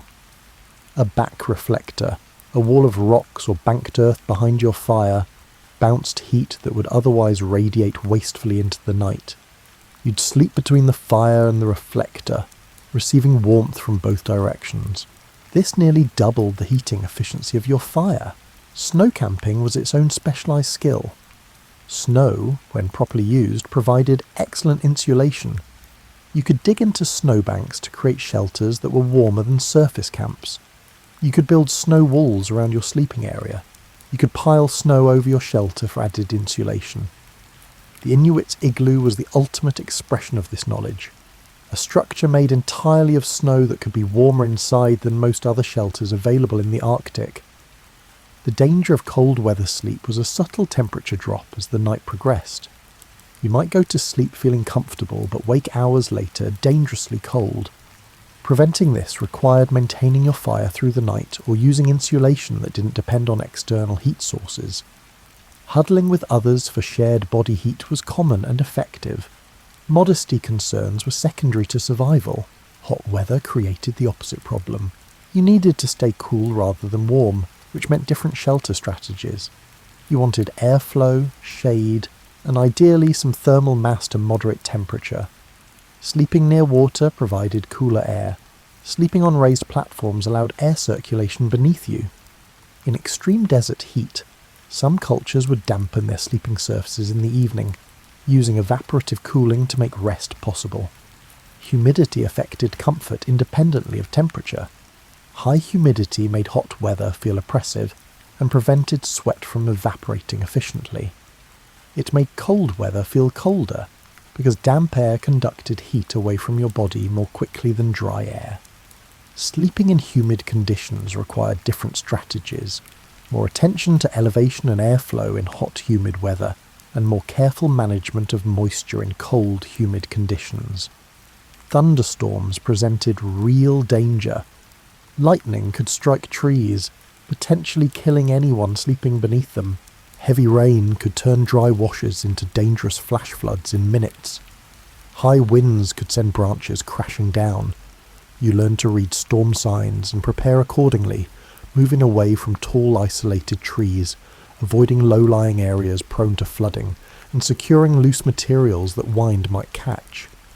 The psychological aspect of weather was significant. Sleeping through a storm required trusting your preparations and accepting some level of discomfort and risk. Children had to learn this trust. Adults had to maintain composure to keep the group calm. The sounds of heavy weather, thunder, wind howling, rain pounding, could be frightening even when you were objectively safe. Seasonal adaptation meant changing your camping strategies through the year. Summer camps might prioritise shade and water access. Winter camps needed maximum sun exposure during the day and protection from cold wind at night. Spring and autumn had their own considerations. Spring brought rain and flooding, and autumn brought early cold snaps and the need to prepare for winter. Microclimates became crucial knowledge. The south-facing slope of a hill would be noticeably warmer than the north-facing slope. Valleys would be colder than ridges due to cold air settling. Areas near large bodies of water had moderated temperatures compared to inland locations. Knowing these patterns lets you choose camping spots strategically, gaining several degrees of comfort from location choice alone. Clothing played into weather adaptation. In cold weather, you'd wear layers of looser garments that trapped air for insulation. At night, you might add more layers or remove outer layers to avoid sweating. In hot weather, you'd wear minimal, loose clothing that allowed air circulation. Wet clothing was always a problem. It needed to be dried or replaced, and sleeping in wet clothes could be dangerous in cool conditions. Fire management in weather was an art. Wet wood wouldn't burn unless you had dry tinder to get it started. Wind required positioning fire carefully and potentially building barriers. Extreme cold increased fuel consumption dramatically. You had to gather more wood than you thought you'd need, because weather often required more fire than expected. Different fuels had properties that mattered in different weather. Resinous woods burned hotter and resisted dampness better. Dense hardwoods burned longer, but were harder to ignite. Pine needles and small dry twigs were crucial for starting fires in wet conditions. You'd maintain a small supply of the driest materials, kept protected, specifically for starting fires in adverse weather. The endurance required to sleep through difficult weather shouldn't be underestimated. Modern camping often involves retreating to vehicles or permanent structures when weather turned severe. Your ancestors couldn't retreat. They had to endure. They developed mental toughness alongside physical adaptations. Discomfort became normal. Danger became acceptable risk. Sleep happened anyway, because it had to. Modern camping represents a curious cultural phenomenon. People who live in comfortable houses choosing to temporarily sleep outside. This recreational sleeping rough is sometimes called returning to nature, though it's really nothing like the outdoor sleeping of your ancestors. Still, examining modern camping reveals what draws people back toward outdoor sleep, even when they don't need it for survival. The camping industry sells equipment designed to make outdoor sleeping comfortable and safe. Modern tents are engineered marvels, lightweight, waterproof and easy to erect. They bear little resemblance to historical shelters except in basic purpose. Sleeping pads and air mattresses eliminate the discomfort of sleeping on hard ground. Sleeping bags provide insulation that matches or exceeds the best fur hides. You can be genuinely comfortable camping now in ways that would amaze anyone from even a century ago. But equipment can't completely eliminate the outdoor sleeping experience. You still notice temperature changes through the night. You still hear weather approaching. You still wake to bird sounds and dawn light rather than alarm clocks. The sensory experience of sleeping outside persists despite all the modern comfort aids. Many people report sleeping better while camping than they do at home, which seems counterintuitive given the harder surfaces and less controlled conditions. Researchers suggest several explanations. The physical activity of camping and hiking creates genuine physical tiredness. Natural light exposure during the day helps regulate circadian rhythms. Reduced artificial light in the evening allows melatonin production to follow natural patterns. The absence of electronic devices and work stress creates mental relaxation. The disconnection from artificial time is significant. When camping, you tend to sleep when you're tired and wake when you're rested, without regard for clock time. This often means going to bed earlier than you would at home and waking at dawn. This pattern closely matches the natural human sleep cycle, and your body responds positively even during short camping trips. Campfires remain central to camping culture, despite modern alternatives like camp stoves. Something about sitting around a fire feels fundamentally right, in ways that are hard to articulate. The hypnotic flame watching, the wood smoke smell and the crackling sounds, these trigger something deep in human psychology. We evolved around fires, and the experience still resonates. The market for primitive camping or bushcraft reveals a desire among some people to experience outdoor sleeping more like historical conditions. These campers deliberately eschew modern gear in favour of simpler equipment or skills-based solutions. They might build shelters from natural materials, start fires without matches, and sleep under basic tarps or in lean-tos. For them, the challenge and connection to historical practices is part of the appeal. Others embrace the opposite approach, car camping with elaborate setups that include camp kitchens, comfortable sleeping arrangements, and numerous modern conveniences. Their outdoor sleeping is only nominally outdoor. They've transported most home comforts to a scenic location. This approach has its own validity as a way to enjoy natural settings without surrendering modern comfort. Backpacking represents a middle path, carrying enough equipment to be comfortable but light enough to be mobile.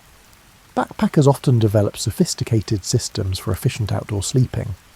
They know exactly how much insulation they need for expected temperatures. They've refined their shelter setup to minimise time and maximise protection. Their relationship with outdoor sleeping becomes technical and skill-based. Children's first experiences with camping often create lasting impressions. The combination of slight danger, adventure and outdoor freedom can be transformative. Sleeping in a tent feels like a bold adventure when you're young. The sounds of the night seem more dramatic. Morning feels like an achievement. You survived the night in the wilderness. These childhood camping experiences shape how people relate to outdoor sleeping for life. Family camping brings multiple generations together around activities that haven't fundamentally changed in importance. Parents teach children about fire building, shelter setup, and outdoor safety, passing along skills that echo much more ancient knowledge transmission. The intergenerational bonding that happens during camping taps into patterns older than civilization. Solo camping appeals to some people precisely because it recreates aspects of solitary outdoor sleeping that were normal for hunters, scouts, or travellers in historical times. Being alone in the outdoors at night triggers a particular kind of alertness and self-reliance.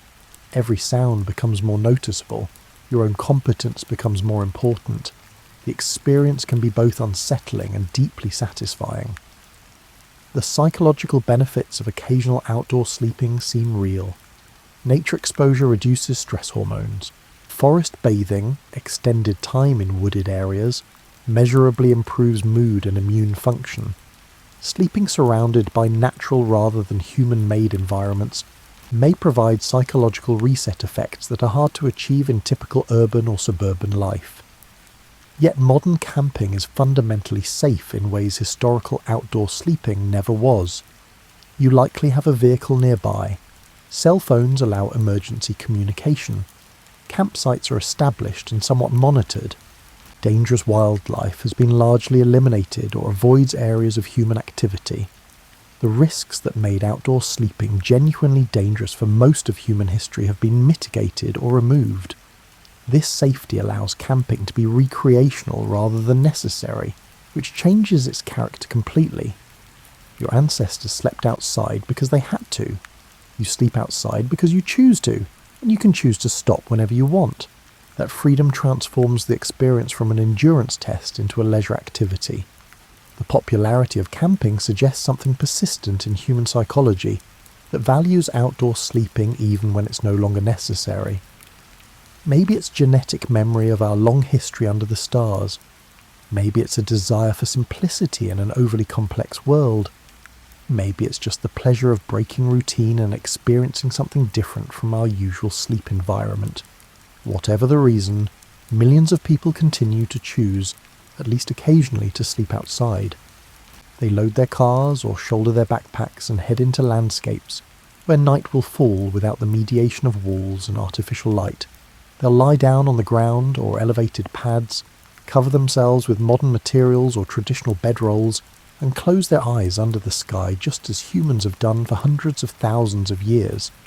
The full circle from necessary outdoor sleeping to indoor sleeping to recreational outdoor sleeping reveals something about human nature and human culture. We spent our species' entire existence sleeping outside, developed the capability to sleep inside, and now sometimes choose to sleep outside again. The choice itself represents the fundamental change. We're no longer dependent on outdoor sleeping, so we can appreciate it in ways our ancestors never could. As you lie in your bed tonight, in your climate-controlled room, behind locked doors and under-engineered shelter, you're participating in a very recent chapter of a very long story. The vast majority of humans who have ever lived slept outside. They closed their eyes under stars, woke to dawn, survived nights that you would find terrifying, and considered it simply normal life. The knowledge they accumulated about outdoor sleeping was extensive and sophisticated. They learned to read landscapes for safety and comfort. They mastered fire maintenance through darkness. They developed bedding from natural materials that provided genuine insulation. They understood weather patterns and adapted their sleeping arrangements accordingly. They created social structures around nighttime protection and comfort. All of this expertise developed over tens of thousands of generations, refined through trial and error, and passed from parents to children as essential survival information. Much of that knowledge has been lost in just a few generations of widespread indoor sleeping. People who slept outside their entire lives would find your sleeping arrangements bizarre and somewhat sad. You've traded the stars for ceiling paint, traded fresh air for filtered air, and traded the natural rhythms of darkness and light for artificial schedules that ignore your body's evolved preferences. But you've gained safety, comfort, and control that they couldn't imagine. You don't wake up cold and stiff, you don't sleep alert for predators, and you don't lose sleep to weather. The trade-off was reasonable, even if something was lost in the exchange. The history of humans sleeping outside isn't just trivia about the past. It's the story of how we've always related to the fundamental need for rest, how we've balanced vulnerability with necessity, and how we've created comfort from minimal resources. It reminds us that our current sleeping arrangements are recent innovations, not eternal truths. Our bodies still carry the adaptations of those hundreds of thousands of years sleeping under the sky. When you do sleep outside now, whether camping in the woods or just dozing in your backyard, you're briefly rejoining that long human tradition. The experience connects you across time to every person who ever faced the approaching night and made preparations to survive it comfortably. You're participating in something ancient, even as you do it recreationally. The night settles around you now as it settled around countless humans before you. Darkness falls the same way it always has. Your body still responds to the absence of light with the same biochemical sleep signals. The fundamental experience of closing your eyes and surrendering to sleep hasn't changed, even though everything else about where and how you sleep has transformed. Your ancestors would recognize your need for rest even if they wouldn't understand your bedroom. They'd understand the satisfaction of finding a good sleeping spot, the comfort of adequate covering, and the relief of waking safely to another dawn. Across all the vast changes in human culture and technology, sleep remains the great equalizer. We all need it. We all seek it. And we all depend on it for survival. So as you drift towards sleep tonight, you might spare a thought for all those who slept before you, outside under the sky, kept warm by fire, protected by vigilance and luck. They were your ancestors in the most literal sense, and they succeeded at outdoor sleeping well enough that you exist to contemplate their experience from the comfort of your indoor bed. The story of sleeping outside is the story of human adaptability, ingenuity and resilience. It's a story without a clear ending because people still sleep outside every night. Some by choice, many by necessity. The techniques change, the equipment improves, but the fundamental challenge remains. How do you rest safely and comfortably when you're exposed to everything nature can deliver? For most of human existence, the answer to that question was essential knowledge. Now it's specialized knowledge, recreational knowledge, and survival knowledge for the few rather than survival knowledge for everyone. But it remains knowledge worth preserving, worth understanding, and worth appreciating for what it represents about human capability and the long journey from our origins to our present. The night that surrounds you now is the same night that surrounded the first humans who ever needed shelter, who ever built a fire, who ever lay down to rest with only the sky above them. They survived those nights, generation after generation, adapting and learning and passing forward both their genes and their knowledge. You're here because they succeeded, because they figured out how to sleep safely through thousands of dangerous nights. That's worth remembering as you pull your blanket up and close your eyes. You're the latest in an unbroken line of successful sleepers, stretching back to the very beginning of human history. Your comfortable bed is a modern luxury, but the need it serves is ancient and universal. Sleep well tonight, sheltered and safe. But remember the millions who slept well enough under far more challenging circumstances that human life continued, adapted, and eventually thrived. The stars are still up there above your roof, following the same patterns your ancestors used for navigation and timekeeping. The night still falls when the sun disappears, just as it always has. The world still spins through darkness toward morning. You're still part of the same planet, the same cycle, and the same human story that has always been written against the backdrop of night. And when you wake tomorrow, refreshed and rested, you'll be participating in the same ancient pattern, survival through sleep, the restoration of mind and body, and the daily renewal that allows life to continue. Your ancestors knew that satisfaction of waking to another day. They felt the same gratitude for rest, the same relief at surviving the night, and the same readiness to face whatever the new day would bring. You are them in all the ways that matter. Your life is more comfortable, but it rests on the same foundations: sleep, shelter, safety, warmth. These needs haven't changed. Only the methods have evolved.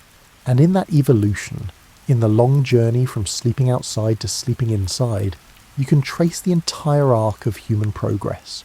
From vulnerable creatures on the African savannah to people who build climate-controlled houses and take outdoor sleeping as optional recreation. It's a remarkable story. It's your story. It's everyone's story. And it all happened, one night at a time, under the same sky that still arches over you now, even though you can't see it through your ceiling. The night is still there. It's always there, waiting whenever you want to step back outside and experience sleep the way humans experienced it for hundreds of thousands of years, under the stars, under the sky, part of the natural world instead of separated from it. Sweet dreams.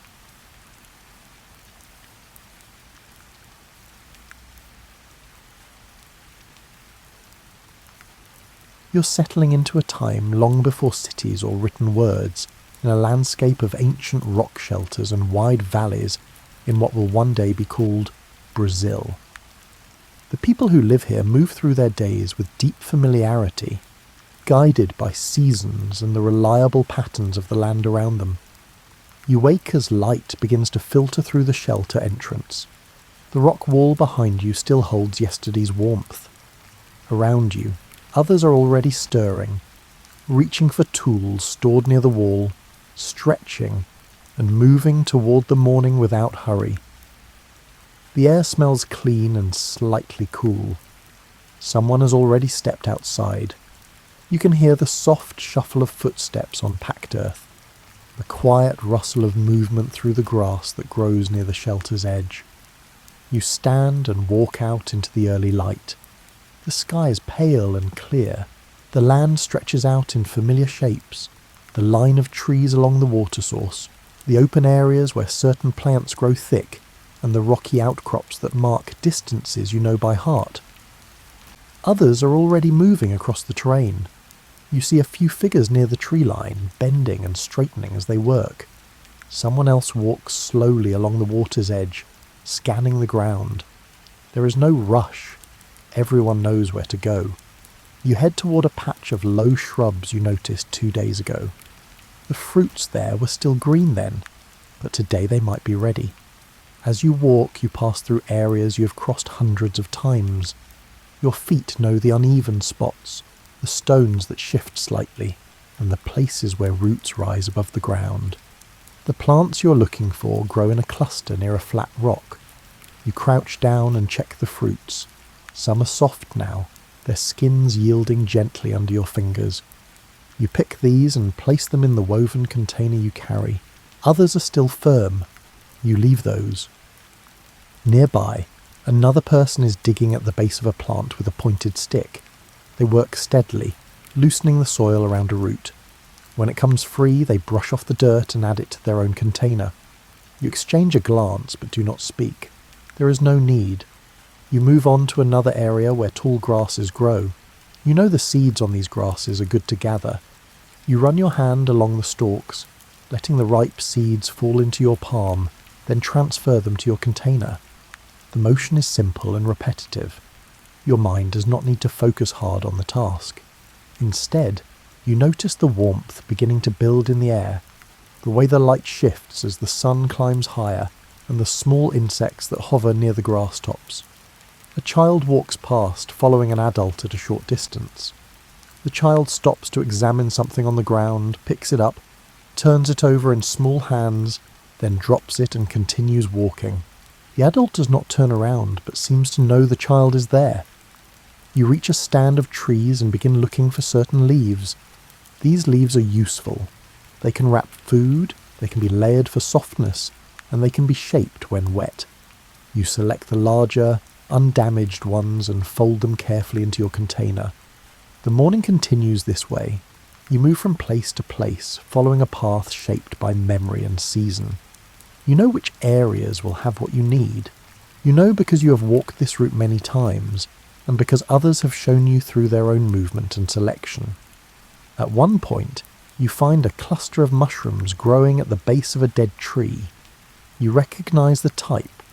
These are safe and good. You gather them gently, leaving the smallest ones to grow larger. Someone taught you this approach, though you do not remember exactly when or how. It is simply what you do. The sun is higher now. The air is warm. You notice others beginning to move back toward the shelter area. You follow, not because anyone has signalled, but because the rhythm feels right. Your container is full enough. Your body is ready to sit and rest. Back at the shelter, People are arriving from different directions. Everyone carries something. Containers are set down near the fire area. People sit on rocks or on the ground, settling into comfortable positions. There is quiet conversation, though you do not always join in. Sometimes it is enough to simply be near others, sharing the same space and the same ease. Someone sorts through the gathered plants, separating types into small piles. Another person examines seeds, checking for quality. These tasks happen naturally, without instruction. Everyone knows what needs to be done because everyone has seen it done countless times. You reach into your container and pull out one of the fruits you gathered. You bite into it. The taste is familiar, sweet, and slightly tart. Juice runs down your chin. You wipe it away with the back of your hand and take another bite. A child sits down beside you, watching. You hand the child a fruit. The child takes it and bites carefully, then chews with concentration. You watch the child's face, noting the flicker of satisfaction there. The day has only just begun, but already there is a sense of completion. The gathering is done. What comes next will unfold at its own pace, just as it always does. After the gathered materials are sorted and set aside, attention shifts to other tasks. You stand and walk to the area where tools are kept. This space is near the back of the shelter, where the rock wall curves inward slightly. Tools lean against the stone or lie on flat surfaces. Some are new, some have been used so many times their surfaces are smooth and dark. You pick up a stone tool that has a small chip along one edge. You noticed this chip yesterday but did not have time to address it. Now you do. Now, you sit down on a low rock and set the tool on your lap. You reach for a rounded hammerstone nearby and hold it in your other hand. The work of reshaping the edge requires patience. You strike the stone tool carefully, aiming for the spot just behind the chip. A small flake breaks away. You examine the result. The edge is better but not quite right. You strike again, more gently this time. Another flake falls. The edge is sharper now. This process does not demand intense focus, only a steady rhythm. Your hands know what to do. You have shaped stones like this since you were young, first watching others, then trying yourself under their gaze. Over time, the movements became automatic. Around you, others are engaged in similar work. One person is wrapping cordage around a wooden handle, securing a stone point to make a composite tool. The cordage is made from plant fibres that were soaked and twisted days ago. The person winds it tightly, then tests the connection by pressing the stone gently. It holds. Another person sits near the shelter wall, working with pigments. There are shallow depressions in the rock nearby, natural bowls where water sometimes collects. The person grinds mineral stones in one of these depressions, adding a little water to create a paste. The colour is deep red, earthy and rich. This pigment will be used later, though you do not know exactly when or for what purpose. It is simply part of the ongoing work. A child sits beside this person, watching closely. The child holds a small stone and tries to grind it in another depression. The motion is clumsy at first, the stone slipping in the child's hand. The adult reaches over and adjusts the child's grip, then lets the child continue. The child's grinding produces only a faint smudge of colour, but the effort is real. You finish sharpening your tool and set it down. You reach for another object, a woven mat that has begun to fray along one edge. The fibres there are coming loose. You pull out a few strands of prepared cordage from a bundle nearby and begin weaving them into the damaged section. Your fingers move through the pattern without hesitation. The repair is simple, a matter of matching what is already there. Nearby, someone is smoothing the surface of a wooden digging stick. The person uses a rough stone to scrape away splinters and rough patches. The motion is slow and methodical. Wood shavings fall to the ground. The stick's surface becomes smoother with each pass. Another person is mending a container made from bark. The seam along one side has split slightly.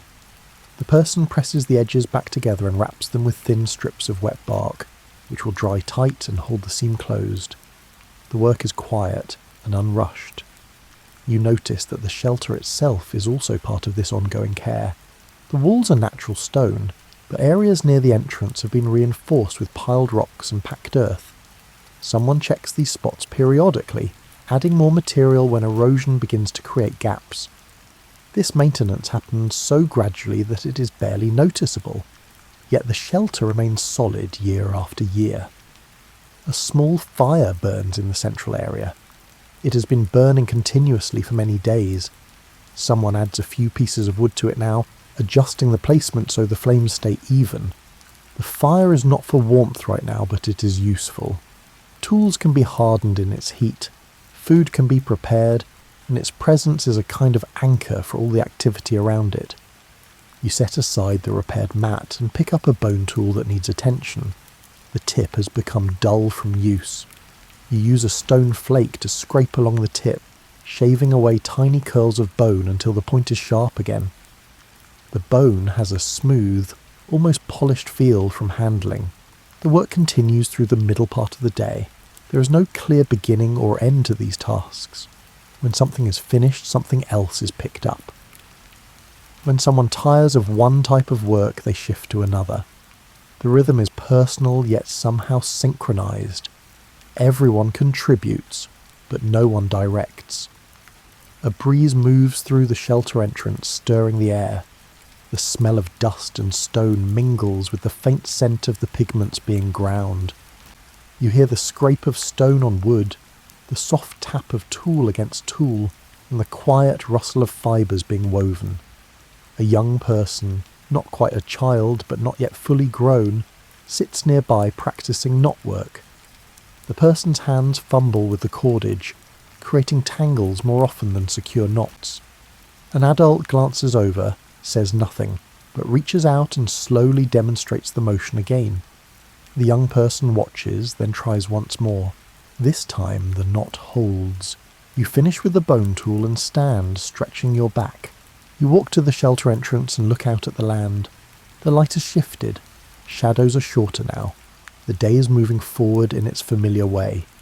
When you return to your spot, you pick up a hide that needs softening. The hide has been dried and now feels stiff.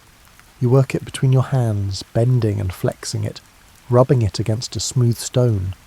Gradually the fibres begin to loosen. The hide becomes more pliable. This process will take time, perhaps the rest of the day, perhaps longer. There is no hurry. Around you, others continue their own tasks. The sounds of making and mending form a steady background hum. It is the sound of continuity, of objects being kept useful, of materials being shaped and reshaped to meet familiar needs. Children move through the space with a kind of easy freedom. They are not confined or directed, but neither are they alone. Adults are always nearby, always aware, even when their attention seems elsewhere. You see a young child, perhaps 3 or 4 years old, crouching near the fire. The child is poking at the edge of the ash with a stick, watching how the ash collapses and reforms with each prod. An adult sits close by, working on a tool. The adult does not look directly at the child, but you can tell the adult is tracking the child's position, ready to move if the child gets too close to the flames. Another child, slightly older, wanders over to where someone is preparing fibres. The child picks up a loose strand and tries to twist it the way the adult is doing. The twist comes undone immediately. The child tries again. The adult watches for a moment, then reaches over and shows the motion more slowly. The child mimics it. This time the twist holds a little longer. Childcare here is not a separate task. It is woven into everything else. Children are simply present, learning by watching and trying, corrected gently when necessary, and mostly left to explore within the safe boundaries that adults create without announcing them. A group of children plays near the shelter entrance. They're building something from stones and sticks, arranging them in patterns that make sense only to them. Their voices rise and fall. One child disagrees with another about where a stone should go. They negotiate briefly, then rearrange the pattern. The disagreement dissolves as quickly as it appeared. An adult walks past the playing children, pauses, glances down at their construction, and then continues on. The pause is brief, but attentive. The adult has assessed that everything is fine.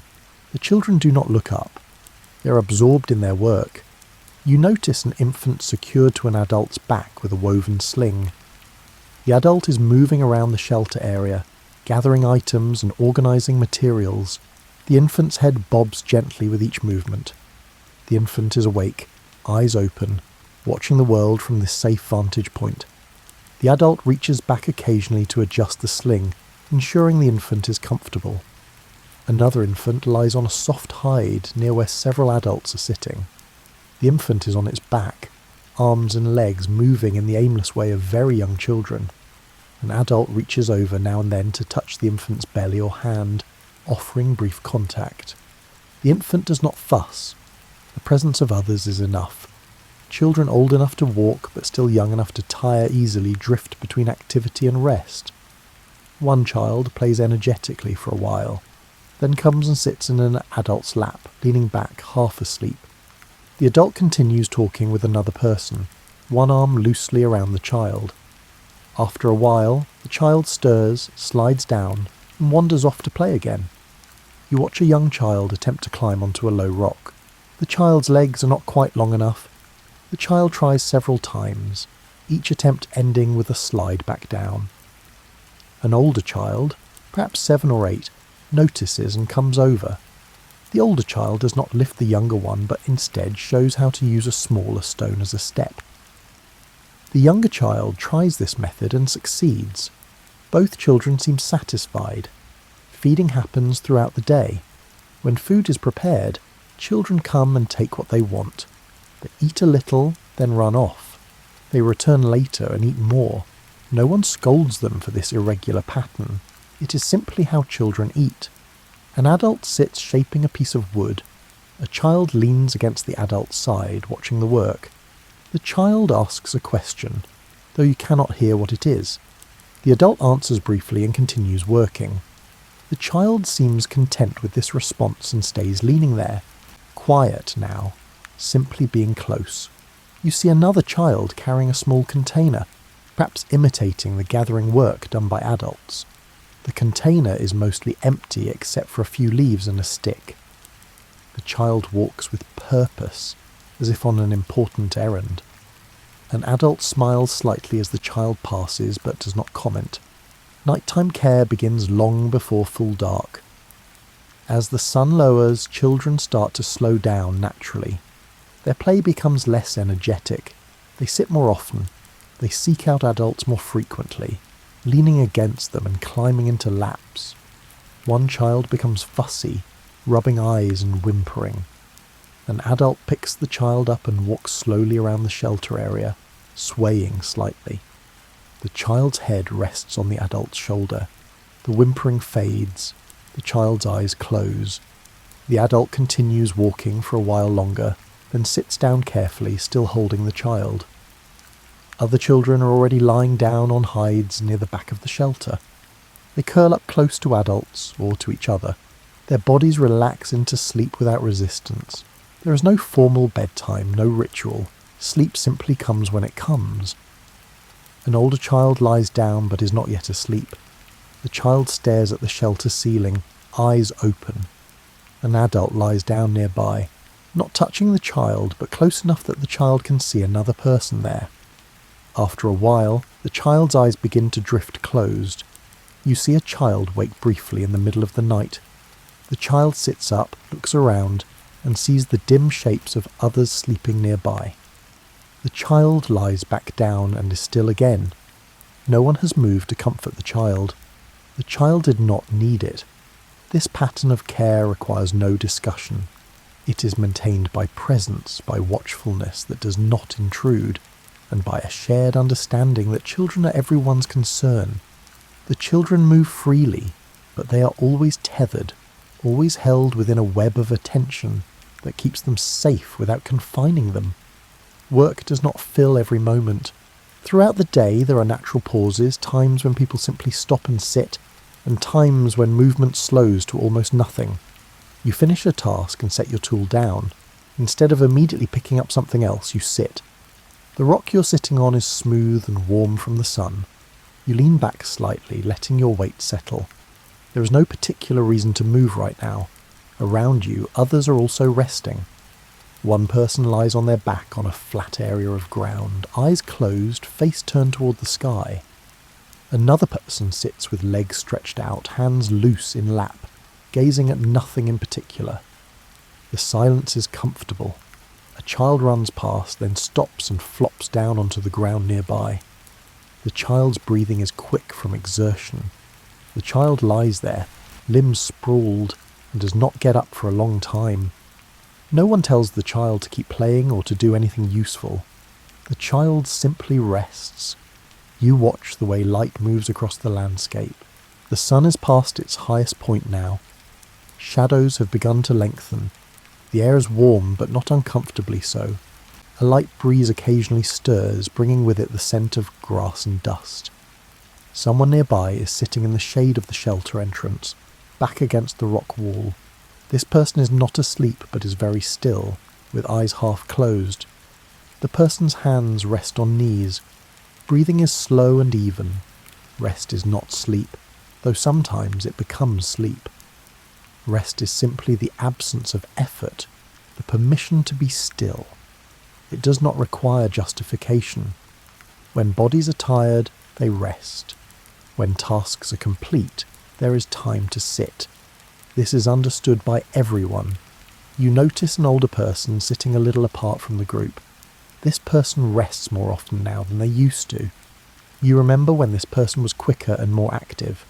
Age has changed the rhythm. The person's contributions are different now, more about knowledge shared in quiet moments than physical tasks completed. The person sits and watches, and this too is a valid way to spend time.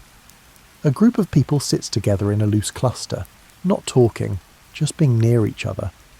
One person idly picks at the ground with a stick, making small marks in the dirt. Another person watches this without comment.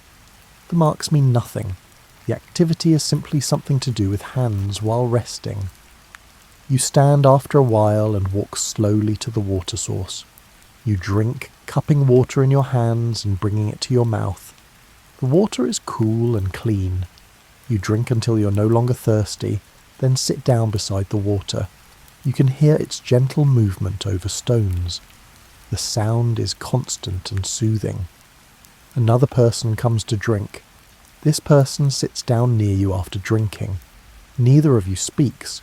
The presence of another person is pleasant but does not require conversation. You both simply sit, looking at the water, at the plants growing along its edge, and at the way light reflects off the surface. The day's heat is easing now. The sun is lower, and the air feels less heavy. This time of day often brings a kind of collective slowness. People move less. Tasks are set aside more readily. There is an unspoken agreement that evening is approaching, and with it will come different activities, but for now, rest is what the moment holds. You return to the shelter area. You see people in various states of repose. Some are sitting, some are lying down, and some are in that in-between state where they are awake but not quite present, minds drifting. A child sits in an adult's lap. The adult's arms are loosely around the child. Both are very still. The child's eyes are open but unfocused.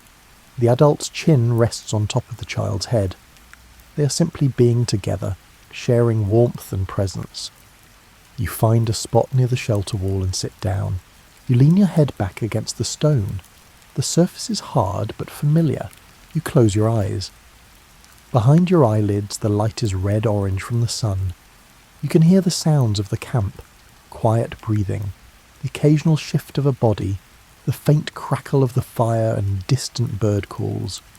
Time passes in a way that is hard to measure. When you open your eyes again, the light has changed. The sun is lower still. Others are beginning to stir, moving toward the tasks that come with evening. But for now you remain sitting. There is no urgency. The day will progress at its own pace, and you will join in when you are ready. As the day moves into late afternoon, attention gradually shifts toward food. People begin gathering near the central fire area. The gathered materials from the morning are brought out and examined. You see someone sorting through roots that were dug up earlier. The person brushes off the remaining dirt, sets aside any that are damaged, and arranges the good ones in a pile. The roots are pale and firm, their surfaces slightly bumpy.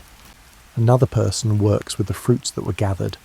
Some are eaten fresh, simply picked up and bitten into. Others are set aside, perhaps to be used later in a different way. The person works methodically, creating small, organised groups. The fire is built up slightly. More wood is added. The flames grow taller and the heat intensifies. Flat stones are placed near the fire's edge, where they will heat slowly. You pick up a few of the roots and carry them to the water source. You rinse them, rubbing away any clinging dirt. The water runs clear over your hands. When the roots are clean, you carry them back to the fire area and set them down. Someone takes these roots and begins to prepare them. Using a sharp stone flake, the person cuts them into smaller pieces. The pieces are then wrapped in large leaves, the same kind you gathered earlier. The wrapped bundles are placed directly into the coals at the fire's edge. Other foods require different preparation. Seeds that were gathered are placed in a shallow stone depression and ground with a rounded stone. The motion is rhythmic and produces a coarse powder. A little water is added to form a thick paste. This paste can be shaped and heated or simply eaten as it is. Someone is preparing meat that was obtained a day or two ago. The meat has been stored in a cool spot and is still good. The person cuts it into strips using a stone blade. The strips are then laid across a wooden frame positioned near the fire, where the heat and smoke will cook them slowly. Children come and take small pieces of food as they are prepared. They eat while standing or wander away with food in hand. Adults eat as well, but more slowly, often while continuing to work. You reach for one of the fruits and eat it. The taste is familiar and pleasant. You take another, then another. The eating is casual, driven by hunger rather than ceremony. Wrapped roots are pulled from the coals using sticks. The leaves are blackened and smoking. Someone carefully unwraps one, peeling back the charred leaf to reveal the steamed root inside. The person breaks off a piece and eats it, chewing thoughtfully. Satisfied, the person leaves the rest for others. A large hide is spread on the ground, and various prepared foods are placed on it. People sit around this hide, reaching for what they want. There is no particular order. People take what appeals to them, eat until they are satisfied, and then move away. Others take their place. You sit down near the hide and select several items. You eat slowly, tasting each thing. The flavours are simple but satisfying. There is a pleasant tiredness in your body from the day's activity. The food eases this tiredness. Conversation is quiet and sporadic. Someone mentions something noticed during the gathering. Another person responds briefly. The talk is not urgent or animated, just the gentle exchange of observations.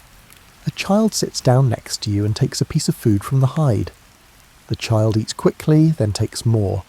You hand the child a piece of fruit.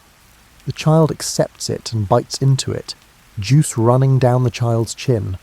Someone tends the fire, adjusting the wood to maintain an even heat. The meat strips on the frame are beginning to darken and curl at the edges. The smell is savoury and appealing.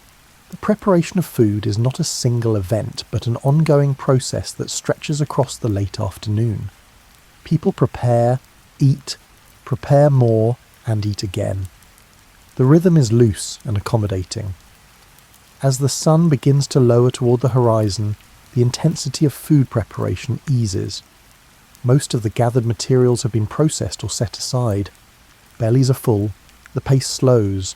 You see an older person sitting near the fire, eating very slowly, chewing with care. The person pauses often between bites, resting. There is no rush. The person will finish when they finish. Seeds that were ground earlier are mixed with a little fat and shaped into small cakes. These are placed on the hot stones near the fire. They cook quickly, their surfaces turning golden. When they are done, they are lifted off the stones with sticks and set aside to cool.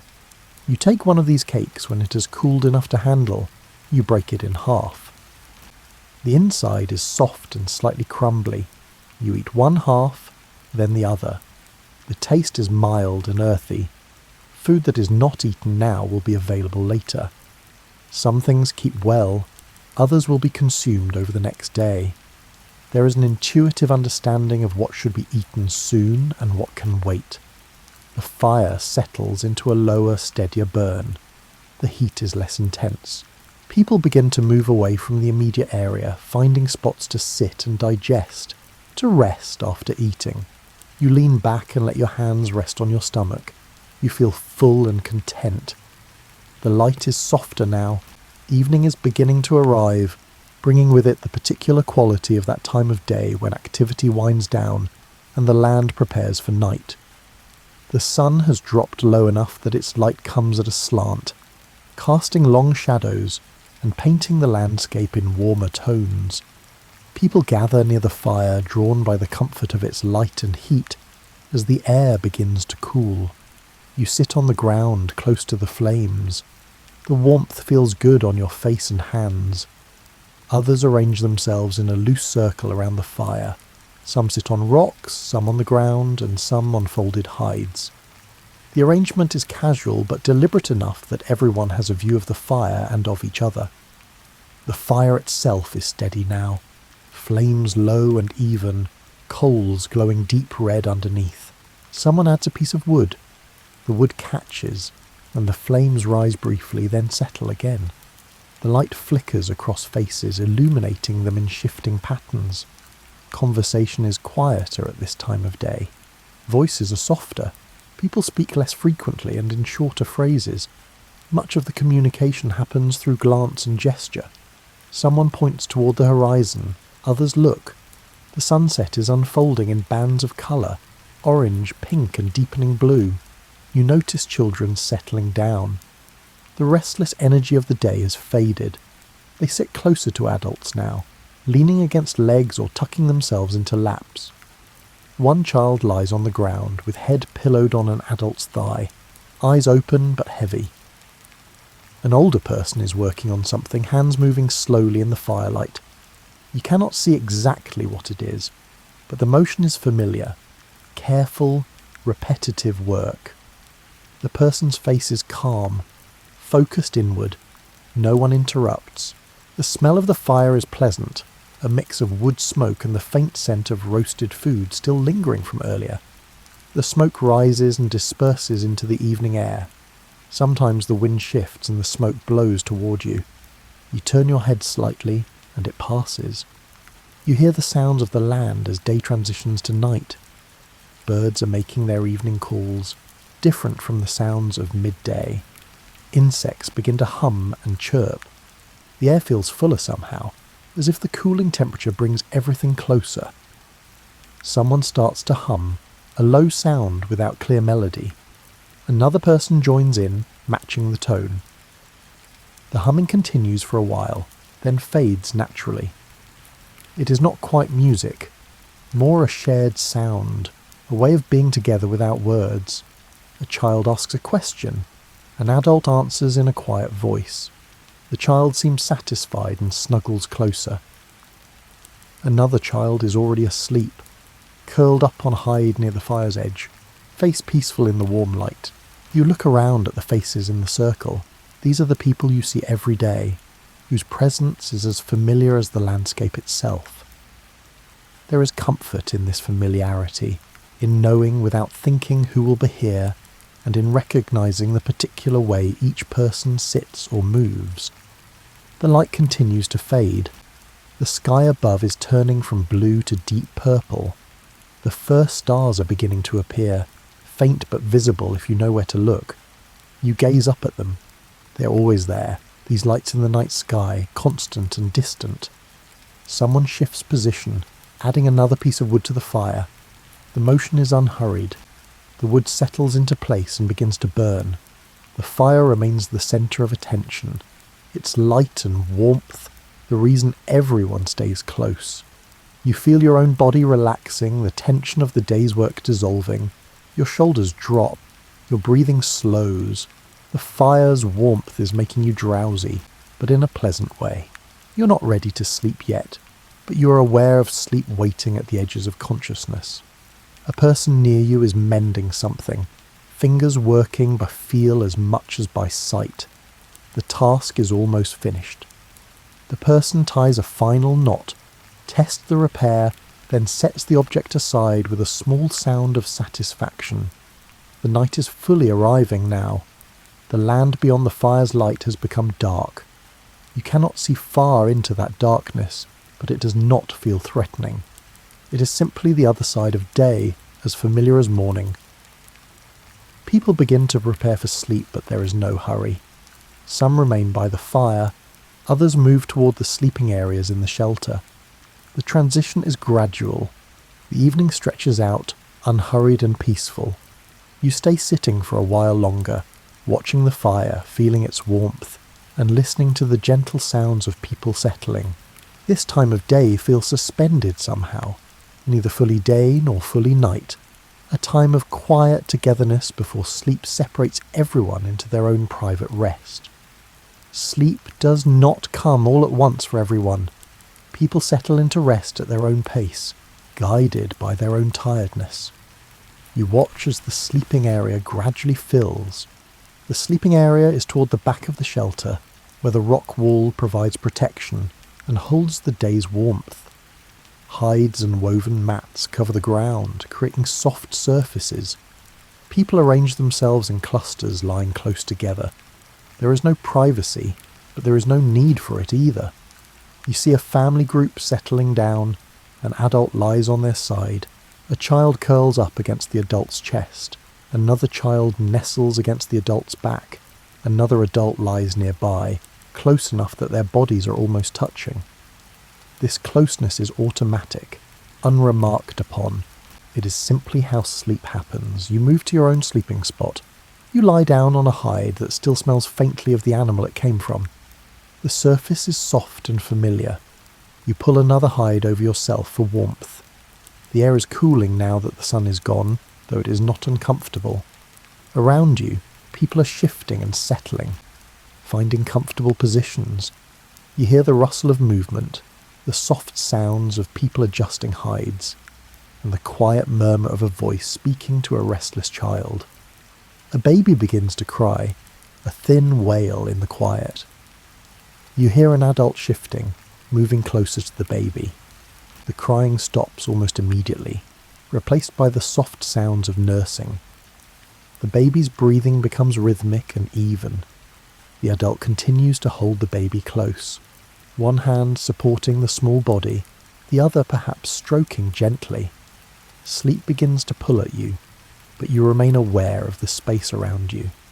You can feel the warmth of bodies near yours. You can hear breathing, some slow and deep, some quicker and lighter. The sounds are reassuring. You're not alone.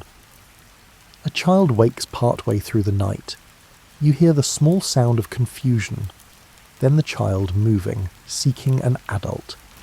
There is a murmur of response. The child is gathered close. Within moments the child is quiet again, sinking back into sleep. The fire outside has died down to coals, but it still provides a faint glow that reaches into the shelter. Enough light to see shapes if you open your eyes, not enough to be disruptive. You drift in and out of light sleep. At one point you wake and need to relieve yourself. You rise carefully, stepping over sleeping bodies. Outside, the night air is cool against your skin. The stars are brilliant overhead, more numerous than they seemed earlier. You move a short distance from the shelter and take care of your need, then return inside. You lie back down and pull the hide over you. Sleep comes quickly this time.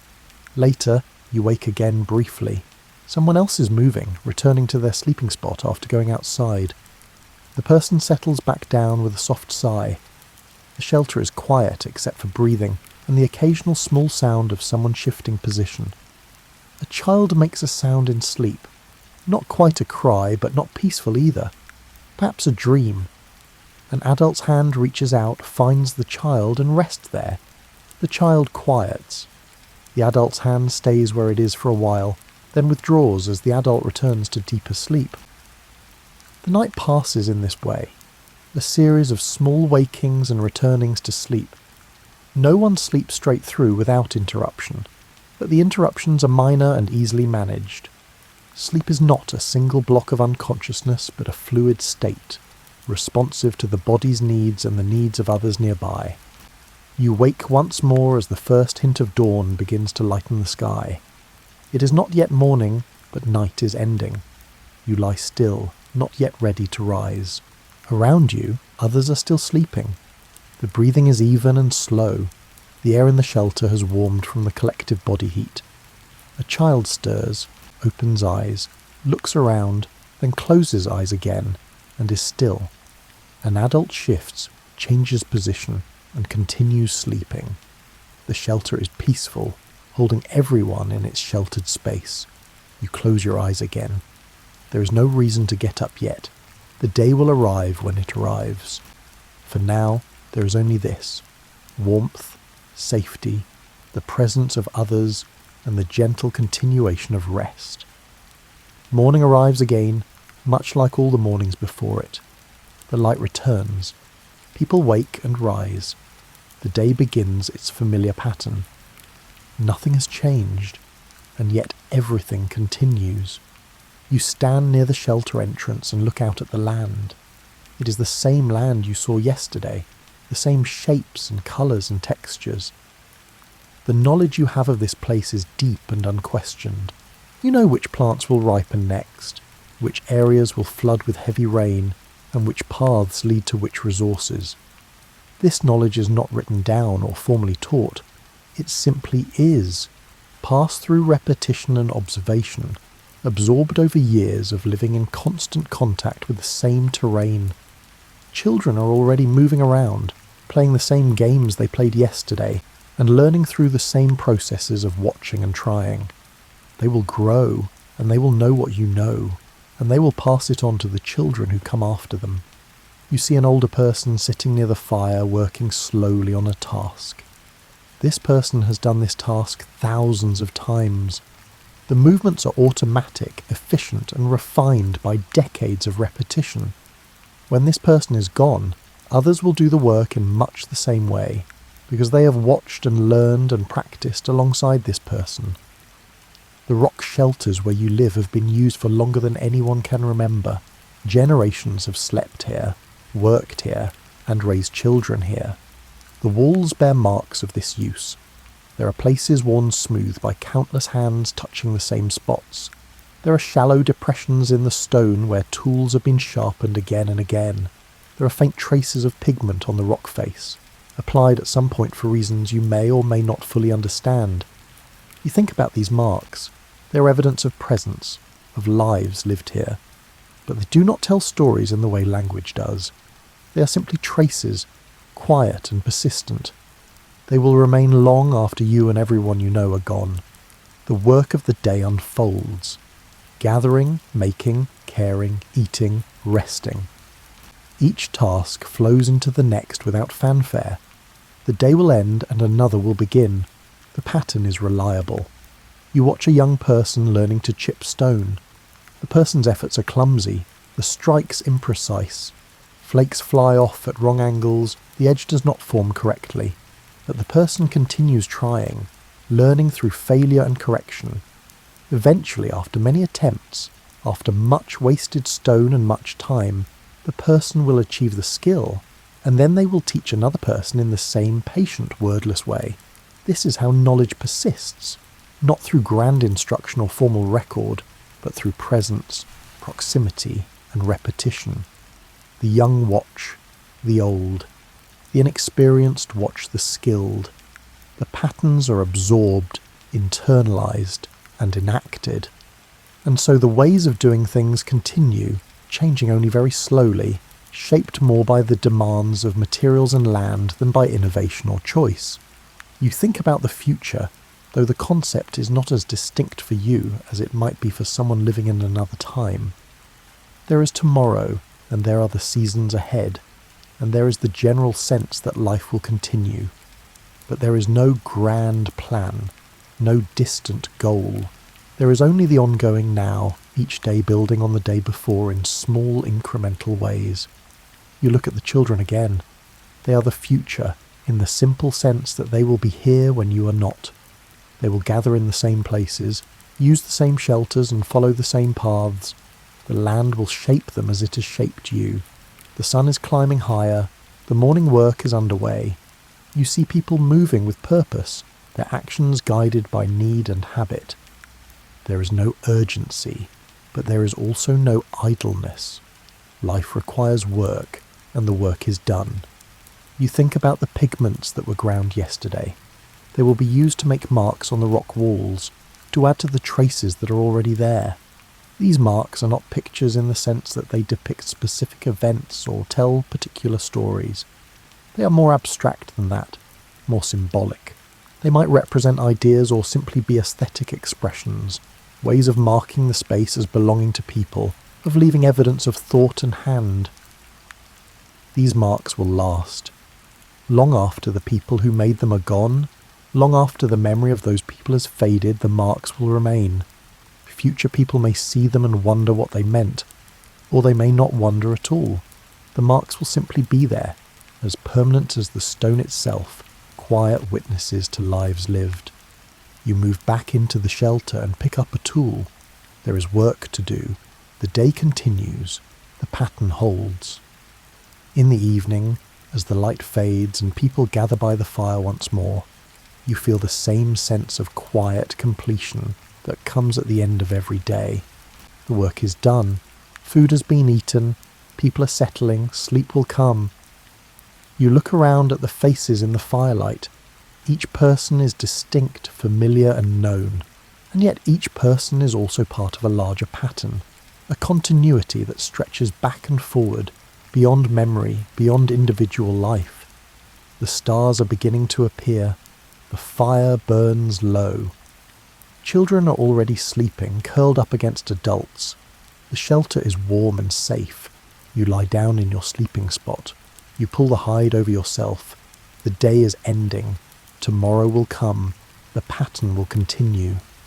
And in this continuation, in this quiet, unremarkable persistence of daily life, there is a kind of peace. Nothing dramatic happens. Nothing needs to happen. Life is simply life, lived one day at a time, in a place that holds and sustains, among people who share the same land and the same rhythms. The rock art will remain. Future people will find it and try to understand what it meant.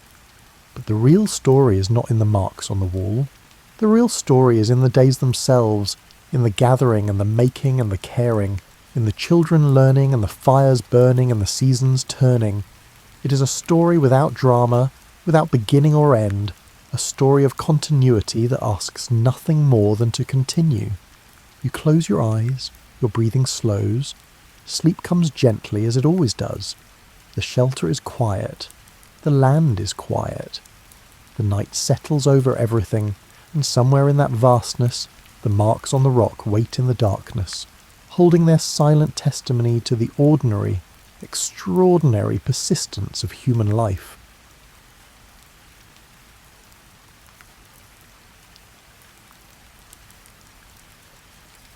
You're stepping into the world of Imperial Russia not at a moment of crisis or spectacle, but across the long centuries when the Romanov family shaped daily life through tradition, routine, and quiet order.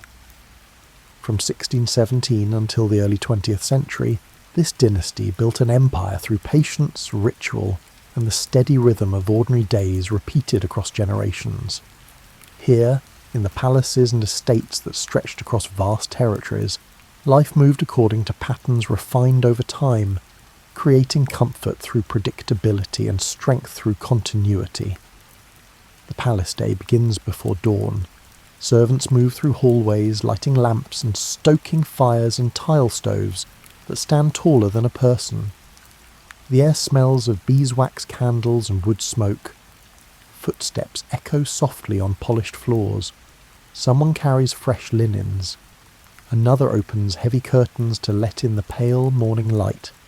The sounds are familiar, repeated every morning for decades, perhaps centuries. The imperial family rises according to schedule. Children wake in nurseries where attendants have already warmed the rooms. Adults dress with assistants, choosing from wardrobes organised by season and occasion. Clothing follows tradition more than fashion.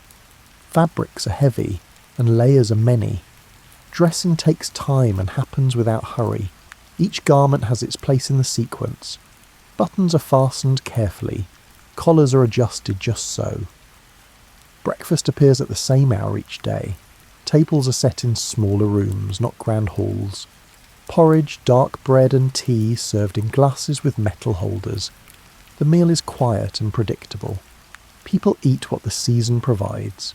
Winter brings preserved foods. Summer brings fresh vegetables from palace gardens. No one rushes. Chewing is thorough. Conversations are minimal in the early morning. After breakfast, the household members separate into their individual routines. The emperor meets with advisors in wood-panelled rooms. Papers wait in neat stacks. Correspondence arrives daily from distant provinces. Secretaries prepare summaries. Decisions happen slowly through consultation and review. Government work is methodical, repetitive, and concerned with details that never change much from year to year. A border dispute, a request for funds, a report on grain yields. Each matter receives appropriate attention. The Empress oversees household matters. She reviews menus with kitchen staff, approves purchases, and meets with tutors responsible for the children's education. She visits workshops where seamstresses repair linens and where craftsmen maintain furniture. Her work is managerial, focused on keeping a vast household functioning smoothly. She knows the names of key servants. She remembers preferences and schedules. A cook's daughter is ill. A gardener's son just got married. She acknowledges these personal details. Children spend mornings in lessons. Tutors arrive carrying books and writing materials. Education emphasises languages, history, geography and religious instruction. Young Grand Dukes learn military protocol and statecraft. Grand Duchesses study art, music and proper comportment.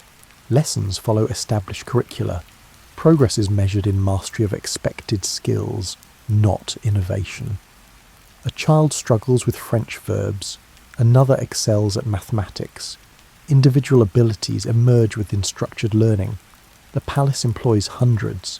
The palace employs hundreds of workers, including cooks, laundresses, gardeners, stable hands, guards, clerks, maids, footmen, and valets. Each person has specific duties performed on predictable schedules. The head steward maintains order through careful oversight. Work assignments are hereditary in many families. A gardener's son becomes a gardener. A cook's daughter learns the kitchens. Loyalty builds across generations. People know their roles and execute them reliably. Midday brings a light meal. People gather in groups according to rank and responsibility. Courtiers eat together in designated rooms. Servants take meals in the kitchens or staff quarters. The food is simple: soup, bread, cheese, and preserved fish.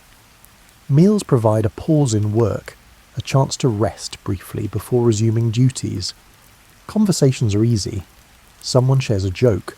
Another mentions plans for the afternoon. Afternoons vary by season. In winter, people stay indoors.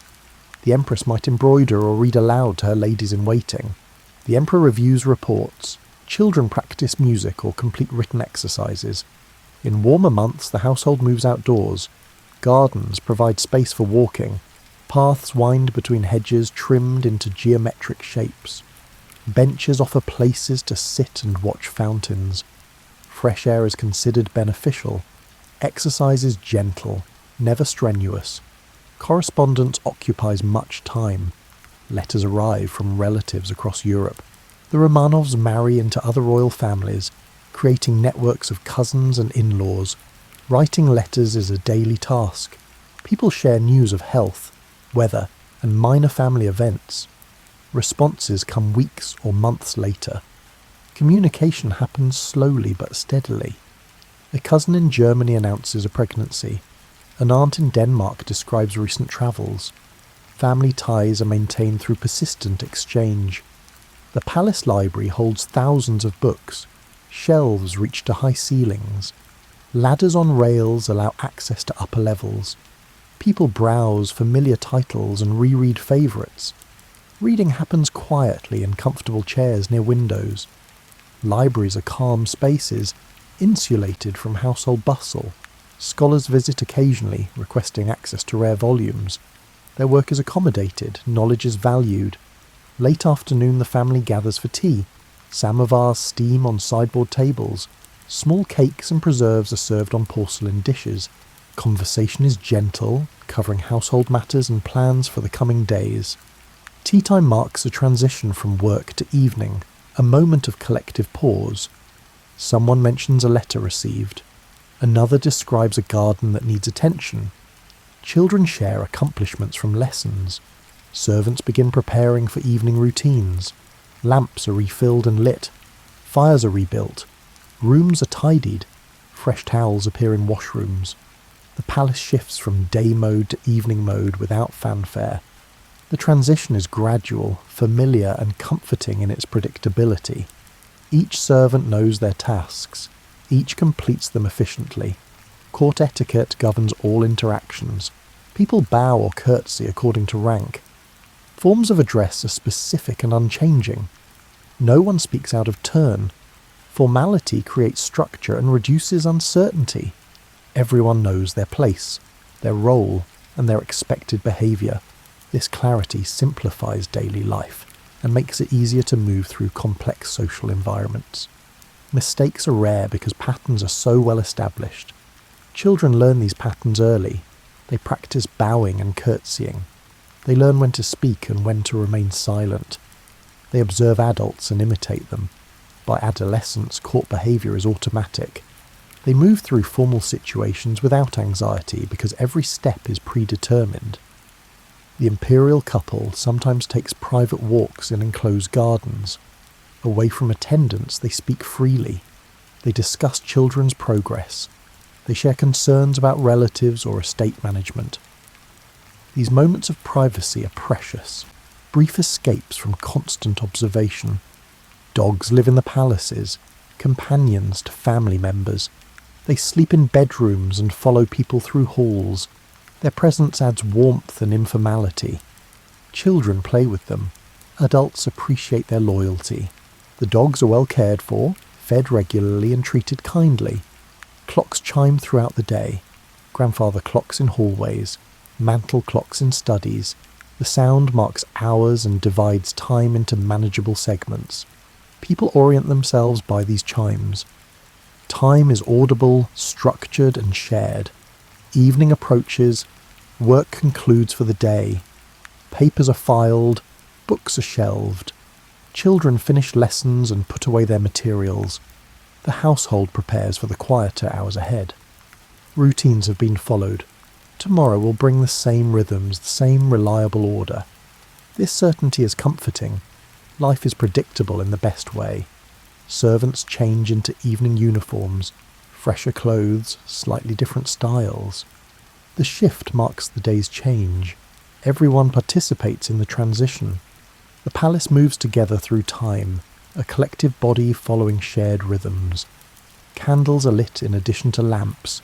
The flickering light is softer and warmer. Candlelight changes the atmosphere of rooms. Shadows dance on walls. Faces are gentler in this illumination. Evening has truly arrived. The empire stretches across 11 time zones. Managing it requires patience and endless paperwork.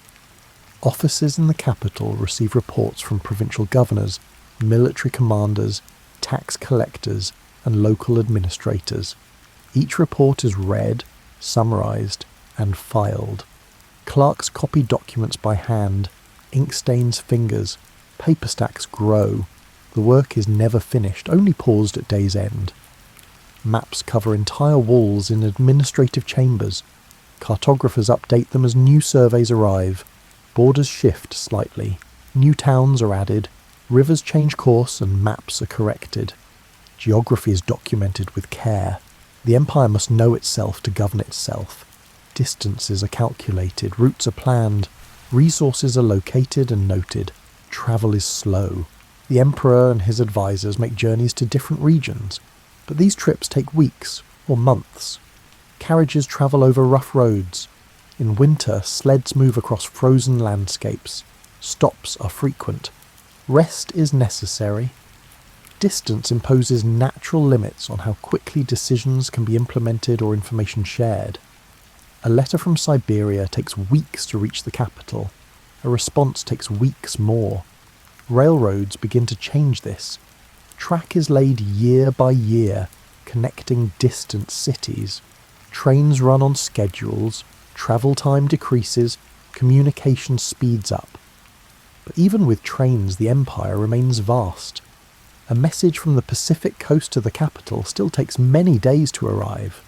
Geography cannot be conquered entirely, only negotiated. Administrative routine centres on taxation and resource management. Provinces report grain harvests, timber yields, and mining output. Numbers are compiled into ledgers. Trends are noted. Adjustments are made to quotas and expectations. The work is steady, unglamorous, and essential. Without it, the empire would collapse. Revenue must match expenditure. Surpluses are saved for difficult years. The military requires constant attention. Regiments are stationed across the empire. Supplies must reach them. Uniforms, weapons, food, and medical provisions. Logistics officers manage inventories. Shipments are tracked. Delays are investigated. Maintaining readiness means maintaining supply chains that function year after year without interruption. A regiment in Central Asia needs boots. An order is placed. Boots are manufactured, shipped, and delivered. The process takes months. Religious administration is equally methodical. The Orthodox Church operates thousands of parishes. Clergy are appointed, transferred, and retired according to established procedures. Church properties are maintained. Monasteries manage lands and assets. The empire supports the church, and the church reinforces the empire's authority through ritual and teaching. Priests report to bishops. Bishops report to the Holy Synod. The hierarchy is clear and functional. Education expands slowly. Schools are built in provincial capitals. Curricula are standardized. Teachers are trained and certified. Literacy rates improve gradually. Books are printed and distributed. Libraries are founded. Progress is measured in decades, not years. Each small advancement requires planning, funding, and patient implementation. A village receives its first schoolhouse. Children learn to read. The next generation will be different because of this. Infrastructure demands constant repair. Roads wash out in spring floods. Bridges need reinforcement. Canals silt up and must be dredged. Harbours require maintenance. Public buildings age and need restoration. Teams of engineers and labourers move from project to project. Work never ends. Maintenance is an ongoing task, not something completed and forgotten. Each spring reveals new damage. Each autumn brings urgent preparations for winter. The Treasury manages revenue and expenditure. Gold and silver flow in from taxes and tariffs. Expenses flow out for salaries, construction, military needs, and court operations. Accountants track every transaction. Audits verify accuracy. Financial stability depends on careful record-keeping and conservative budgeting. Unexpected expenses must be absorbed. Bad harvests reduce revenue. Wars increase costs. The Treasury balances all these variables. Trade routes connect the empire to the wider world. Merchants bring goods from China, Persia, and Europe. Customs officials inspect cargoes. Tariffs are collected. Trade agreements are negotiated over months of correspondence. Commerce brings wealth, but also requires regulation to protect domestic industries and ensure fair practices. A merchant guild petitions for lower tariffs. The request is reviewed. Competing interests are weighed. Legal codes are compiled and revised. Judges apply laws that have evolved over centuries. Cases are heard, decisions recorded, and precedents established. The legal system values consistency. Similar cases should yield similar outcomes. This predictability makes the system trustworthy, even if slow. A property dispute is resolved. The decision is documented. Future similar disputes will reference this precedent. Census taking happens periodically. Officials travel to every region, counting households, recording occupations and noting births and deaths.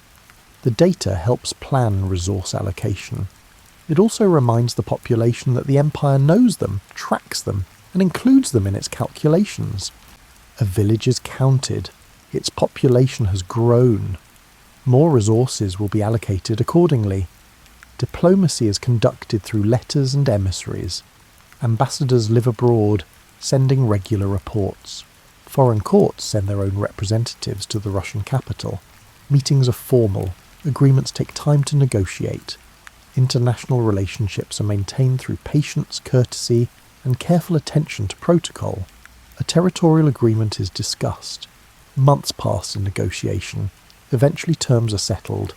The empire's diversity requires accommodation. Different regions have different languages, customs, and traditions.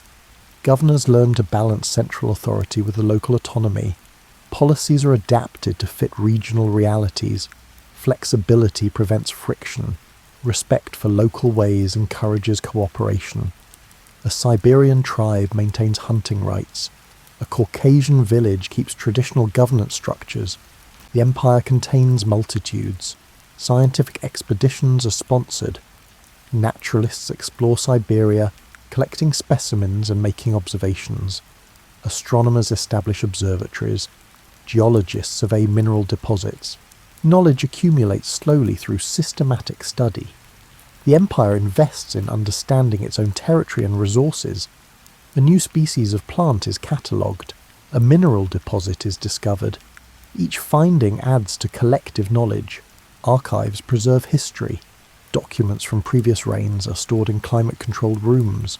Librarians catalogue materials. Researchers consult old records to inform current decisions. The past guides the present. Continuity is valued. Change happens within the framework of tradition. An 18th century border agreement is referenced to settle a 19th century dispute. Public health initiatives develop gradually. Hospitals are built. Doctors are trained. Vaccination programs begin in cities and spread to rural areas. Sanitation improves. Clean water systems are constructed. These efforts reduce disease and improve quality of life, though progress is incremental and uneven. A city builds its first hospital. Mortality rates begin to decline. The postal service expands across the empire. Post offices open in towns and villages. Mail carriers travel established routes on foot, horseback, and later by train. Letters connect families separated by vast distances. Communication becomes more reliable. The postal system is a quiet but vital thread holding the empire together. A letter from a soldier reaches his family. News travels. Manufacturing grows. Factories produce textiles, metalwork, and processed foods. Workers learn trades. Production increases. The empire becomes less dependent on imports. Economic self-sufficiency is a long-term goal pursued through steady investment in domestic capacity. A textile mill opens. Local cotton is processed. Finished cloth stays in the empire. Agricultural improvement is ongoing. New crops are introduced. Farming techniques are studied and shared. Experimental farms test innovations. Yields increase slightly year by year. Feeding the empire's growing population requires constant attention to agricultural productivity. A new variety of wheat is planted. It proves hardier. Seeds are distributed to other regions. Water management is crucial. Irrigation systems are built and maintained. Drainage projects prevent flooding. Wells are dug in arid regions. Access to water determines settlement patterns and agricultural success. Engineers design systems. Labourers dig channels. Water flows where it is needed. Forests are managed as resources. Timber is harvested sustainably. Reforestation programs plant new trees. Hunting is regulated to prevent depletion of game. The empire's vast forests are both an economic asset and a natural treasure. A logging operation follows strict guidelines. New saplings are planted in cleared areas. Mining operations extract coal, iron, gold, and other minerals. Safety regulations protect workers. Output is tracked and taxed. Mineral wealth funds imperial projects. Mines are dangerous but necessary. Improvements in technique reduce accidents over time. Transportation networks expand. New roads are surveyed and built. Existing roads are improved. River navigation is enhanced. Ports are modernised. Moving goods and people efficiently is essential to economic health. A new road connects two provincial capitals. Trade increases. Urban planning addresses growing cities. Zoning regulations separate residential, commercial and industrial areas. Public spaces are created. Sanitation systems are installed. Cities become more livable as planning improves. A city expands in an orderly fashion. Parks are preserved. Streets follow grids. Every aspect of empire requires maintenance. Systems must be kept running. People must be trained and supervised. Resources must be allocated wisely. The work is unglamorous but necessary. The Romanovs oversee this vast administrative apparatus, relying on skilled bureaucrats and inherited systems to keep everything functioning smoothly. The emperor signs documents. Ministers implement policies. The machine of state grinds steadily onward.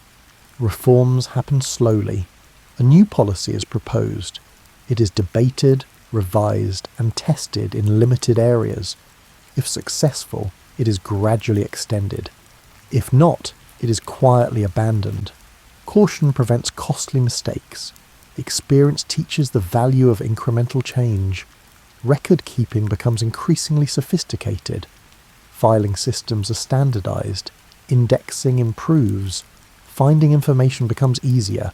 Institutional memory is preserved.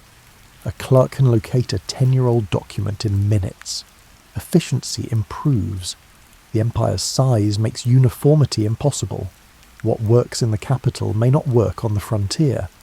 Administrators learn to adapt central directives to local conditions. Flexibility within structure keeps the system functioning. A regulation is modified for regional circumstances. The adaptation is documented and becomes precedent. Stability is the goal. Predictable governance allows people to plan. Farmers know what taxes to expect. Merchants understand trade regulations. Soldiers know their obligations. Predictability creates confidence. Confidence supports economic activity and social peace. Children are born into expectation. A son's arrival brings celebrations, with bells ringing across the capital. A daughter's birth is welcomed with joy but less ceremony. Gender shapes destiny from the first moment. Boys are heirs. Girls are future links to other royal houses through marriage. The first cry of an infant reverberates through generations. Christenings follow strict protocol. The infant is baptized in the palace chapel. Godparents are chosen from among close relatives or high-ranking nobles. The ceremony affirms the child's place in the Orthodox faith and the imperial family. Records are made. The child becomes part of official history. Names are chosen carefully, often honouring ancestors. The past is woven into the present through naming. Nurseries are warm, well-lit spaces filled with wooden toys and soft furnishings. Wet nurses care for infants. Nannies supervise toddlers. Children are fed, bathed and dressed according to schedule. Routines are established early. Sleep happens at set times. Meals appear at predictable hours. Order governs even the youngest lives. A baby wakes, is fed, and sleeps again. The cycle repeats. As children grow, education begins. Tutors are hired, usually from aristocratic families with proven educational credentials. Languages come first: Russian, French, German, and sometimes English. Children learn through repetition and recitation. Grammar is drilled.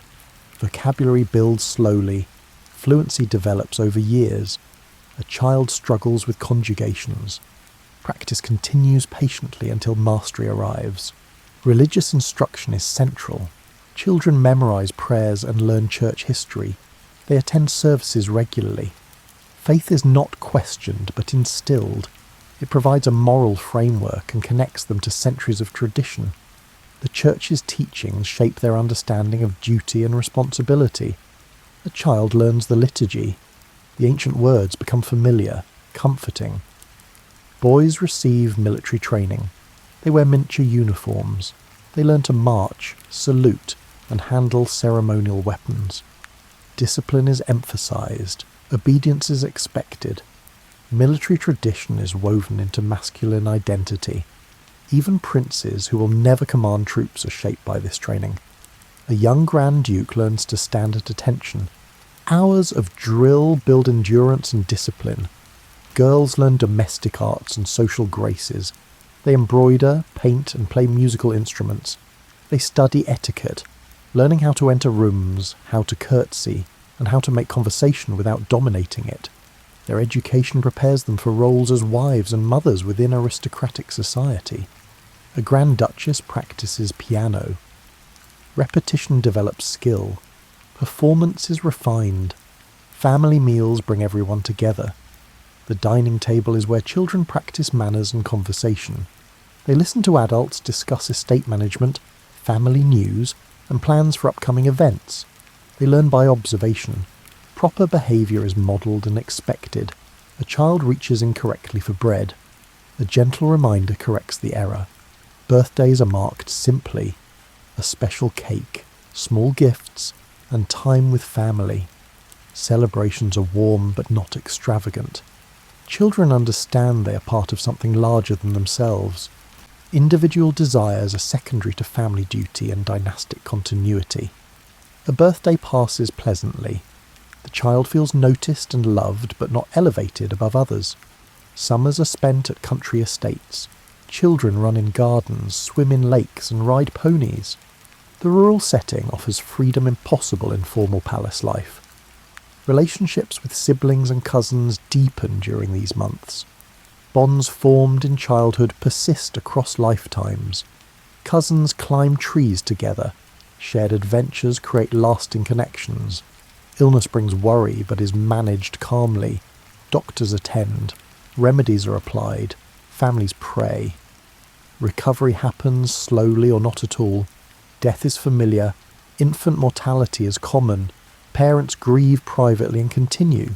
Life goes on. Tradition provides comfort in loss. A child falls ill with fever. The household waits. Prayer and medicine do what they can. Adolescence brings increased responsibility. Older children participate in more formal activities. They attend ceremonies, meet dignitaries, and represent the family at events. Their education intensifies. Expectations rise. The transition to adulthood is gradual but inevitable. A teenage Grand Duke attends his first state dinner. He observes closely, learning through participation. Marriage is arranged with care. Matches are negotiated between families. Compatibility matters less than political and dynastic advantage. Young people meet briefly before engagement. They correspond under supervision. Love may grow after marriage, but is not required before it. A young Grand Duchess meets her intended. They exchange polite conversation. The decision has already been made. Weddings are grand occasions. Churches are decorated with flowers and candles. Ceremonies last hours. Guests include relatives from across Europe. Banquets follow. Music plays. The couple is blessed. They begin their life together, supported by family and tradition. A wedding unites two families. Toasts are offered. The future is hopeful. Newlyweds establish their own households within the broader family structure. They receive apartments in palaces or estates. Servants are assigned. Furnishings are provided. The young couple learns to manage their domestic sphere while remaining embedded in family networks. A new couple settles into their rooms. Routines are established. Life as a married pair begins. Generational transition happens gradually. Aging emperors cede responsibilities to heirs. Training intensifies. The next ruler shadows the current one, learning through observation and increasing participation. Power transfers across years, not in a single moment. An aging emperor delegates more. His son assumes responsibilities smoothly. Elderly family members retain respect and position. Grandparents advise. Great aunts and uncles share stories. The old connect the young to the past. Memory is collective. History is kept alive through retelling. A grandmother describes her own childhood. Grandchildren listen. The family story continues. Family gatherings mark holidays and significant events. Relatives travel from across the empire to reunite. Tables are crowded. Conversations overlap. Children play together while adults catch up on news. These gatherings reinforce bonds and remind everyone of their place in the larger family web. A holiday brings 3 generations together. The house fills with voices. Traditions are explained and passed down. Why certain foods are eaten on specific days. Why particular prayers are said. Why ceremonies unfold in set ways. Children absorb these explanations. They become keepers of tradition, ready to pass it to the next generation. A child asks why. An adult explains. Understanding deepens. Portraits line palace walls. Ancestors gaze from heavy frames. Current family members see themselves reflected in painted faces. Resemblances are noted. Traits are traced across generations. The past is visually present, a constant reminder of continuity. A child stands before an ancestor's portrait. The same eyes look back. Family archives hold letters, diaries, and official documents. Older relatives sometimes read from these, sharing stories of great-grandparents and earlier times. The family story is a living narrative, continuously told and retold. An old letter is discovered. It describes daily life a century ago. Little has changed. Each generation adds to the family's legacy. New children, new marriages, new accomplishments. The dynasty grows like a tree, putting down deeper roots and spreading wider branches. Continuity is the highest value. Tradition is the means by which it is achieved. A birth is recorded. The family tree expands. Conflicts arise but are managed within family structures. Disagreements are mediated by elders. Compromise is encouraged. Public unity is maintained even when private tensions exist. The family's reputation matters more than individual satisfaction. A dispute is settled quietly. The family presents a united front. Siblings develop distinct relationships. Some are close, others are formal, birth order matters. The eldest son carries unique burdens. Younger children have more freedom. These dynamics shape personalities and futures. 2 brothers grow up together. One will rule, one will support. Education includes understanding lineage. Children learn their genealogy, who their ancestors were and what roles they played. Family history is personal history. The past is not abstract but immediate. A child recites ancestors' names. The list stretches back generations. Daughters prepare for eventual departure. Marriage will take them to other courts, other countries. They will represent the family abroad. This knowledge shapes their upbringing. Languages are essential. Adaptability is cultivated. A young Grand Duchess knows she will leave. She prepares herself emotionally. Sons prepare for increasing responsibility. Titles, estates, and military commands await. They must be ready to lead, to decide, and to represent. Childhood play gives way to serious preparation. A young man studies military strategy. His future depends on competence. Family prayers happen daily. The household gathers before icons. Familiar words are spoken together. This shared practice reinforces unity. Everyone participates. Faith is collective. A family prays together. Individual voices blend. Letters between family members maintain connection across distance. A mother writes to a married daughter. A father advises a son serving in the military. These letters are treasured, read multiple times and sometimes saved for years. Written words bridge separation. The family's public role is understood by all. They represent not just themselves but the empire. Behaviour is scrutinized. Standards are high. Children learn early that they are never entirely private. A family member makes a public appearance. Dignity is maintained. Loyalty to family supersedes most other loyalties. Family members defend each other, support each other, and protect each other's reputations. This solidarity is unquestioned. Blood ties are sacred. Family comes first. The calendar structures time. Religious feast days mark the year's progress. Advent brings anticipation. Christmas brings candlelit services and family gatherings. Lent brings fasting and reflection. Easter brings joy and abundant meals. Seasons turn according to ancient patterns. The year unfolds in a familiar sequence. Winter is quiet. Snow muffles sound. Short days mean long evenings indoors. The household settles into slower rhythms. Less travel, more time for reading, conversation and handwork. The cold encourages rest. Fires burn constantly. People gather around heat. Outdoors is hostile. Indoors is refuge. Spring arrives late in northern Russia. Ice breaks up on rivers. Mud makes roads impassable for weeks. The household waits patiently for the land to dry. Gardens are planned. Seeds are ordered. Anticipation builds slowly, naturally. The first green shoots bring relief. Winter's grip loosens. Summer brings movement. The court relocates to country estates. Palaces are aired out, cleaned, and left to stand quietly. Families pack belongings into carriages and make the journey to properties surrounded by forests and fields. Fresh air, longer days, and outdoor activity restore energy. Summer is renewal. Autumn is harvest time. Even imperial families participate symbolically in bringing in the year's yield.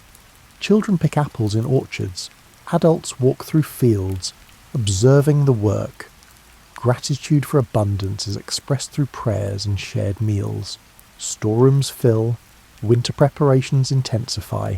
Weekends follow a pattern. Saturday evening vigils prepare for Sunday rest. Sunday morning, the family attends liturgy. The service is long, filled with chanting and incense. Afterwards, the day unfolds gently. Reading, quiet conversation, simple meals, no demanding work. Sunday is set apart. Afternoon naps are common. After midday meals, people retire to private rooms. Curtains are drawn. Silence settles over the household. An hour or two of sleep refreshes everyone. The practice is accepted, expected, and part of the daily rhythm. Bodies need midday rest. The household honours this need. Name days are celebrated more than birthdays. Everyone has a saint's day corresponding to their name. The person is honoured with well wishes, small gifts, and preferred foods. It is a personal feast day, repeated annually, connecting the individual to the liturgical calendar. A name day arrives. The household celebrates quietly. Retreats to monasteries offer spiritual renewal. The emperor occasionally visits monastic communities, staying in simple rooms, attending services, and sharing meals with monks. The simplicity is restorative. Stripping away ceremony and luxury allows for reflection and rest. Monastery life is stripped to essentials. The contrast is healing. Spa towns offer another form of retreat. Mineral baths are thought to promote health. Families spend weeks at spa resorts, soaking in warm waters, walking in gardens, and following prescribed rest schedules. Healing happens slowly, through routine and relaxation. Water eases aches. Time heals. Evening routines begin as daylight fades. Lamps are lit gradually. Workspaces are tidied. People change from day clothes into more comfortable evening wear. The pace slows. Voices soften. The household prepares for rest. The transition is gentle, never abrupt. Before bed, prayers are said. Small icons hang in bedroom corners. Candles are lit briefly. Prayers are familiar words, repeated nightly. This ritual marks the transition from waking to sleeping, from activity to stillness. A prayer is whispered. The day is released. Bedrooms are kept cool. Windows are cracked even in winter. Fresh air is considered healthy. Heavy blankets provide warmth. Featherbeds are soft and enveloping. Sleep comes easily in comfortable darkness. The body settles. Rest begins. Night watches are quiet. Guards patrol palace corridors. Servants are available for emergencies but stay out of sight. The household sleeps protected and secure. Silence is maintained. Footsteps are muffled. Doors close softly. The night is peaceful. Mornings come gently. No harsh alarms. Light increases naturally. Someone brings tea or coffee. Waking happens gradually. There is no rush to leave bed. The new day unfolds in its own time. Eyes open slowly. A new day has arrived. Seasonal celebrations punctuate the year. Maslenitsa in late winter brings pancakes and festivities before Lent. Troitsa in early summer marks the Holy Trinity with greenery and outdoor services. Each celebration follows tradition, offering familiar pleasures and communal joy. As celebration arrives, the household participates together. Rest is not laziness, but necessity. The empire is demanding. Responsibilities are heavy. Regular periods of rest preserve health and clarity. The rhythm of work and rest is natural, built into the calendar, and respected across generations. Without rest, work suffers. Balance is essential. Religious festivals provide structure. The church calendar divides the year into seasons.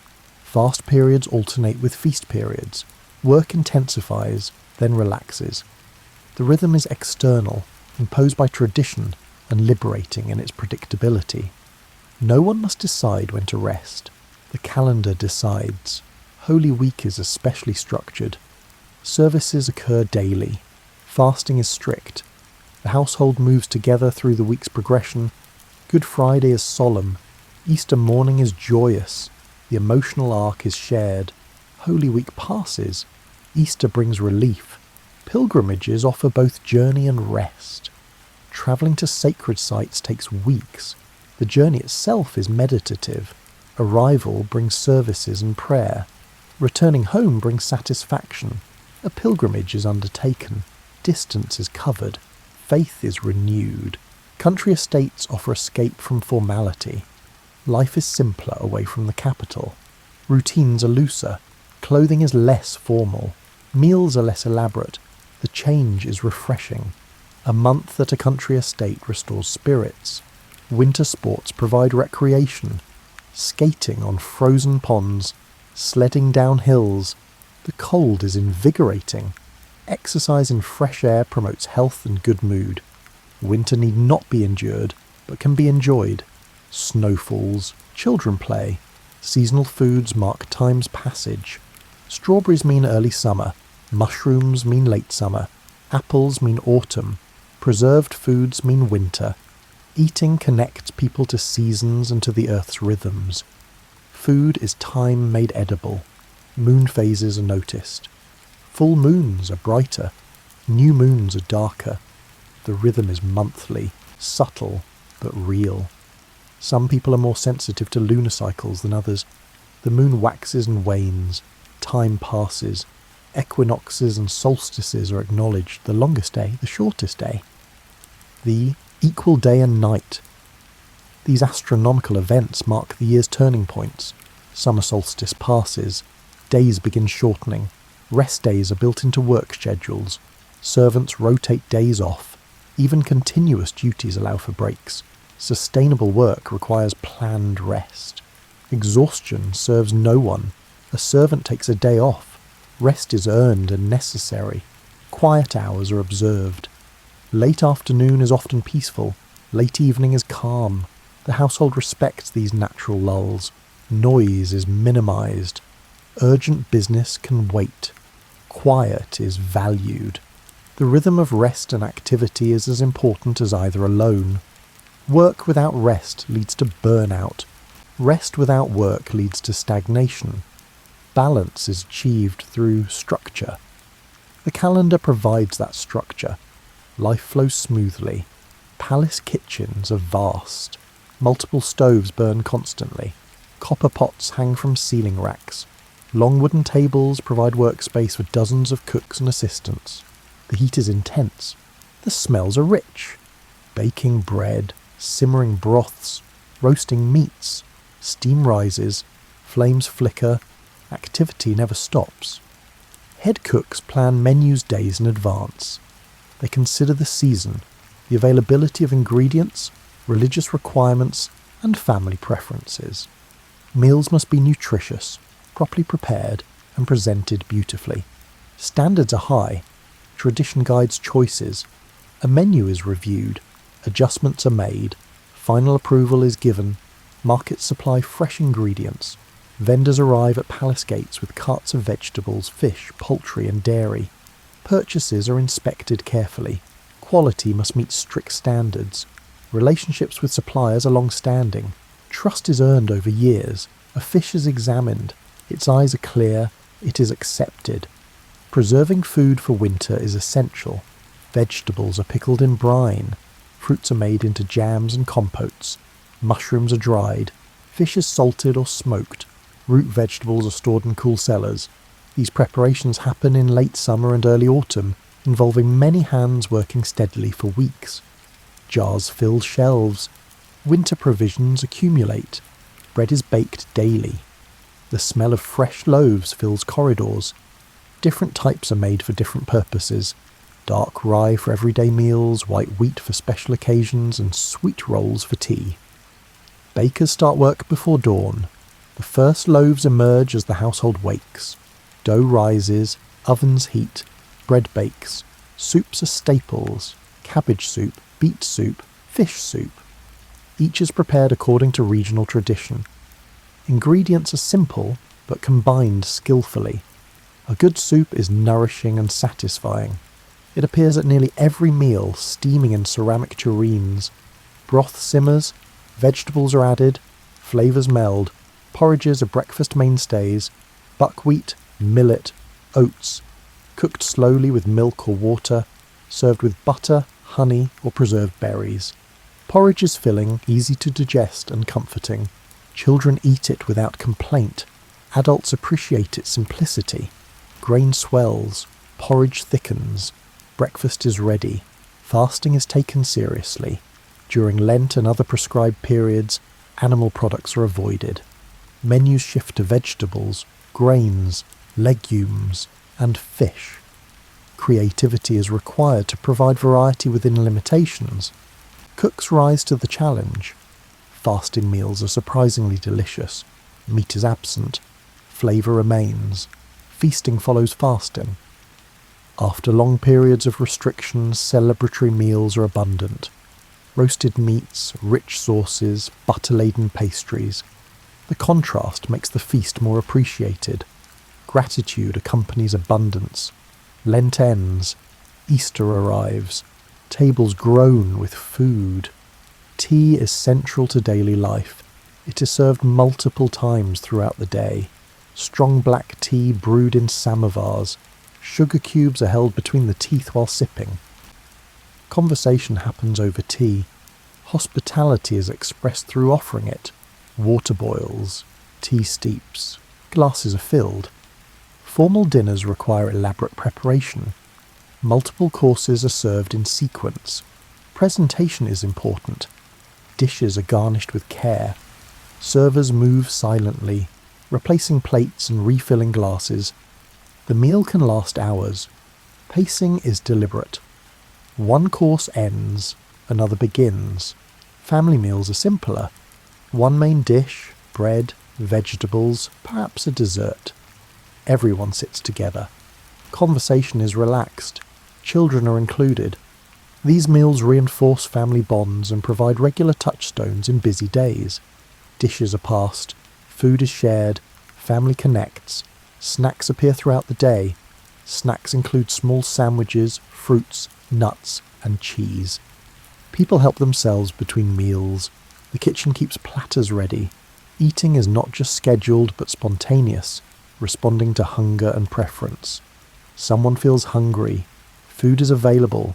The need is met. Cooks take pride in their work. Recipes are guarded. Techniques are refined over years. A cook who masters a particular dish becomes known for it. Reputation matters. Good food brings honour to the kitchen and satisfaction to the household. A dish is perfected. The cook is praised. Seasonal foods are celebrated. First strawberries of summer, first apples of autumn, fresh greens in spring. These foods mark time's passage. They are anticipated and savoured. Seasonality makes eating a connection to the natural world. Strawberries arrive. The first bite is sweet. Summer has begun. Dining rooms vary in size and formality. Grand halls for state dinners, smaller parlours for family, breakfast rooms with morning light. Each space has appropriate furnishings and atmosphere. Meals adapt to setting. A formal dinner happens here. A casual lunch happens there. Tablecloths are changed frequently. Linens are washed, ironed, and stored carefully. Silver is polished. China is inspected for chips. Maintaining dining standards requires constant effort. Nothing is neglected. A tablecloth is stained. It is replaced immediately. Leftover food is not wasted. Servants receive portions. Excess is distributed to the poor. Bread scraps go to animals. Thrift is practiced even in abundance. Waste is considered irresponsible. Food remains. It is shared, not discarded. Special occasions bring special foods. Wedding cakes tower impressively. Easter breads are enriched with eggs and butter. Christmas tables hold honeyed pastries and spiced drinks. Food marks celebration and makes occasions memorable. A wedding approaches, bakers prepare. Children learn table manners early, sitting properly, using utensils correctly, not speaking with full mouths.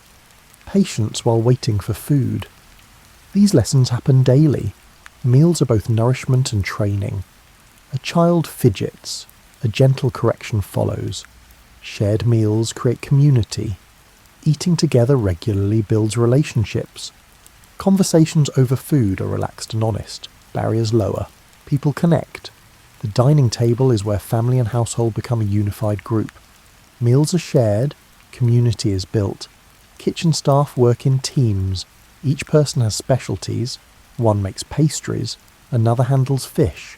A third manages vegetables. Coordination is essential. The head cook orchestrates. The kitchen functions smoothly. Tasks are divided. Teamwork succeeds. Recipes are passed down. A cook learns from a mentor. Techniques are demonstrated, practiced, and mastered. Years of experience accumulate. A young cook watches. An experienced cook teaches. Knowledge transfers. Tasting happens throughout preparation. Seasoning is adjusted. Flavours are balanced. Cooking is not mechanical but requires judgment and skill. A dish is tasted. More salt is needed. Balance is achieved. Presentation matters. Food is arranged attractively. Colours are considered. Garnishes are applied thoughtfully. Beauty enhances appetite. A dish is plated. It looks appetizing. The presentation succeeds. Timing is crucial. Courses must be ready when needed. Hot food must be hot. Cold food must be cold. Coordination prevents delays. The kitchen operates on strict schedules. Dinner is at 7. Food must be ready at 7. Clean-up begins immediately after service. Dishes are washed. Surfaces are scrubbed. The kitchen is restored to order. Preparation for the next meal begins. Work is continuous. One meal ends. Planning for the next begins. Gratitude for food is expressed. Before meals, prayers thank God for provision. After meals, satisfaction is acknowledged. Food is never taken for granted. Appreciation is part of eating. A prayer is said. Gratitude is offered. Twilight softens the palace. Lamps are lit in sequence, room by room. Windows glow golden against the darkening sky. The day's formal duties are complete. Evening unfolds with gentler expectations. Light changes. The atmosphere shifts. Music rooms fill quietly. Someone sits at the piano playing familiar pieces. Others listen from sofas and chairs. The music is not performance but shared pleasure. Melodies flow easily. No one is required to attend, yet many do. Notes fill the room. Listeners relax. Libraries become gathering spaces. Books are pulled from shelves and browsed. Reading aloud is common. One person reads while others embroider or simply listen. Stories, poetry, essays. Voices rise and fall in the lamplit quiet. A book is chosen. Reading begins. Card games appear on tables. Simple games, not gambling. Partners are chosen. Rules are known to everyone. Play is relaxed. Laughter punctuates conversation. Winning matters little. The activity itself is the point. Cards are shuffled. The game begins. Needlework occupies hands. Embroidery, knitting and mending. Women work on projects that take weeks or months. Conversation flows around the work. Fingers stay busy while minds and voices engage. Thread passes through fabric. Patterns emerge. Letters are written in the evening. Correspondence delayed during the day is finally addressed. Ink and paper always available. People write to relatives, friends and distant contacts. Letters maintain relationships across time and space. A letter is started. News is shared. Small gatherings form naturally. A few people in one room discussing a recent book. Another group in a different room is playing a board game. Children might gather in the nursery with a governess telling stories. The palace accommodates multiple quiet activities simultaneously. Groups form, activities vary. Tea is served again. Not the formal afternoon service, but a simpler version. A pot of tea, perhaps some leftover pastries or bread with jam. People help themselves. The ritual provides a pause, a reason to stop and rest. Tea is poured. Warmth spreads. Conversations meander. Topics are not serious. Someone mentions a funny incident from the day. Another shares news from a letter. They exchange observations about the weather, gardens, and upcoming events. Talk is easy and unhurried. Words flow naturally. Connection happens. The imperial couple often spends time alone together. Away from courtiers and servants, they sit in private rooms. They discuss household matters, children, and future plans. These quiet hours strengthen their partnership. Privacy is precious. Conversation is frank. Older children study in the evenings, reviewing lessons or reading ahead. Tutors are not present, but expectations remain. Self-discipline is cultivated. Work is completed without supervision. This independence prepares them for adult responsibilities. A child reads, learning continues. Younger children prepare for bed early. Bath time, clean night clothes, gentle routines. Nannies sing lullabies. Stories are told. Prayers are said together. The transition to sleep is gradual and soothing. Water splashes. A song is sung. Windows are opened slightly before bed, even in cold weather. Fresh air is believed to promote healthy sleep. Rooms are cool. Heavy quilts are pulled up. The contrast between cold air and a warm bed is pleasant. A window opens. Fresh air enters. Guards change shifts. Footsteps echo in corridors as one watch replaces another. The palace is never unprotected, never unwatched. This vigilance allows the household to rest securely. Steps approach. Duty changes hands. Some servants complete final tasks. Banking fires, locking doors, checking windows. The palace is secured for the night. Routine ensures nothing is forgotten. A door is locked. Security is maintained. In country estates, evening sounds are different. Crickets, distant bird calls, wind in trees. The quiet is deeper. Darkness is more complete. Lamplight seems warmer and more precious against the surrounding night. Nature sounds. Night settles. Seasonal differences shape evenings. Winter evenings are the longest. People stay indoors, clustered around heat and light. Summer evenings are brief. Twilight stretches late. People linger outdoors until darkness finally arrives. Seasons change. Evenings adapt. Religious households say evening prayers together. The family gathers before an icon corner. Familiar words are spoken. The day is committed to divine care. This practice brings peace and closure. Prayers are said. The day ends formally. Journals are kept by some. A few minutes before bed, writing about the day.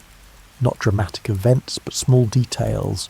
Weather, visitors, feelings. These journals accumulate into personal histories. A pen moves, thoughts are recorded, artwork is examined in evening light, paintings look different by lamplight, shadows shift, colours are warm. The same painting reveals different qualities depending on illumination. Art is observed, beauty is appreciated, conversations become more philosophical. The day's busyness recedes, minds relax, people discuss ideas, beliefs and questions. Evening provides space for reflection that the busy day does not. Thoughts deepen, ideas are shared, musical performances are informal, someone plays, others might join in singing. The music is for the participants, not an audience. Pleasure is in the making, not the perfection. Voices blend, harmony emerges. Storytelling entertains children and adults alike. Tales from folklore, family history, and personal experience. Stories are varied and adapted to the audience. Imagination is engaged. A story begins, attention focuses, silence is comfortable. Not all time must be filled with activity or conversation. People sit together in quiet companionship. The shared space is enough. Silence settles, peace prevails. The last lamps are extinguished. Darkness settles fully. The palace or estate becomes a collection of sleeping people in quiet rooms. Outside, stars turn overhead. Inside, rest begins. Light fades. Night arrives. Evening has done its work. The household has transitioned from day to night. Tomorrow will bring the same patterns. Tonight brings deserved rest. The cycle continues. Sleep awaits. Bedrooms are prepared before occupants arrive. Sheets are turned down. Pillows are fluffed. Chamber pots are placed discreetly. Water pitchers and basins are filled.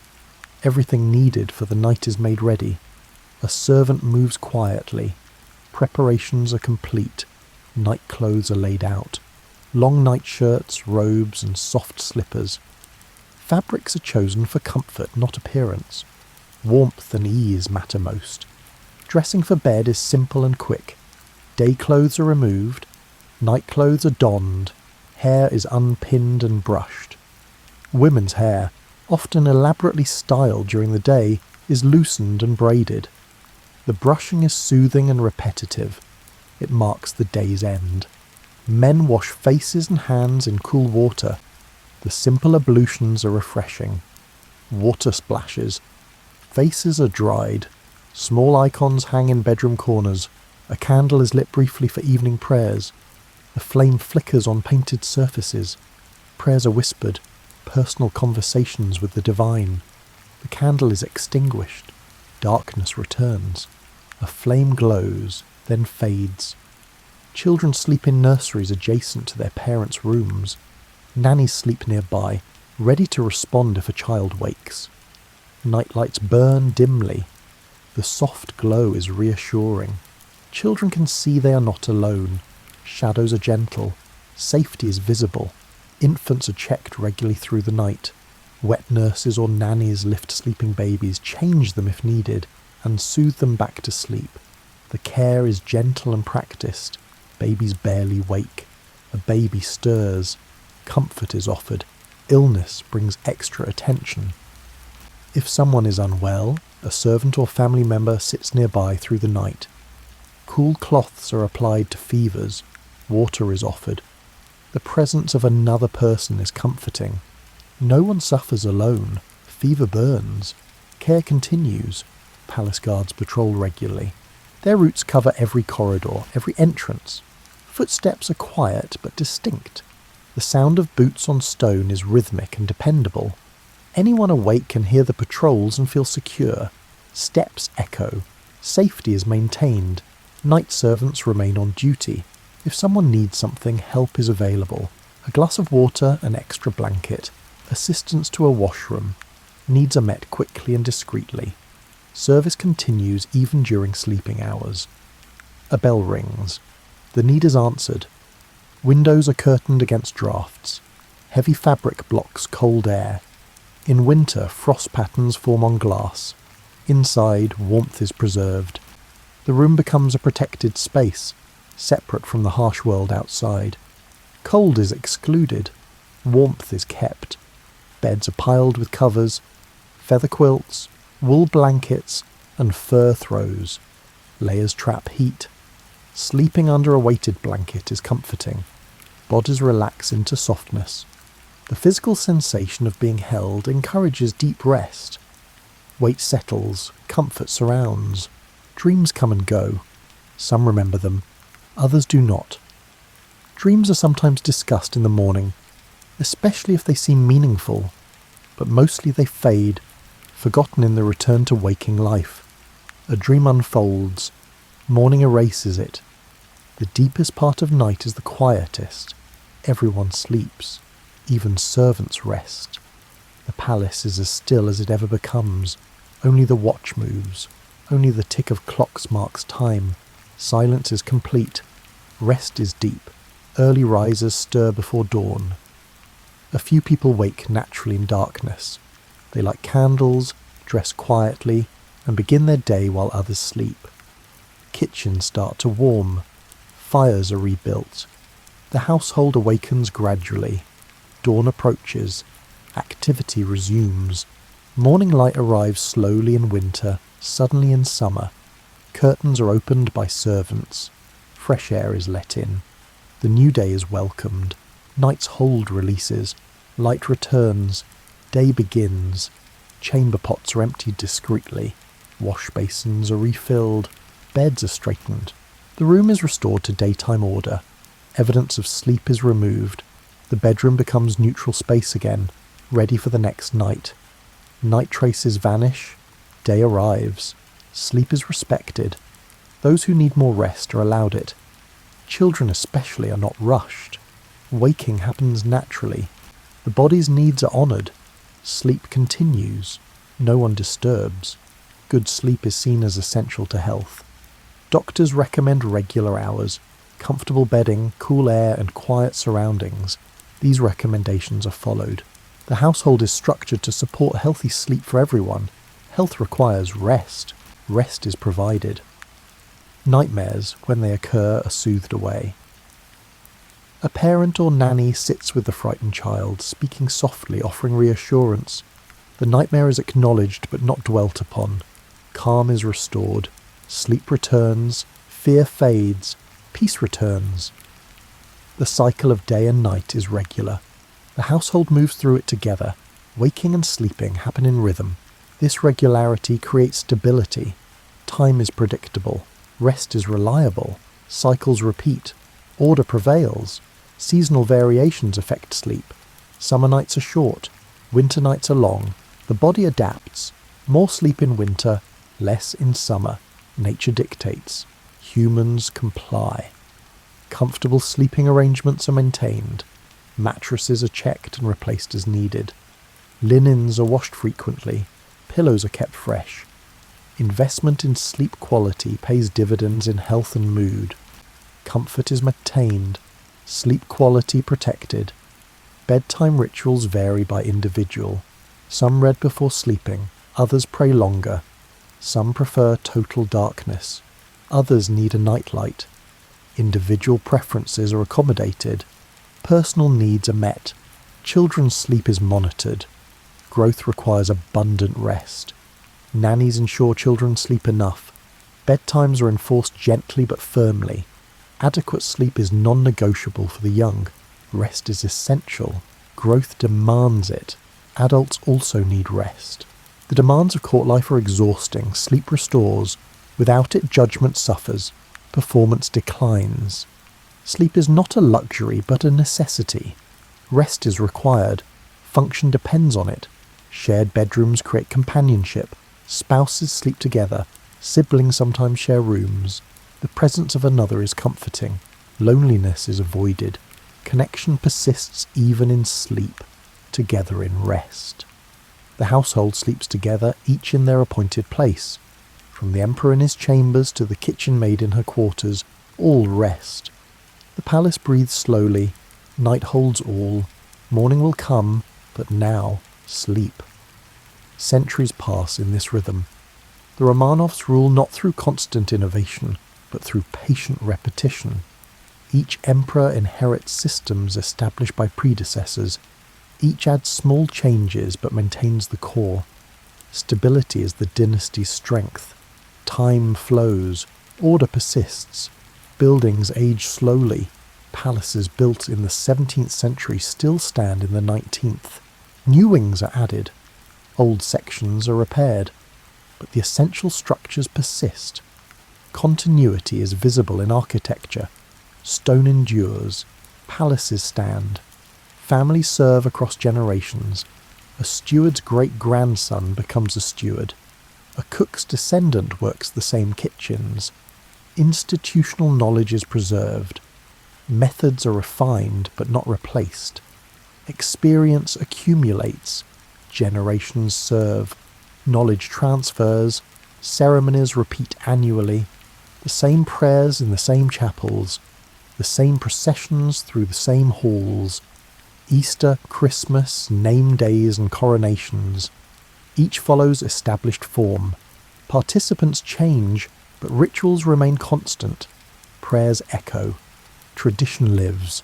Records are kept meticulously. Births, marriages, deaths, appointments and dismissals, financial transactions, legal decisions. Everything is documented. The archive grows. History is preserved in ink and paper. Pens scratch. Records accumulate. Libraries expand. New books are added to old collections. Scholars catalogue holdings. Researchers request access. Knowledge is protected and shared. The past informs the present through preserved texts. Books multiply. Wisdom gathers. Artwork accumulates. Portraits of each emperor, each empress, and significant family members. The gallery grows. Faces from different centuries hang side by side. Artistic styles change, but the subjects remain Romanovs. Canvases fill walls. Ancestors watch. Gardens mature. Trees planted by one generation provide shade for the next. Hedges thickened over decades. Flower beds replanted each spring in the same patterns. Nature grows within human design. Trees grow tall. Gardens flourish. Clothing styles evolve slowly. Military uniforms retain traditional elements even as details modernize. Court dress adheres to conservative standards. Fashion changes elsewhere, but the Romanov household values consistency over novelty. Styles shift slightly. Tradition dominates. Education follows established curricula. Children in the 19th century learn much of what their ancestors learned. Languages, history, military protocol and religious instruction. Proven methods are trusted. Experimentation is minimal. Lessons repeat. Learning continues. Marriages continue to link the Romanovs to other royal families. Alliances are renewed across generations. Cousins marry cousins. The network of relationships becomes increasingly complex, but also increasingly strong. Families unite. Bonds multiply. Succession follows rules set down long ago. The eldest son inherits. If no son exists, succession passes to brothers or nephews according to a predetermined order. Clarity prevents conflict. Tradition provides answers before questions arise. Rules are clear. Succession is orderly. Religious observance remains central. The Orthodox Church's calendar structures time. Faith provides meaning. Ritual connects the living to the dead, the present to eternity. Belief is not questioned. It is foundational. Faith endures. Prayer continues. Economic management continues along familiar lines. Taxes are collected, expenses are tracked. Budgets are balanced, mostly.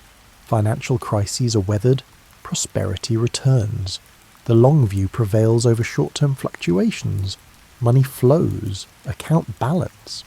Military strength is maintained through consistent investment. Training, equipment and organisation. The army changes slowly, adopting new technologies cautiously. Tradition and modernity coexist. Effectiveness is preserved. Soldiers drill. Readiness is maintained. Diplomacy follows established protocols. letters are exchanged, ambassadors are received, treaties are negotiated, international relationships are maintained through patience and courtesy.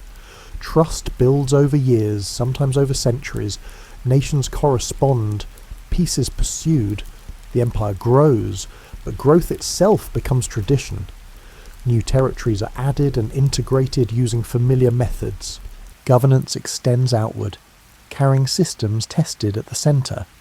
Expansion is methodical, not chaotic. Borders extend, systems spread, adaptations happen, but slowly. Railroads are built, telegraph lines are strung, gaslight replaces candles, plumbing improves. Each innovation is adopted carefully. New things are made to fit old patterns. Technology arrives. Tradition adapts. Time moves differently in an empire built on routine. Days blur into weeks, weeks into seasons, and seasons into years. Individuals age and pass. The dynasty continues. Faces change. Roles persist. People come and go. The empire remains. In palaces and estates across the vast empire, lamps are lit at the same hours, meals are served on familiar schedules, prayers are said in well-worn phrases, children are born, raised and married according to custom. Life repeats in comforting patterns, routines repeat, comfort prevails. The story of the Romanovs is not one of constant drama, but of enduring sameness. The work of empire is daily, detailed and repetitive. Maintaining order requires attention, not heroism. Tradition provides the framework. Patience fills the hours. Order is maintained. Patience rewards. Generations overlap. Grandparents advise. Parents manage. Children learn. Each generation teaches the next. Knowledge passes down. Continuity is personal, not abstract. Faces age. Wisdom transfers. Anniversaries mark time. 10 years since a marriage, 20 years since a coronation, 50 years of service. These milestones are noted and celebrated quietly. Time's passage is acknowledged. Years accumulate. Milestones pass. The rhythm of imperial life is like a great wheel turning.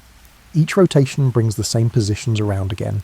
Spring, summer, autumn and winter. Birth, youth, maturity, age. The wheel turns steadily. Positions recur. The cycle continues. Individual lives are short compared to the dynasty's span. An emperor rules for decades but dies. His son takes his place. The transition is smooth because systems are in place. Personal mortality does not threaten institutional continuity. Leaves end. The dynasty persists. Archives preserve not just facts, but patterns. This is how things were done. This is how things are done. Future archivists will record. This is how things were done. The record extends backward and forward. Patterns persist. History guides. The empire's vastness means change happens unevenly. A reform adopted in the capital takes years to reach distant provinces. By the time it arrives, it may be outdated. Yet this slowness prevents hasty mistakes. Caution has value. Distance protects. Communication delays create patience. Questions asked today receive answers next month. Decisions are made with incomplete information. Yet the system functions. Perfect information is impossible. Good enough suffices. Patience is required. Patience is practiced. The dynasty's power rests not on force, but on acceptance. People accept the emperor because his ancestors were emperors. Legitimacy is inherited. This makes the rule easier. Rebellion is unthinkable when authority is ancient. Tradition legitimizes. Acceptance follows. Symbols matter. The crown, the scepter, the orb. These objects carry weight beyond their physical presence. They represent continuity. Each emperor holds what his father held. The objects connect generations. Symbols endure. Meaning persists. Language preserves tradition. Court titles have been unchanged for centuries. Forms of address specified exactly.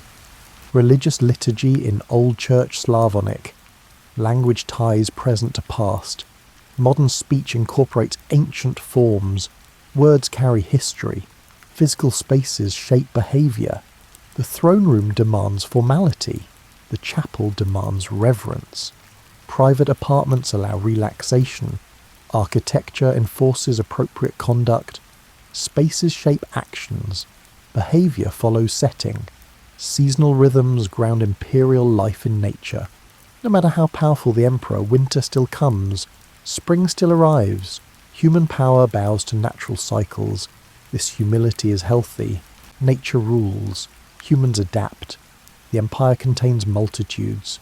Different peoples, different faiths, different languages. Unity is imposed but also emerges from shared experience of imperial rule. Diversity exists within unity. Many become one. The empire holds. Trade connects regions. Goods flow from Siberia to the capital and from the capital to the south. Economic integration creates interdependence. Regions need each other. The empire is not just political but economic. Trade binds. Connection strengthens. Cultural exchange enriches all. Eastern influences reach westward. Western ideas travel eastward. The empire is a crossroads. Cultures meet, mix, and create new forms. Purity is impossible. Hybrid vigour results.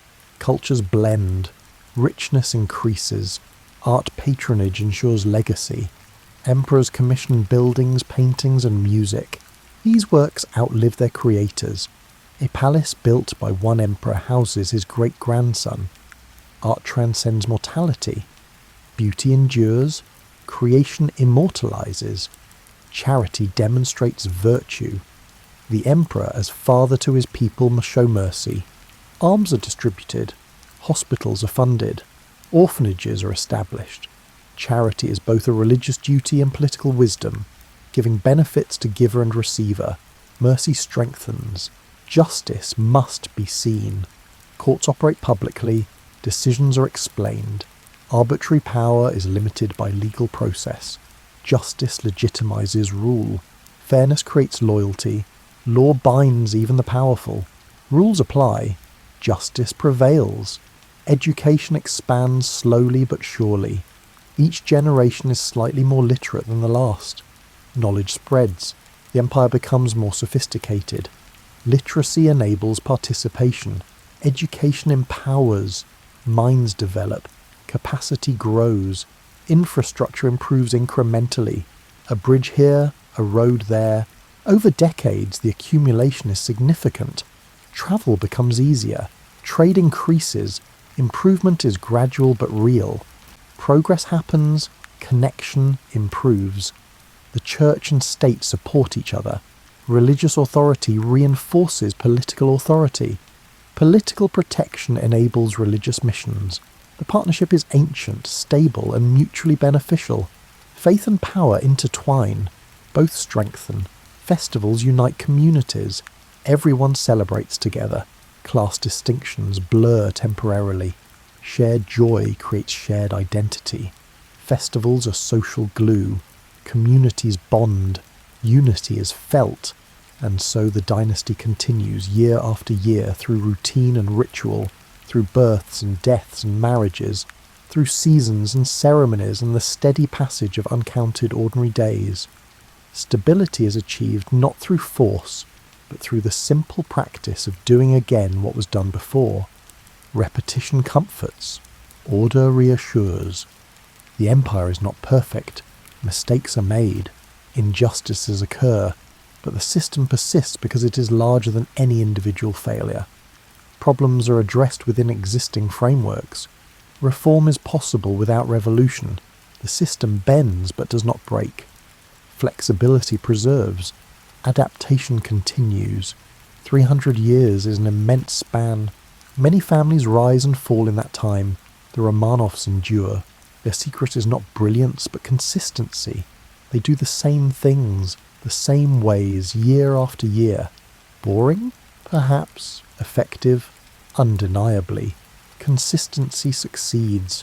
You rest now in the knowledge that for 300 years this pattern held. Lamps were lit, meals were served, Children were raised, seasons turned, the Romanovs moved through their days according to ancient rhythms, finding security in repetition and strength in continuity. Empires rise and empires fall, but for centuries this one simply continued, day by ordinary day, sustained by the quiet work of countless hands following paths worn smooth by time. Let that long, steady rhythm carry you into your own peaceful rest, knowing that some things endure simply by repeating, simply by being what they have always been, morning after morning, evening after evening, in an unbroken chain of ordinary days that together became history.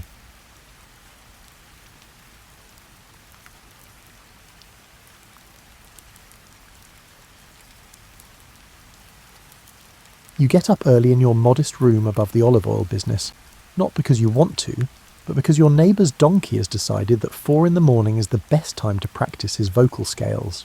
Alexandria sleeps under a blanket of stars that come through the thin wooden shutters, but you know better than most that a good merchant gets the worm, or, in your case, the tastiest fish, before anyone else discovers they're hungry.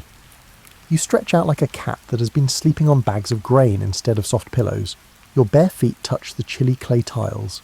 The smell of yesterday's bread, which always smells better in memory than it did when it was fresh, is mixed with the smell of salt from the harbour and spices from a dozen other locations. You've come to love these quiet hours before the city knows how to make noise. The bronze mirror shows a face that has been through 43 years of Mediterranean sun, wind, and the occasional fight with people who think that negotiating means starting at half your asking price and working your way down to ridiculousness. Your hair used to be as black as Egyptian eyeliner, but now it has enough silver strands to remind you that time is always moving, even if you don't see it. But your hands stay stable, your eyes are sharp enough to spot a false coin from across the market square, and your smile is genuine enough to greet even the grumpiest customer. The coolness of the water when you splash it on your face from the ceramic basin wakes you up. Every day, the city changes from a peaceful sleeping giant to a busy place where people talk and do things. A priest in the temple calls the devout to morning prayers from a distance. His voice drifts over the rooftops like incense on a light wind. Your tunic, which is made of high-quality Egyptian linen, slips over your shoulders like something you wear every day. It's more useful than beautiful. The leather belt, which has been worn smooth over the years, falls around your waist with the satisfying weight of your coin purse. It's not heavy enough to make you worry about thieves, but it's heavy enough to make dealing today worth your time.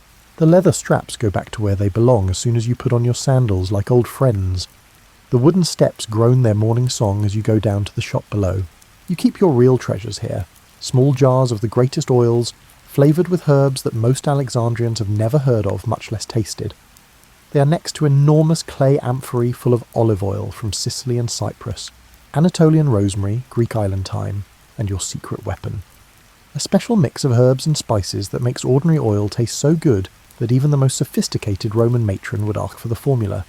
You carefully wrap each of these expensive containers in delicate fabric before putting them in a strong leather bag to avoid the calamity of broken pottery and squandered oil. You will walk like a drunk sailor before noon if you carry too much weight on one side. It's too light, and you don't have enough stuff to make money. It's a fine line, like most things in the merchant's life. If you push the street door gently, it will open and welcome you into Alexandria's world before daybreak. The stone streets are still cool from the night air, and you can feel how solid they are. Other early risers are out and about in the dark, bakers heading to their ovens, fishermen coming back from nocturnal fishing trips with silver catches that gleam in the moonlight, and the odd city guard trying to look alert but clearly wanting to go, back to sleep. As you walk near the harbour, the fishing boats will soon come back with the day's catch. The sound of your breathing and the rhythm of your footfall on the stone provide a mild percussion, and you start to feel the meditative state that comes from completing familiar tasks in peace. The satchel gently taps your hip with each step, reminding you that you're ready to compete with clients, win money from purses, and maybe, if the gods are willing, find something amazing and surprising in the huge marketplace of human trade just like you have for the last 20 years. The port comes into view as you round the last corner. Its waters reflect the last stars like diamonds on black velvet. The sun will soon colour the sky pink and gold. The fishing boats will come back full of the work they did at night, and Alexandria will be awake and eager to buy, sell, trade and argue over everything. from the price of grain to the quality of foreign wine. But just now, the city is owned by dreamers and merchants who know that the best transactions happen when the world is still soft around the edges, like now, when there are only a few minutes of silence left. The fishing boats appear on the horizon, like a fleet of moths drawn to the lighthouse's blaze, their triangular sails catching the first faint signs of dawn. You set up shop by the stone quay where Captain Marcus typically docks his ship because his crew always brings in the biggest catches in Alexandria's harbour. You don't like Marcus, though, because he tends to believe his own stories about the fish that got away. You can't help but sway a little as you wait because the smooth waves breaking against the port wall make a cadence that calms your soul. As the other merchants start to gather, you can hear the sounds of water and the distant screams of seagulls starting their own daily hunt. Everyone understands their place in the pecking order because of years of successful deals, failed discussions, and the occasional huge fight over fish prices. There is also an unwritten code of conduct for these morning meetings. As Marcus's boat glides toward the pier with the comfort of countless mornings, the silvery flash of fish in the nets is already evident. At the front of the boat, the captain stands with a grin that splits his weathered face. This suggests either a very good night of fishing, or a really creative way to explain why the fish are smaller than usual. It's not always easy to discern the difference with Marcus. The boat gently bumps against the pier as you sail forward with the confidence of someone who has been playing this game since Marcus was just a young fisherman with more enthusiasm than talent. As the crew begins to unload their haul, your experienced eye quickly makes a list of the options. Sea bass with bright clear eyes, red mullet that sparkle like rubies, and a number of fish species whose names you haven't bothered to learn but whose quality you can tell with a single look. You easily pull the cork out of a tiny ceramic container you take out of your bag. The smell of your special herb-infused olive oil hints at what could be, making the simple act of picking out fish a sign of the supper to come. The smell that escapes makes a lot of adjacent merchants look up. Marcus raises an eyebrow as he sees the well-known ritual. You gesture to a really nice sea bass with 2 fingers and don't say anything. Marcus nods and begins to wrap the fish in wide seaweed leaves, which is the old-fashioned way to package things. He lightly sprays the fish with the oil and then puts it back in its container when you give it to him.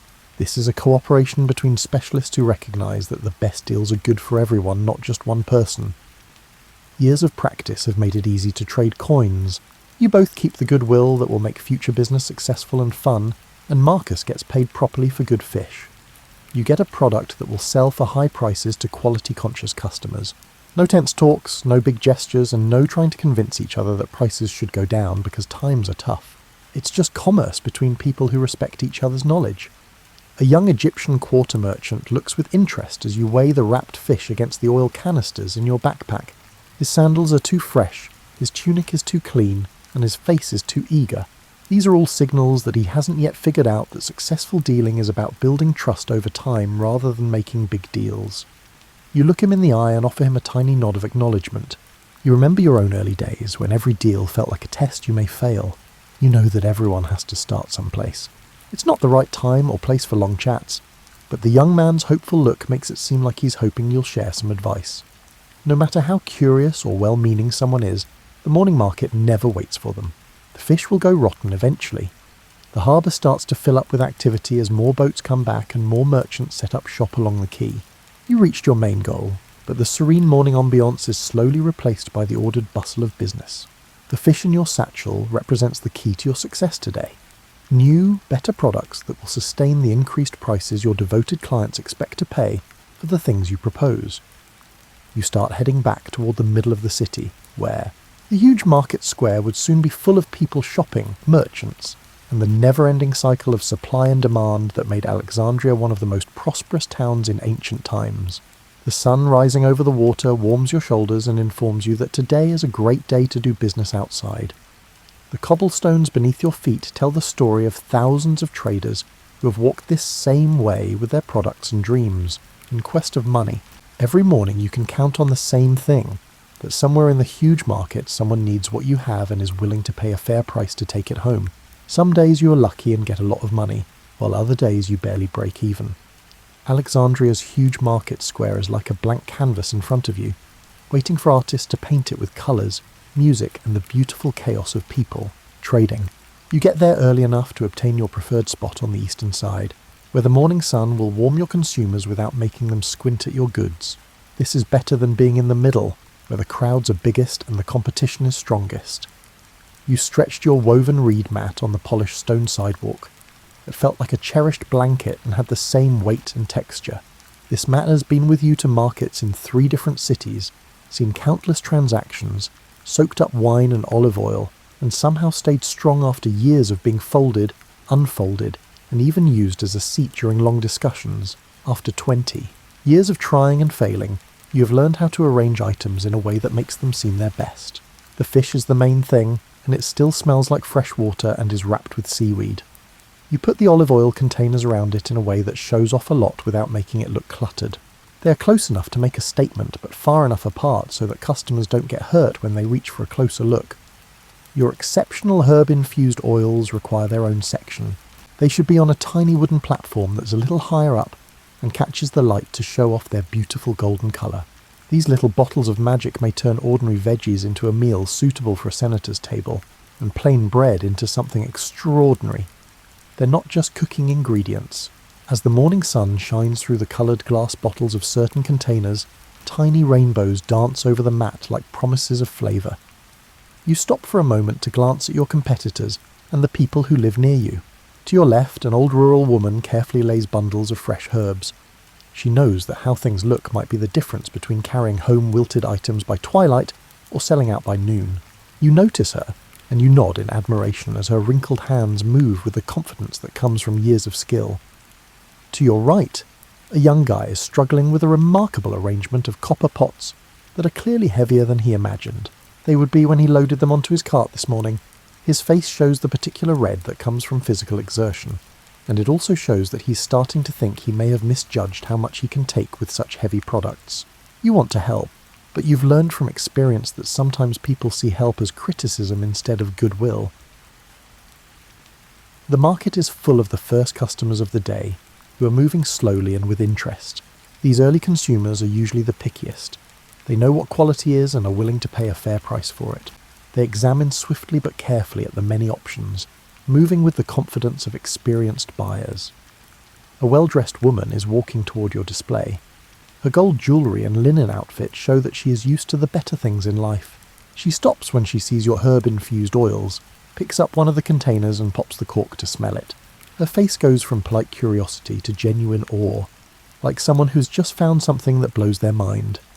You stay at a respectful distance so she can look at your things without feeling pressured. This client knows what she wants and has the means to get it. Your duty is to be available to answer her questions while respecting her independence. She carefully replaces the cork as someone who has been let down by bad goods in the past would, and then looks at the fish, noting its firm flesh and clear eyes. The morning market has its own rhythm, different from the busy midday market or the nighttime market when people are looking for deals. People are more polite when they negotiate and conversations are quieter. It appears like both buyers and sellers are taking their time to make sure everyone is happy. The richest people shop at this time, before the heat gets too hot and the crowds get too big to shop comfortably. The sound of coins passing hands is a gratifying metallic whisper that marks the official start of your business day. The well-dressed woman has picked out the best fish from your display and a jar of your special oil. She paid without complaint and thanked you sincerely. You might feel the same happiness you always do when you give a customer high-quality goods that they really love, as she leaves with her delivery safely wrapped. More customers are coming into the market since there are more things to choose from, and trade is getting stronger. As the sun rises in the morning, it warms the stones under your feet and signals that another successful day is coming in the biggest marketplace of all time. Your remaining goods shine brightly on their reed mat, waiting to be found by consumers who know that some things are worth buying. By mid-morning, the market square is full of people trading, doing business, and having friendly arguments over prices. That seemed too good to be true. After years of practice, you've discovered a comfortable pace that keeps you aware enough to see potential customers across the square, and relaxed enough to stay away from the frantic energy that makes shoppers uneasy and more likely to keep going. Middle-aged guy in a toga that has seen better days approaches carefully, trying to look more successful than he really is. He looks at your things with the kind of attention that only someone who cares about quality, but has to make every dollar count, can have. You can see immediately what kind of person they are. Not sloppy, but careful. They might be a mid-level manager or an adept craftsman who knows the difference between cheap and affordable. He grabs one of your normal olive oil containers, weighs it, and looks through the ceramic container to see how clear the oil is. You take note of this information for subsequent use in the debate because his manner is knowledgeable enough to suggest that he knows how to cook. Good salespeople don't try to make people buy things. Instead, they help the proper individuals comprehend why they should have your products in their homes. You don't try to sell him anything right away. Instead, you wait for him to finish his test. A merchant's best quality is patience, which is more important than making big gestures or giving convincing speeches. When he finally looks up, you smile and tell him that the oil originates from olives grown on the hills of Cyprus, where the sea wind gives them a particular flavour that goes well with anything from simple bread to complicated stews. He clearly grows, more intrigued, and asks smart questions about how long this oil will last, how to store it, and what the greatest uses for it are. You provide an honest answer, saying that this oil is fine for everyday cooking, but your herb-infused versions are better for special occasions, or when he wants to impress visitors at dinner. It's important to provide him options without making him feel bad for thinking about the cheaper one. You can show the differences by giving people small samples of both oils on pieces of bread that you set aside just for this purpose. The man's face shows that he's found something he didn't realise he wanted as he tastes the herb-infused oil. The fight between want and budget has begun. You've learned how to let customers decide for themselves what they need and how much it's worth without getting in the way. While he thinks about what to do, you hear a disturbance at the copper pot seller's stand. It sounds like thunder as it rolls on the stone pavement, like the young guy dropped one of his heavier pots. You can't help but giggle at the young merchant's embarrassed face as he runs after his missing products. Other sellers and customers run away to avoid the runaway kitchenware. This short break actually helps your buyer make a decision. Sometimes people need to take a break from thinking too much and simply go with their instincts. He has already reached for his coin purse and asked how to store the herb-infused oil so that it keeps its flavour when he looks back at your display.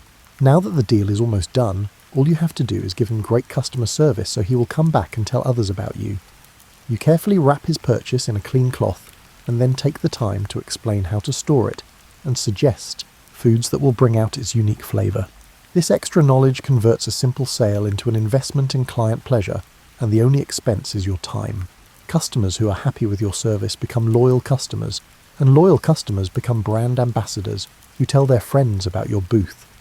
You think about the psychology of successful selling as he leaves, evidently happy, holding his package.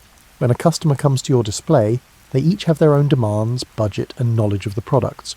You don't have to convince everyone to buy your most expensive things. Instead, you should help each person figure out which of your products will make a small but important difference in their lives.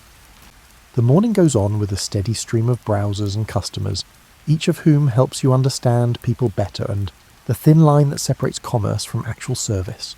Some customers buy things quickly and easily because they know exactly what they want. Some people need time to look into things, ask questions, and slowly build their confidence in their choices. Some visitors use your stand as a stop on a leisurely tour of Alexandria's shops, enjoying the social side of buying at the market. You keep acting with the friendly professionalism that has helped you build a good reputation over the years, always honest about the pros and cons of your products, never pushy, and always ready to help.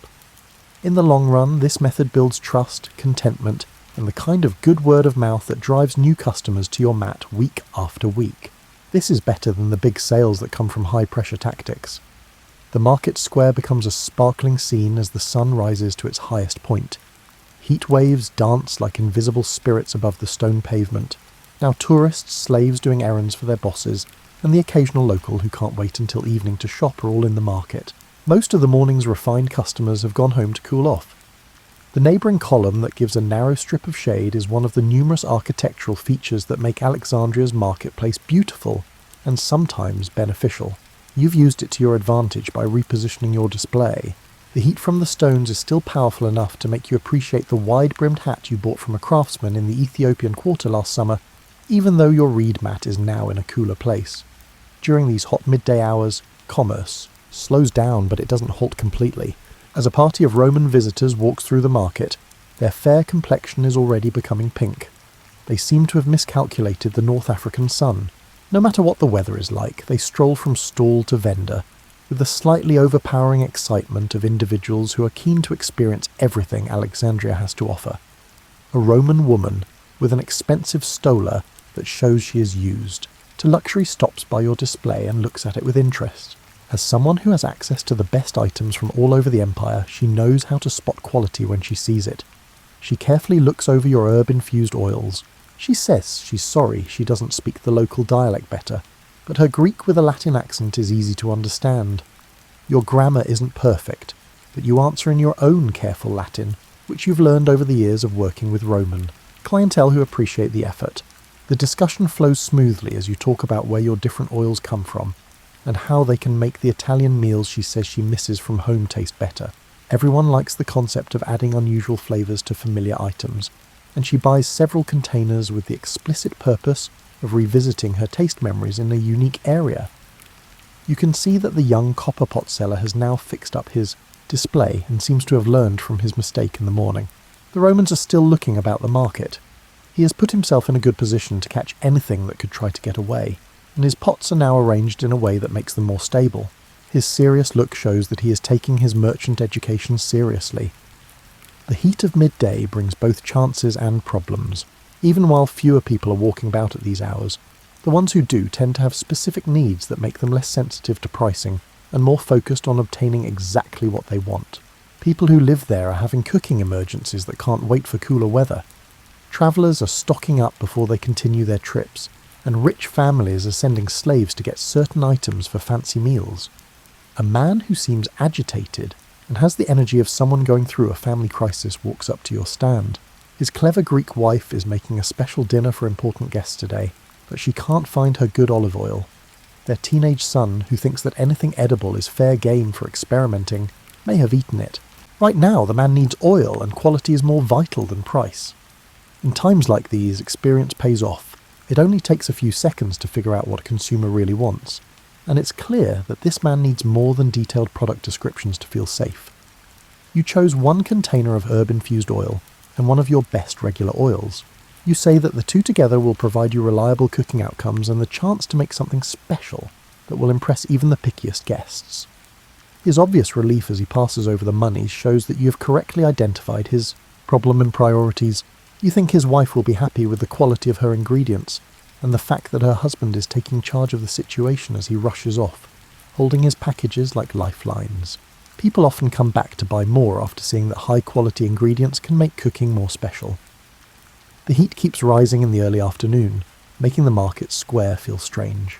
People generally think that once the sun starts to drop in the west, everything will get serious again, and conversations will get more tranquil, and motions will become more systematic.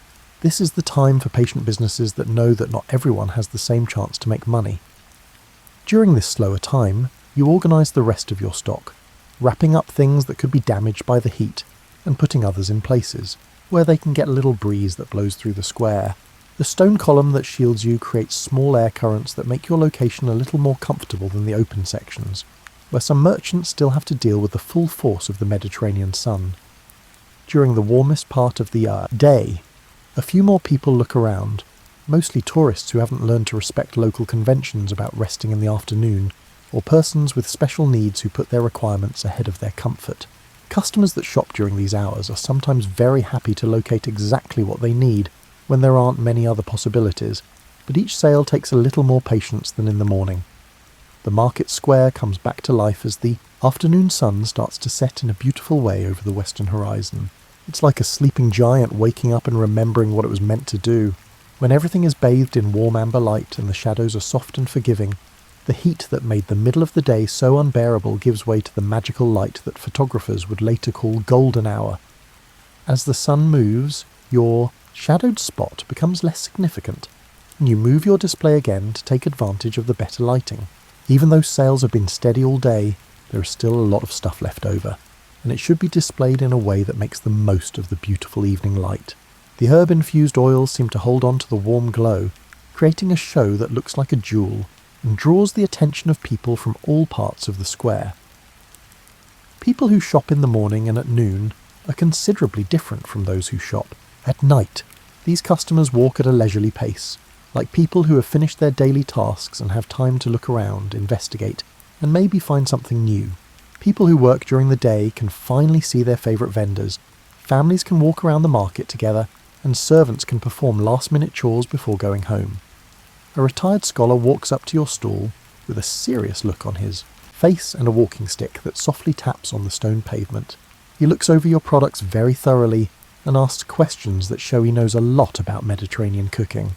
It's clear that this person thinks cooking is both an art and a science, and he's looking for items that will show off his skills. You have the kind of deep conversations that make this job so rewarding.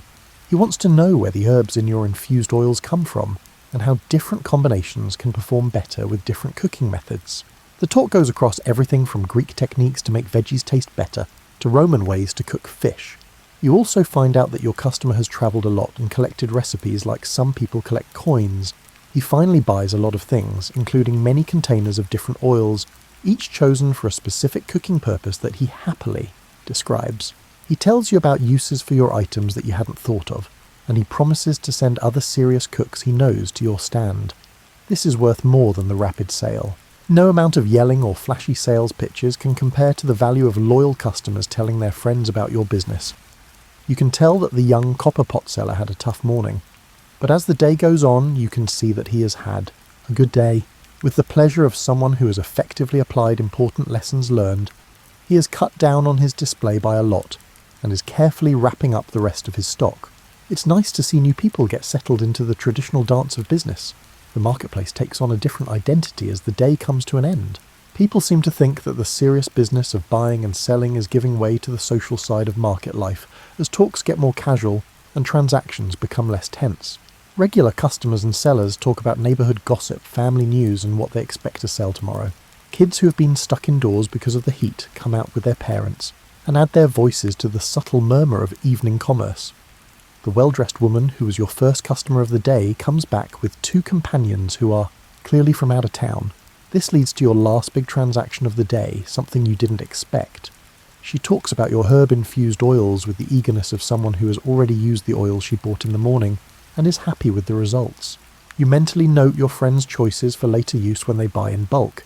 As the sun sets, painting the western sky with pink and gold colours that would make even the gods stop and stare, you begin the process of closing down your stall for the day. Your coin purse, which is substantially heavier now than it was at daybreak, represents both your financial success and the satisfaction that comes from pairing high-quality goods with happy clients all day long.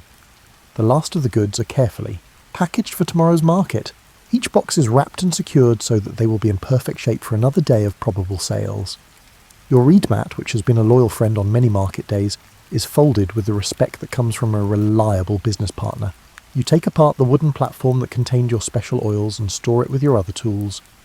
The market square around you steadily empties out as other vendors conclude their own closing tasks. Some people are packing up empty containers with happy expressions after selling out. Others, who might not be as lucky or experienced, are merging their leftover goods and getting ready for tomorrow's event. No matter what happens today, tomorrow brings new chances. This shows that the merchants are always hopeful in every face. Walking home through Alexandria's quiet evening streets is a nice break from the busy market commerce and the more subtle pleasures of daily life. Your leather bag, which now houses currency instead of products, pleasantly brushes against your hip with each stride, reminding you of what you've done that day. The cobblestones under your sandals feel nice and familiar. They are still warm from the day's heat, but not too hot. As people in the city light their oil lamps and the smell of dinner cooking wafts through the windows and doors, the city relaxes into its nightly rhythm. You smile at the prospect that the money you made this morning might go toward the family dinner tonight.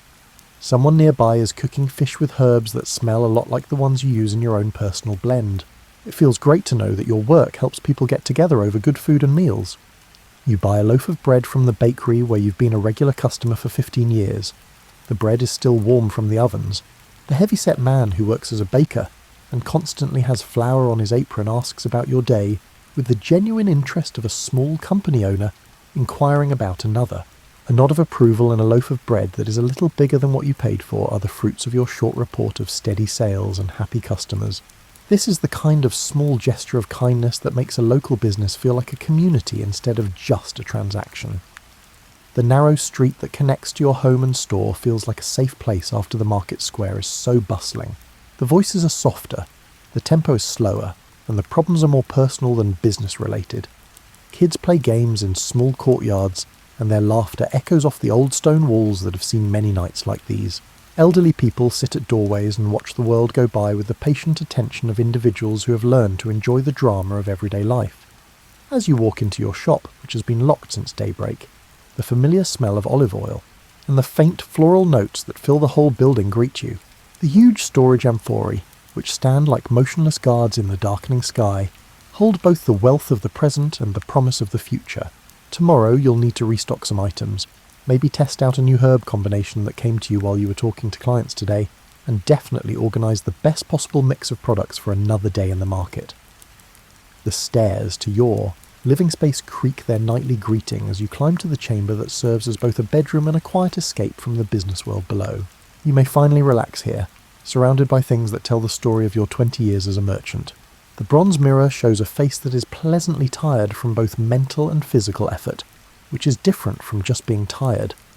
You count the money you generate every day because you need to keep an eye on your business's health and prepare for future purchases and investments, not because you want to. The coins are more than just money. They show that you have good relationships with your customers, that your pricing and quality judgment are still good, and that you'll have enough resources for new opportunities when the market opens tomorrow.